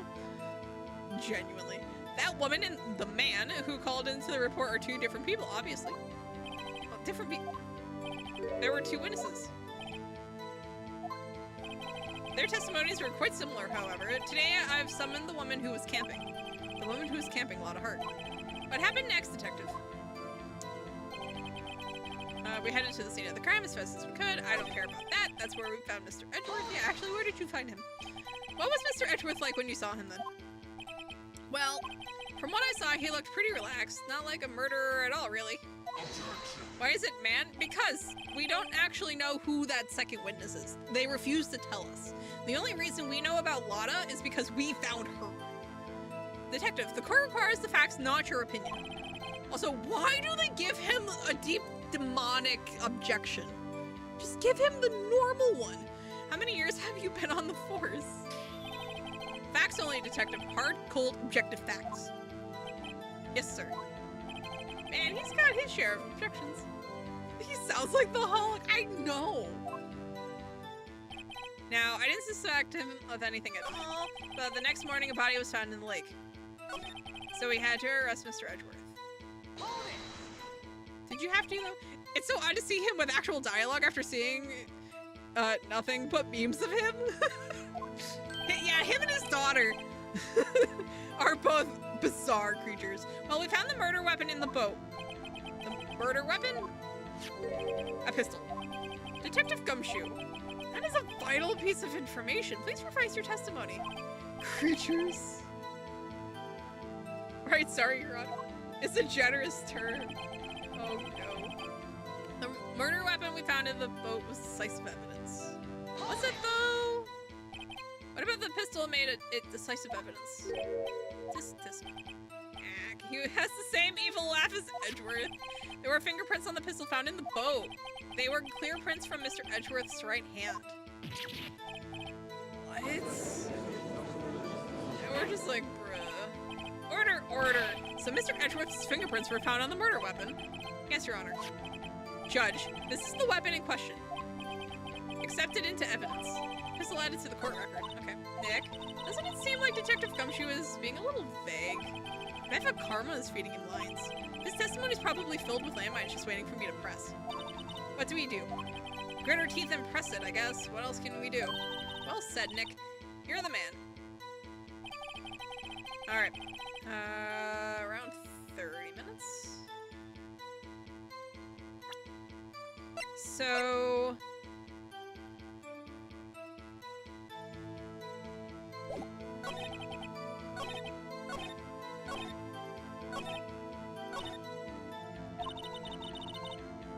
So there was 2 shots heard, but the thing is, yeah, 2 pistol shots.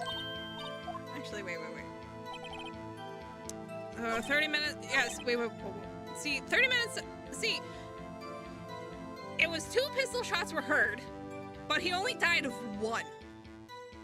But the problem is that bit about 2 pistol shots is not in this testimony. So we can't do anything about it. Let's see if we can force it. How long was it between receiving the report and your arrival at the lake? The second one was the victory round, clearly. Well, I'd say it was about 3 minutes. Wow, that's pretty fast. Our motto for the month is get there quick. Sir, detective, you will refrain from casually revealing department secrets. Yes, sir, sorry, sir. I look forward to your next year's salary review. What do you have to do with it? So much to look forward to these days. This is no time for dejected daydreaming. Continue. Yes, sir. I hate everything. So that's where we found him. No, I didn't. I know, right? Who is this guy? This is Manfred von Karma, father of Franziska von Karma. Crazy whip lady's dad. Or, I'm pretty sure it's their dad. Some relation thereof. Why didn't you think he was suspicious? You should know we have a deep, trusting relationship with the prosecutors. Detective, the court isn't interested in your musings. Deep, trusting poppycock. Sir, he's your ally. I've never heard so many flippant comments from an active detective on the force. Detective Gumshoe doesn't look so good. Continue now. Objection. Did you find any clues on the body? A single bullet was recovered from the body. He was shot through the heart fatally. Judge, here's the bullet. It didn't strike bone, so its shape is well preserved. Very well, the court accepts this bullet into evidence. So bullet added. Members of the court, we now have the pistol used in the murder and the bullet found in the body. Detective. Yes, sir? Was the bullet found in the body fired from this pistol? Yes. Yes, the ballistic markings on the bullet match the pistol. Of course they do. Hey, Nick. What does he mean, ballistic markings? Shocking. To imagine someone here does not know something as basic as ballistic markings.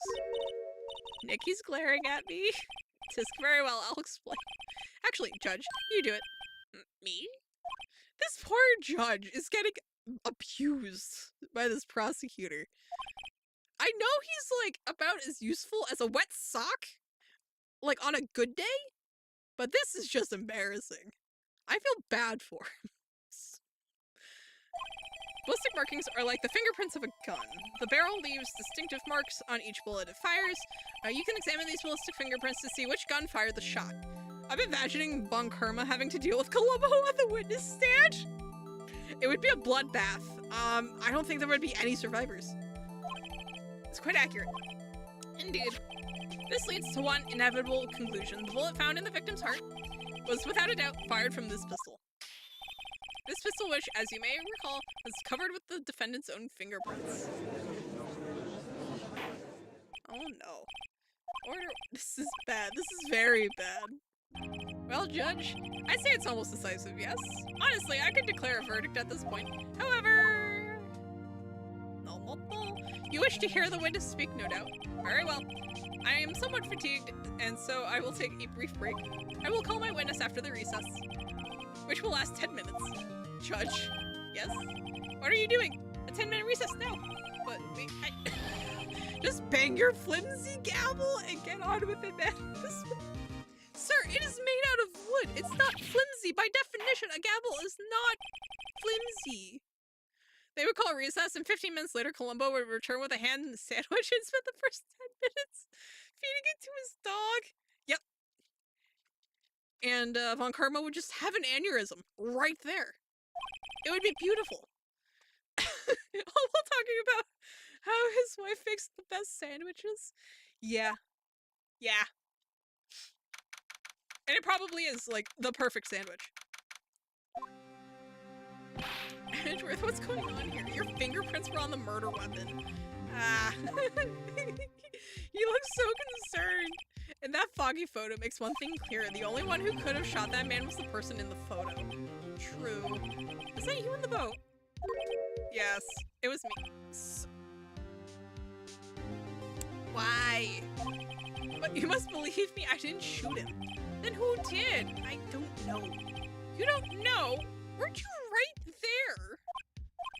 I heard a gunshot from very close by. Then the other man fell from the boat. Karma really made the entire crew. Yeah! That's pretty standard for them, though. I can't say why, but I thought at the time that he had shot himself. Huh. You mean it was a suicide? That's the only explanation I can come up with. Huh. How am I going to convince anyone of that? Yeah, that is a good question. See, Maya. Huh? What? Any progress with Mia? Oh, sorry. It's no good. Ugh. I know. I'm no good for anything, am I? Man! You're 17! It's okay. You're not supposed to be useful. Even if you don't actually help, it's the thought that counts. It's okay, Nick. You don't have to make me feel bad. I don't know anything about trials or defense. What's more, I'm a spirit medium who can't even contact spirits. Maya, calm down. And we're doing this in front of Edgeworth, too, who's like, what on earth are you two doing? You don't have to be useful. You know what I mean. You know what I mean. You're 17. Like, no one, like, all you have to do is, like, learn new things. That is literally all you have to do. So long as you're learning things, you're good. Do you have to be good at anything? No. Does it help? Yes. But do you have to be? No. Therefore, she needs to chill out.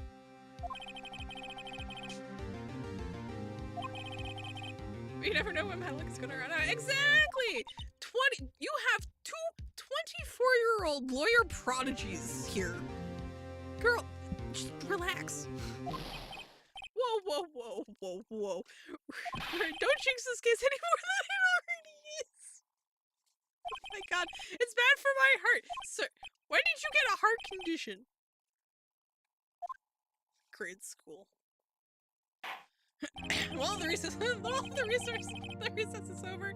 Mr. Von Karma, call your witness. Yes. Well, Miss Lottahart, take the stand. How did she not drive him insane, by the way? Lottahart, you are a research student at a university. That I am. Good. Begin by telling us what you saw the night of the incident. Okay, I know we're over time on this one. But we're making up a little for ending early Friday. And also I want to try to get this to like the end of this trial because this shouldn't be exceptionally long. Like in the grand scheme. Like obviously they're getting longer and longer. Good. Begin by telling us what you saw the night of the incident. And don't add anything trivial or subjective. Understand? Y'all need to learn some manners. Love her. Understand. Oh, sir. Yeah, I understand. Sass him, ma'am. Just the pure sass. Very well, your testimony, please.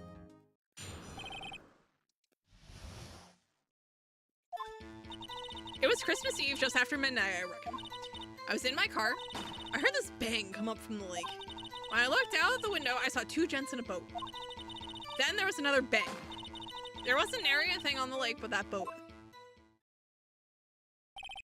Enough. Huh? Judge. She happened to take a photo of the incident. This is that photo. Accepted as evidence. Well, this is a surprise. This looks like the very moment of the murder. Well, it's gonna be more or less. It depends on her shutter speed. I will remove people from this courtroom if I do not have order immediately. As the witness testified, she looked at the lake when she heard the shot. There were no other boats on that lake. So the man in the boat with the victim must have been the one who shot him. Yes, it was the defendant, Miles Edgeworth.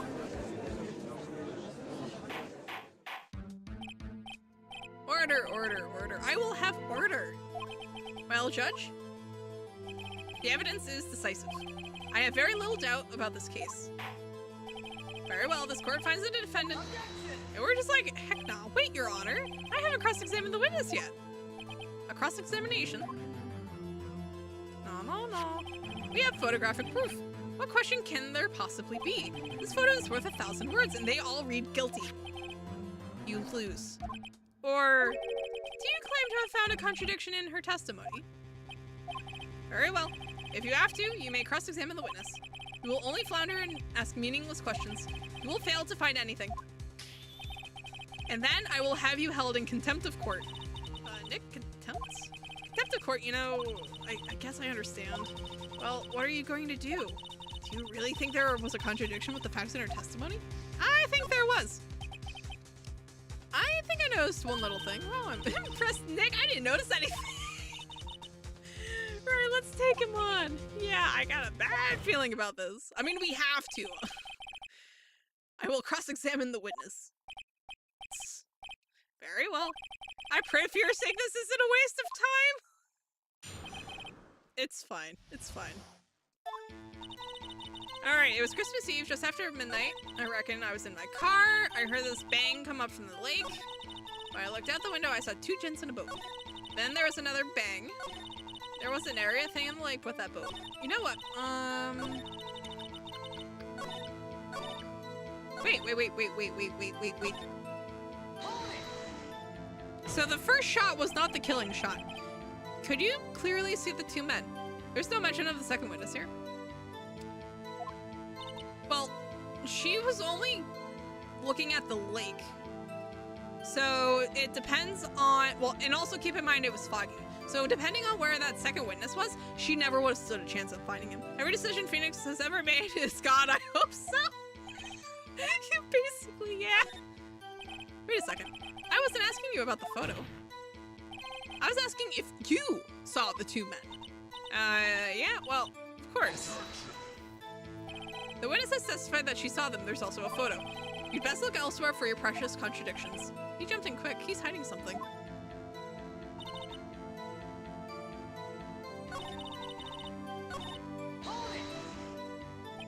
So you weren't looking at the lake at the time? Nope. I looked after I heard that noise. She said that already. I asked you to find contradictions, not leisurely chat with the witness.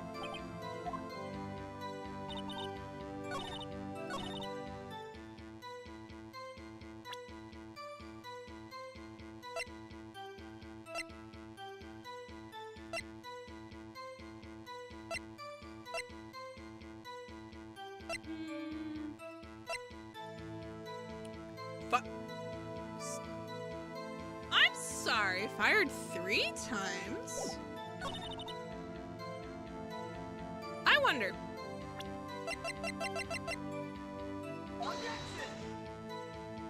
This evidence clearly reveals. Oh, it doesn't. What do you mean? What do you mean? Yeah, it was fired 3 times. Then how come? Yeah, so if it was fired 3 times, then how come we only heard 2?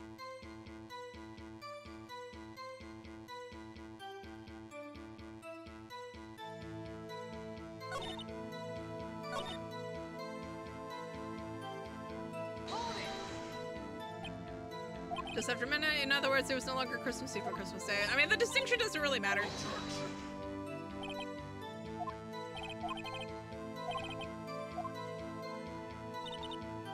I was in my car.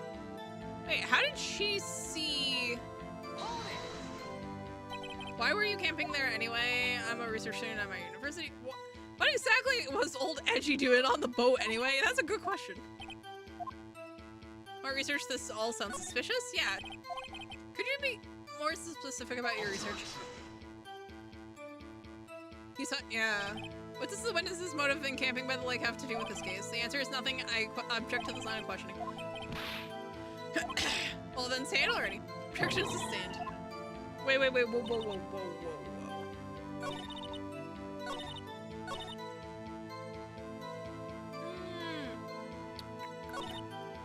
So when I looked out the window, I saw two gents in the boat. Let me see what's going on here. So it's automatically take a picture when a loud noise is detected, faces to the lake. Bro, just forces sustained. I know! He's nuts! So there's a second photo, but like she hasn't shown me what that photo is. So two gents in a boat, yep, that tracks. 12:15 a.m. There's another bang.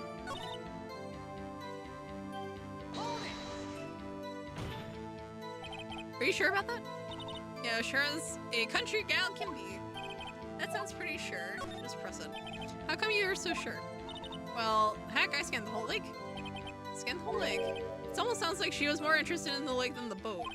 Just hurt you. Yeah.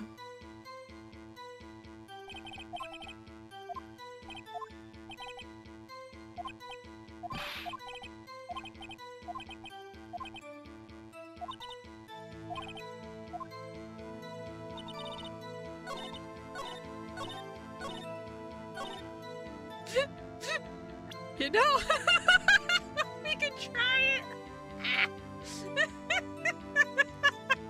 Oh, we could try it. That would be funny.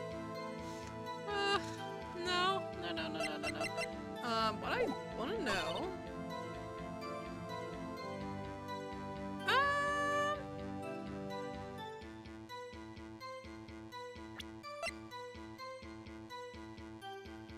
I want to try presenting her camera. But that's why it's sustained! Oh, no. Okay, so that doesn't do anything. Yeah, no, it didn't.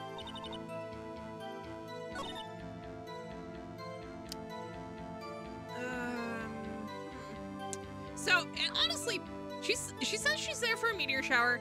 Her camera is set to listen for explosions.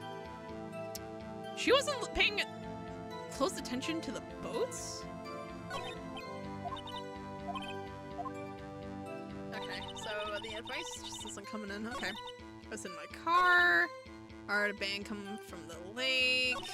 I looked. I saw two gents in a boat. Then there was another bang. Were you watching the very moment the shot rang out? Well, yeah, sure. You're asking meaningless questions, meaningless. No. Contradictions, Mr. Wright, not meaningless babble. Oh, Karma, I think I hate you. He's trying to keep me from talking to the witness. To what end? Enough, I think we've heard all we need to hear, Mr. Wright. It seems you are unable to find a contradiction in the testimony. You keep your promises. Mr. Wright, I'm afraid that I will have to penalize any further outbursts by holding you in contempt of court, and if that happens, you'll have to leave the courtroom immediately. Understood? Uh-huh. Nick, a lot of testimony is fishy, Nick, real fishy. I know what you mean, but if I can't say anything, what can I do? I believe we've covered the evidence sufficiently to make a decision, then pass your judgment. Very well, Mr. Miles Edgeworth, please take your stand.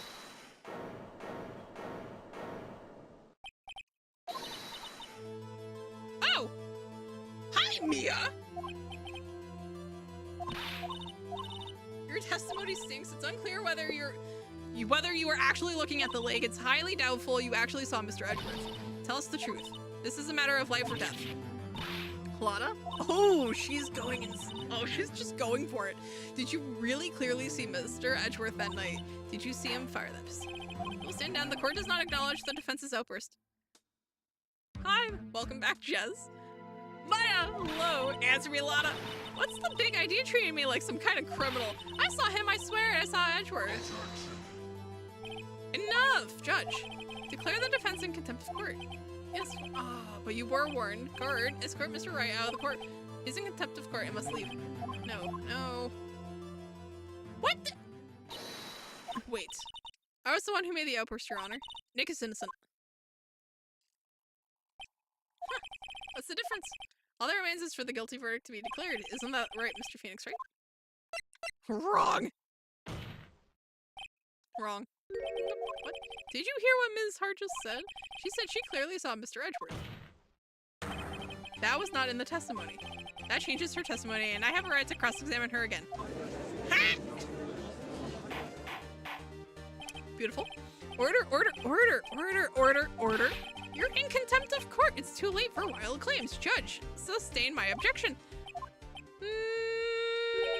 Nah. Sorry, Mr. Von Karma, but I cannot.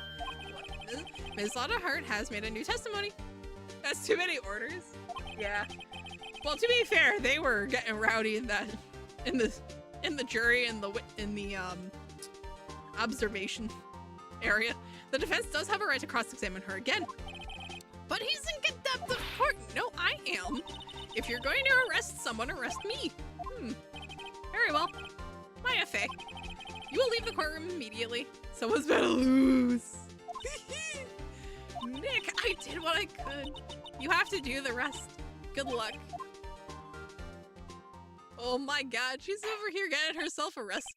Judge, hold him in contempt of court. Oh no! Don't worry, Glitch, I saw it. The nerd emojis were worth it. I care not for this melodrama. Listen well, Mr. Wright. I do not tolerate badgering of my witnesses. I'm running out of time. I better find a contradiction in here or else. Well, she has to testify again. This is fine. This is fine. This is fine. This works. The last statement. I saw it clear as day. The man on the boat was Mr. Edgeworth. That's it? Uh-oh. Wait. That is a foggy. It has to be this one. It's foggy as all heck. You can't make out anything. Got you. Got you, Miss Hart. What? You got what? Look at this photograph. Objection. The photo I took? Imagine Von Karma having Vinny Gambini as the defense attorney and having to cross-examine Columbo. Oh no. That would be awful. The very same. There's something I want you to see in this photo. It's quite clearly visible. The fog, Miss Hart. So... This picture was taken with professional high-quality film, correct? Yet even it could not capture the faces of the men in the boat. Yet you claim you saw Mr. Edgeworth. How? What? Got her. Mr. Wright has a point. That's why I told her not to say that in her testimony, please. Yeah, now she has said it, Mr. Von Karma. How could you possibly see Mr. Edgeworth? Explain yourself. Ms. Hart. What? Could you see the defendant that night? Of course. I said I could, and I meant I could. Then please testify as to the circumstances of your sighting. Got her. Found a hole in Von Karma's carefully vague testimony. Something is clearly visible that nothing is visible, yeah. You're right. It was a cold night and the fog was thick as grits. So once I was finished setting up my camera, I got back in the car. Still, I brought my binoculars with me. When I heard the noise out on the lake, I looked with my binoculars. See, no problem. See, that wouldn't have solved it. You used binoculars? Very well. You may begin your cross-examination, Mr. Wright. This one better be good. I'm sorry, but like, binoculars will not help you in the fog. Yeah. Once I've finished setting up my camera, still I brought my binoculars with me. It's still foggy, yeah. Binoculars? Yeah, binoculars. Yesterday you mentioned that you were out looking for shooting stars, correct? Well, yeah. Wouldn't you need a telescope, not binoculars for that? Ooh, I've got doubts about your camera too. Is that really to take pictures of meteor showers? Got her. The camera is irrelevant to this case. You can't say that for certain. Mr. Wright, is the camera really relevant to this case? If you believe it is, you may continue with this line of questioning. But know this, if you find nothing with this, there will be consequences. Well, Mr. Wright, do you wish to press further about the camera? Yes, because it's set up to capture loud noises. Meteor showers don't make loud noises. This is make it or break it time. The camera is of utmost importance, Your Honor. It is perhaps the key to this entire case. Therefore, I will continue my line of... Are we doing this all in one trial? Maybe I went a little overboard there. Oh no. Very well, Miss Hart. You will testify to the court about the camera. Yeah. Oh my god. Are we doing this all in one? We have literally 3 days. Come on. The camera was set up to take pictures of a meteor shower. When I heard that noise out on the lake, I looked with my binoculars. I don't care how many... I'm sorry.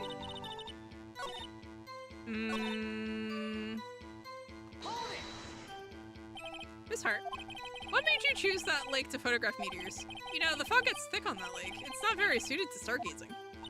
Yeah, well, you see, I guess I wasn't thinking too straight. Mr. Wright, I will not have you badgering my witness because of her challenged intellect. Oh, wait a minute. Continue your testimony. See, okay, you know what?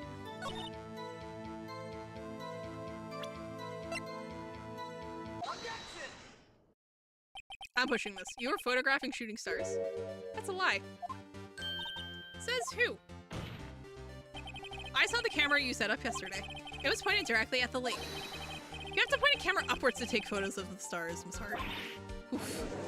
Well, that, and it's also set up for loud noises, which meteors don't make. Mr. Wright, what are you driving at? The witness was not at the lake to photograph shooting stars, Your Honor. Well then, what exactly was she photographing? Your Honor, take a look at this.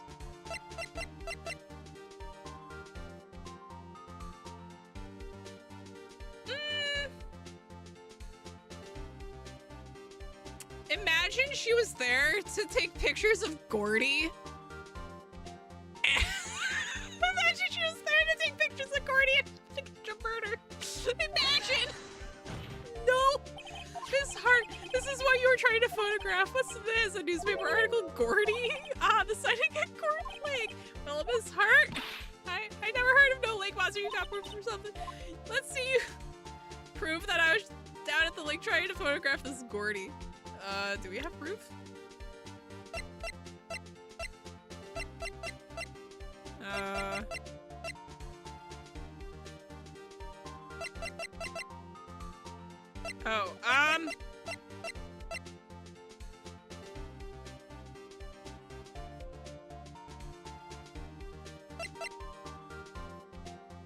The camera is to Are you screaming?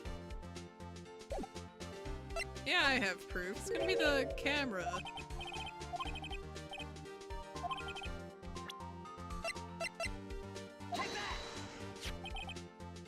It's your own camera.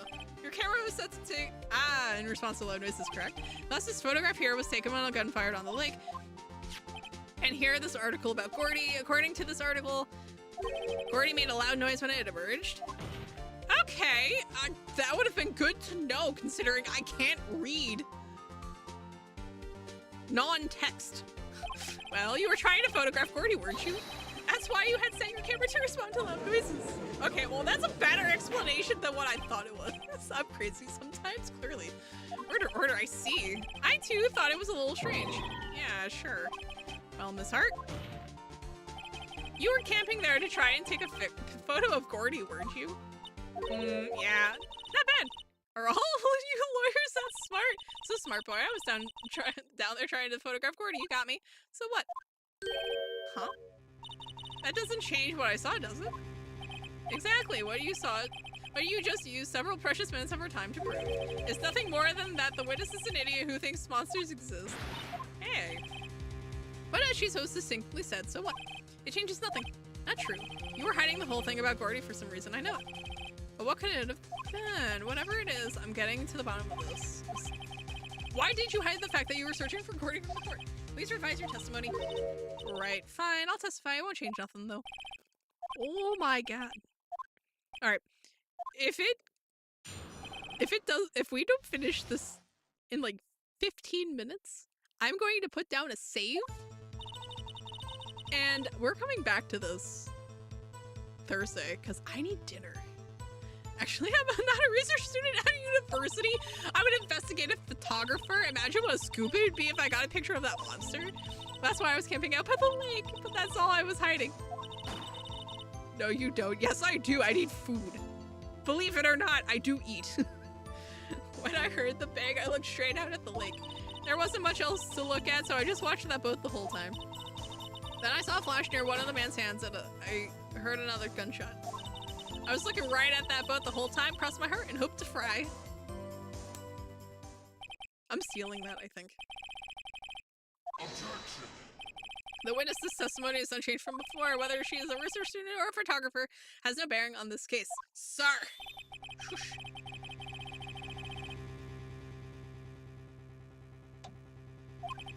Objection. I claim the defense's right to cross-examine the witness. Southerners and their deep-fried everything. He doesn't want me to cross-examine her because, yeah, there is a contradiction. Somewhere. Just gotta find it. You understand that this is your last chance at a cross-examination. If there is no problem with the testimony this time, we will let the witness leave. I will announce my verdict at that time, Mr. Ah, I know. Ma'am, please. Actually, I'm not a research bubble. I don't care. Do not care. Do not care. One bang. Two bang.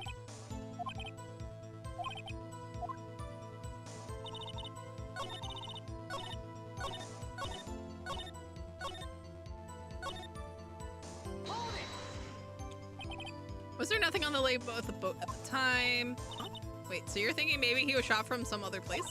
I don't think so, no. The lake was smooth as glass and nobody was on the shore either. Wait. What do you mean there is no one?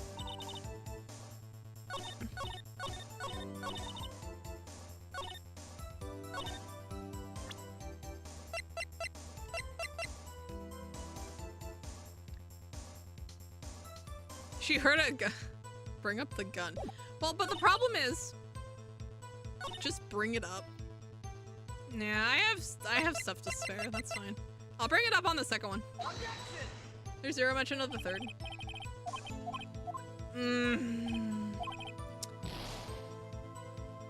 I hate everything. You know what? I'm gonna put down. You know what? I'm gonna put the save down now. Just because this is getting into dangerous territory. Where's the third? I know!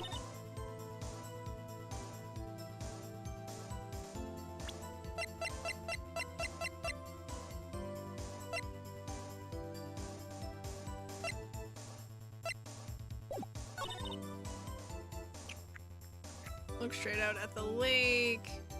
And where's the second one? Exactly! What about the fact that and only one hole in the victim? Well, they could have missed the first time.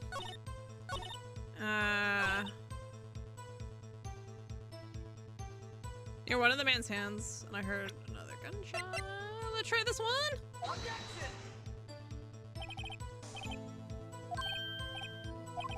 It clear. Sir, how do you miss from 4 feet away? Not even. It's probably like less than that. How do you miss at point blank? You're in a boat. You're not going to be steady, especially since they're Okay, 1, it's foggy. 2, they are standing in a rowboat on the water.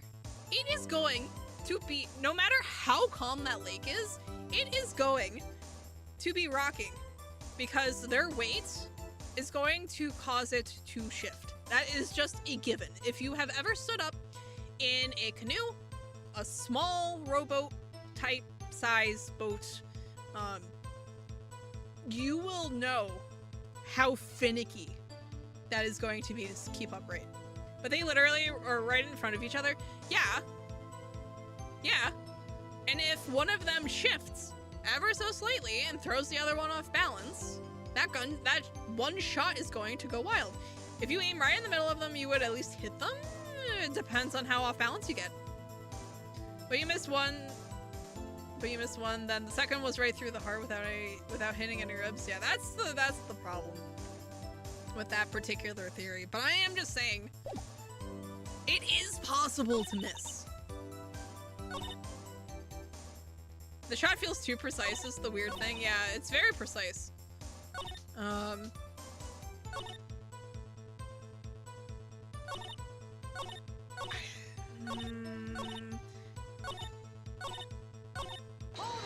Investigative photographer. You get your photo and sell it to the press, it's that kind of business, but the bullet was fired from the pistol. Yeah, no, it was definitely shot from the gun in the boat.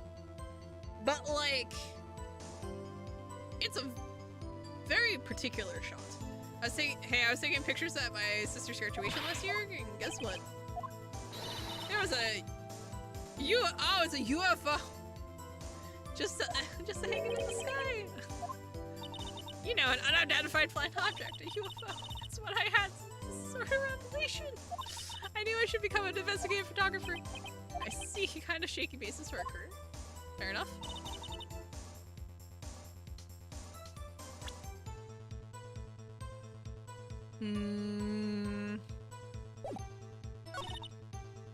That's why I was camping out by the lake. That's all I was hiding. Are you positive? If 3 gunshots were fired, where's the third bullet? Where's the second bullet? How do we get to the point of not being Edgeworth on the boat? You can't. He even admits to being there. If we're gonna what I was up to, the lake be swimming with competitors. Second shutterbugs trying to steal my scoop. Ah, hello.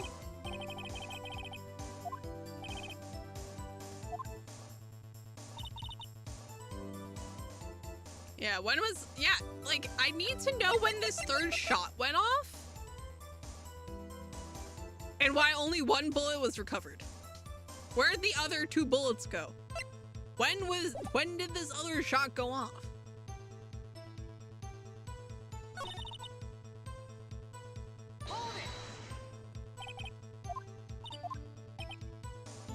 If she heard a bang and she thought Gordy was out there.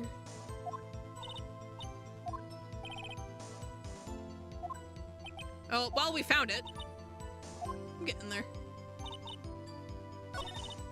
Okay, so it's a matter of, well, if she thought Gordy was out there, why was she just looking at the boat? So I'm trying to figure out what the contradiction is. There wasn't much else, so I just watched that boat the whole time. Why? But I can't decide what to use is the thing. Because we know the problem is here, but I'm not entirely sure. I guess it could be the Gordy article? You know what? I mean, we have the safety save down anyway, and if we get it wrong, I just go and get food. Miss Hart, were you really looking at that boat? What's with you? Of course I was looking at it. It was the only thing out there any normal person would be looking at it. I agree, any normal person would. But you are far from normal. You want to step over here and say that? You are camping at the lake to take a picture of Gordy. Think about it. What would you do if you heard a loud noise? You'd be scanning the lake for any sign of Gordy, that's what. You wouldn't give the boat a second thought. True. Continue, Mr. Wright. You testified that you were watching the boat through binoculars. However, you wouldn't need binoculars to watch that boat. You needed them to search for Gordy, and that's what you were doing. Well, well, now that y'all mention it, I did sort of take my binoculars and kind of scan the lake a bit. I mean, Gordy might be out there and all. His heart. Are you saying that you were not watching the boat then? Sorry, y'all. I wasn't fibbing, really. I thought I could be witness to a murder and all. I kind of got excited. I was sure I was watching that boat till now. My God, Violet. This is totally uncalled for. But hey, you got the photograph, you got proof. So we can't see who is shooting who in this. Right. That's why I took this photo and... Witness, that's enough. You've had a long day, shut your pie hole. Shut my what? Oh, she took the photo and what? Wait a second. She even had a photograph to prove it. But you really can't tell from the photo who is shooting. That's why she said she's going to enlarge the photo. She said it'll drop the quality I might, but should let us see who's who. She enlarged that photo. Why won't Karma let her show it? I've got a hunch. Oh my God, it's still going. I bet that enlarged photo shows something bad for a Bon Karma. This is my chance. If I'm wrong, though, it'll be prison for actual. Why are we doing this all in one trial? Why are we doing this all in one trial? Oh my God. Miss Hart, look at this photograph. You enlarged this photograph, did you not? Yeah, I did. Why has that enlargement not been presented to the court? Because it does not exist. What are y'all talking about? You were the one who told me not to show it in court in the first place. Look at this photograph. What's the meaning of this, Mr. Von Karma? Ms. Hart. Show the photo to the court. Show us the enlargement. The prosecution objects to the submission of this evidence. Looks like someone. Oh no. Objection denied. The witness will show the enlargement to the court. Here it is. Show. Wow, that did so well. We still cannot see who is firing in this. It could be the defendant, or maybe it's not. Regardless, I'll accept this as evidence. I object because this is bad for my case. Yeah! Happy now, Mr. Wright. There has to be something. Oh wait, yeah, is that a different gun? You asked for the enlargement, got the enlargement. Oh wait. Oh, that's a left-handed. Wait, yeah, no, wait.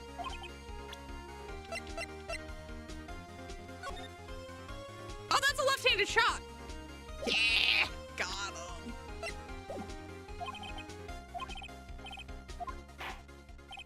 Then I would like to. Absolutely not. I've seen everything I needed when this trial began. Absolutely not. I didn't know how to. Yeah, I didn't realize he had perfectly identical fingerprints across both hands. Considering the ones on the gun are specifically his right hand, and that is a left-handed picture. What could possibly? No. Yes. Yes.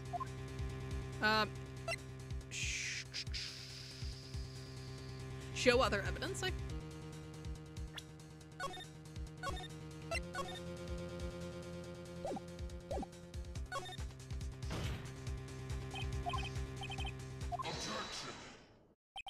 I believe we spent enough time talking about evidence. Let me... No.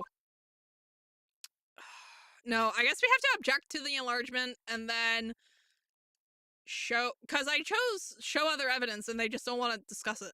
So I'm going to object to the enlargement to try to keep fighting it. There is something decidedly strange with this enlargement. Yeah, there we go.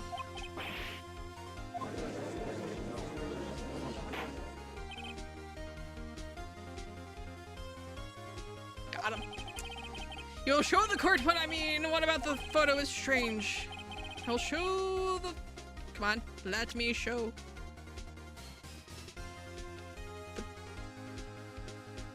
Bam. Here you go, Your Honor, the shooter. I'm not sure I understand. What about the shooter is strange? Look at the hand holding the pistol, Your Honor. The hand. That hand directly contradicts another piece of evidence. This man's left hand does what? Let me show you. Let me show you the right-handed gun. The evidence is clear. The man in this photograph is holding that pistol in his left hand. However, the prints on the murder weapon here from Edgeworth's right hand. Ergo, the man shooting the pistol in this photograph is not Mr. Edgeworth.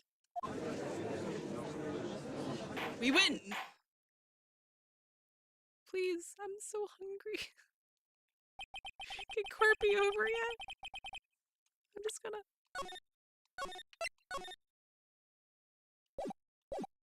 Now that everyone in the courtroom has quieted down, no food for you. No, apparently not!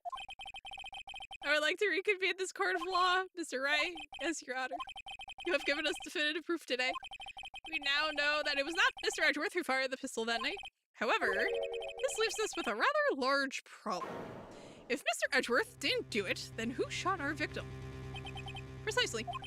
As we've seen, there were no other people on the lake that night. Who but the defendant could have shot the victim? The victim himself? Oh god, not another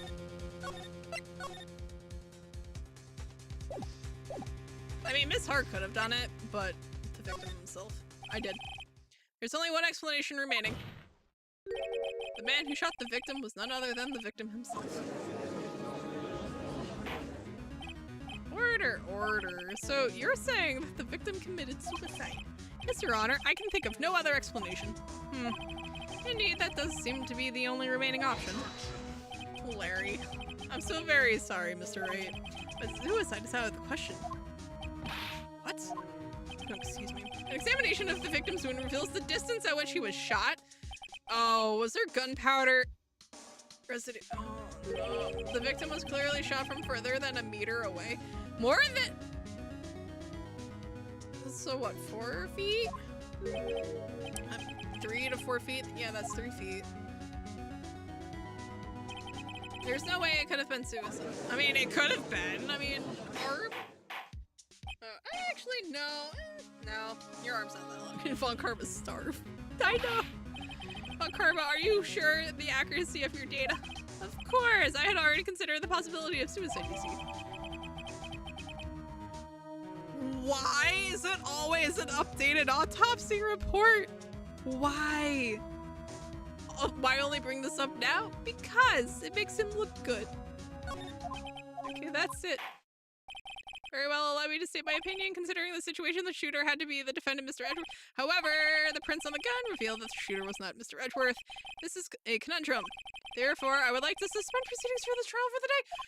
Finally, the court orders the defense and the prosecution to further investigate this matter. Understood? Yes, Your Honor. Court's adjourned. That's all. This court is adjourned. I get food. I get food. Phew, that was a close one. Hey, don't you have anything to say? No, I have yet to be declared innocent, right? Well, yeah, but what happened out there out on the lake anyway? If he didn't commit suicide, then who? Then the shooter was about a meter away too. What? Don't give me that look. I did not kill him. We're just kidding around. Look, I'm going to go check on Maya. Oh, right. What? Tell her something for me. What? Sir, tell her to watch what she says in court. That's all. Would it kill you to just state how you really feel with a thanks, Edgeworth? Old Edgy is safe for now. Can I? A requisitioned a transcript of Lotta's entire testimony. I thought it might give me some ammunition for the trial tomorrow. Of course, she didn't see the shooter. So the only part of her testimony that stood was the bang she heard. Lotta's deposition added to the court record. Can I save and go get food to be continued? Thank you, thank you. Come on. Come on. Saving. Yes, I would like to save again.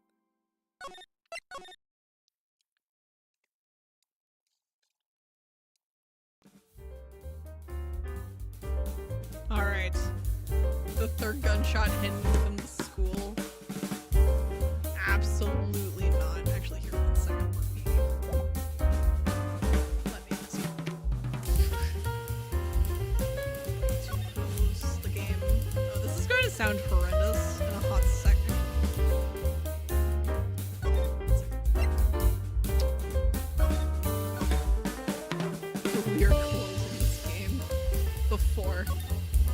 anything tries to keep me from my food. The third gunshot was from the grassy knoll.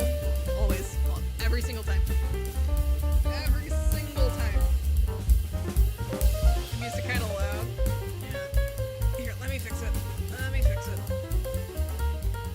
There you go. Why is the one grain on the columns behind you wrong?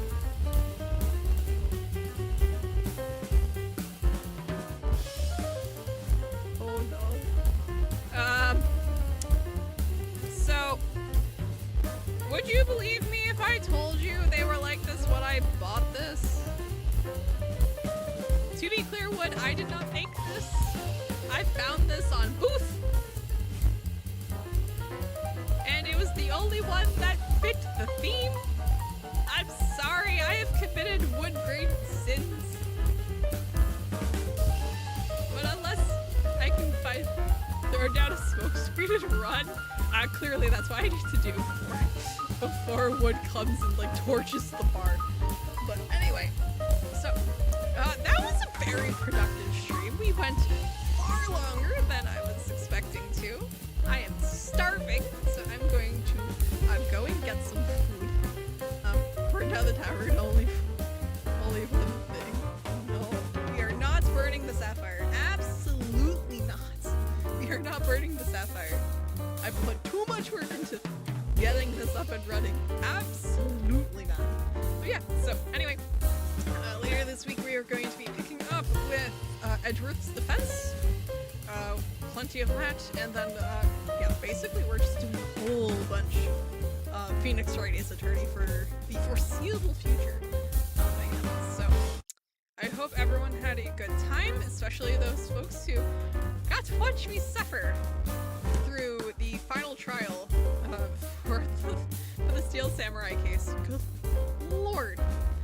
Yeah, so I hope to see folks again later this week. Take care, everyone. Bye-bye.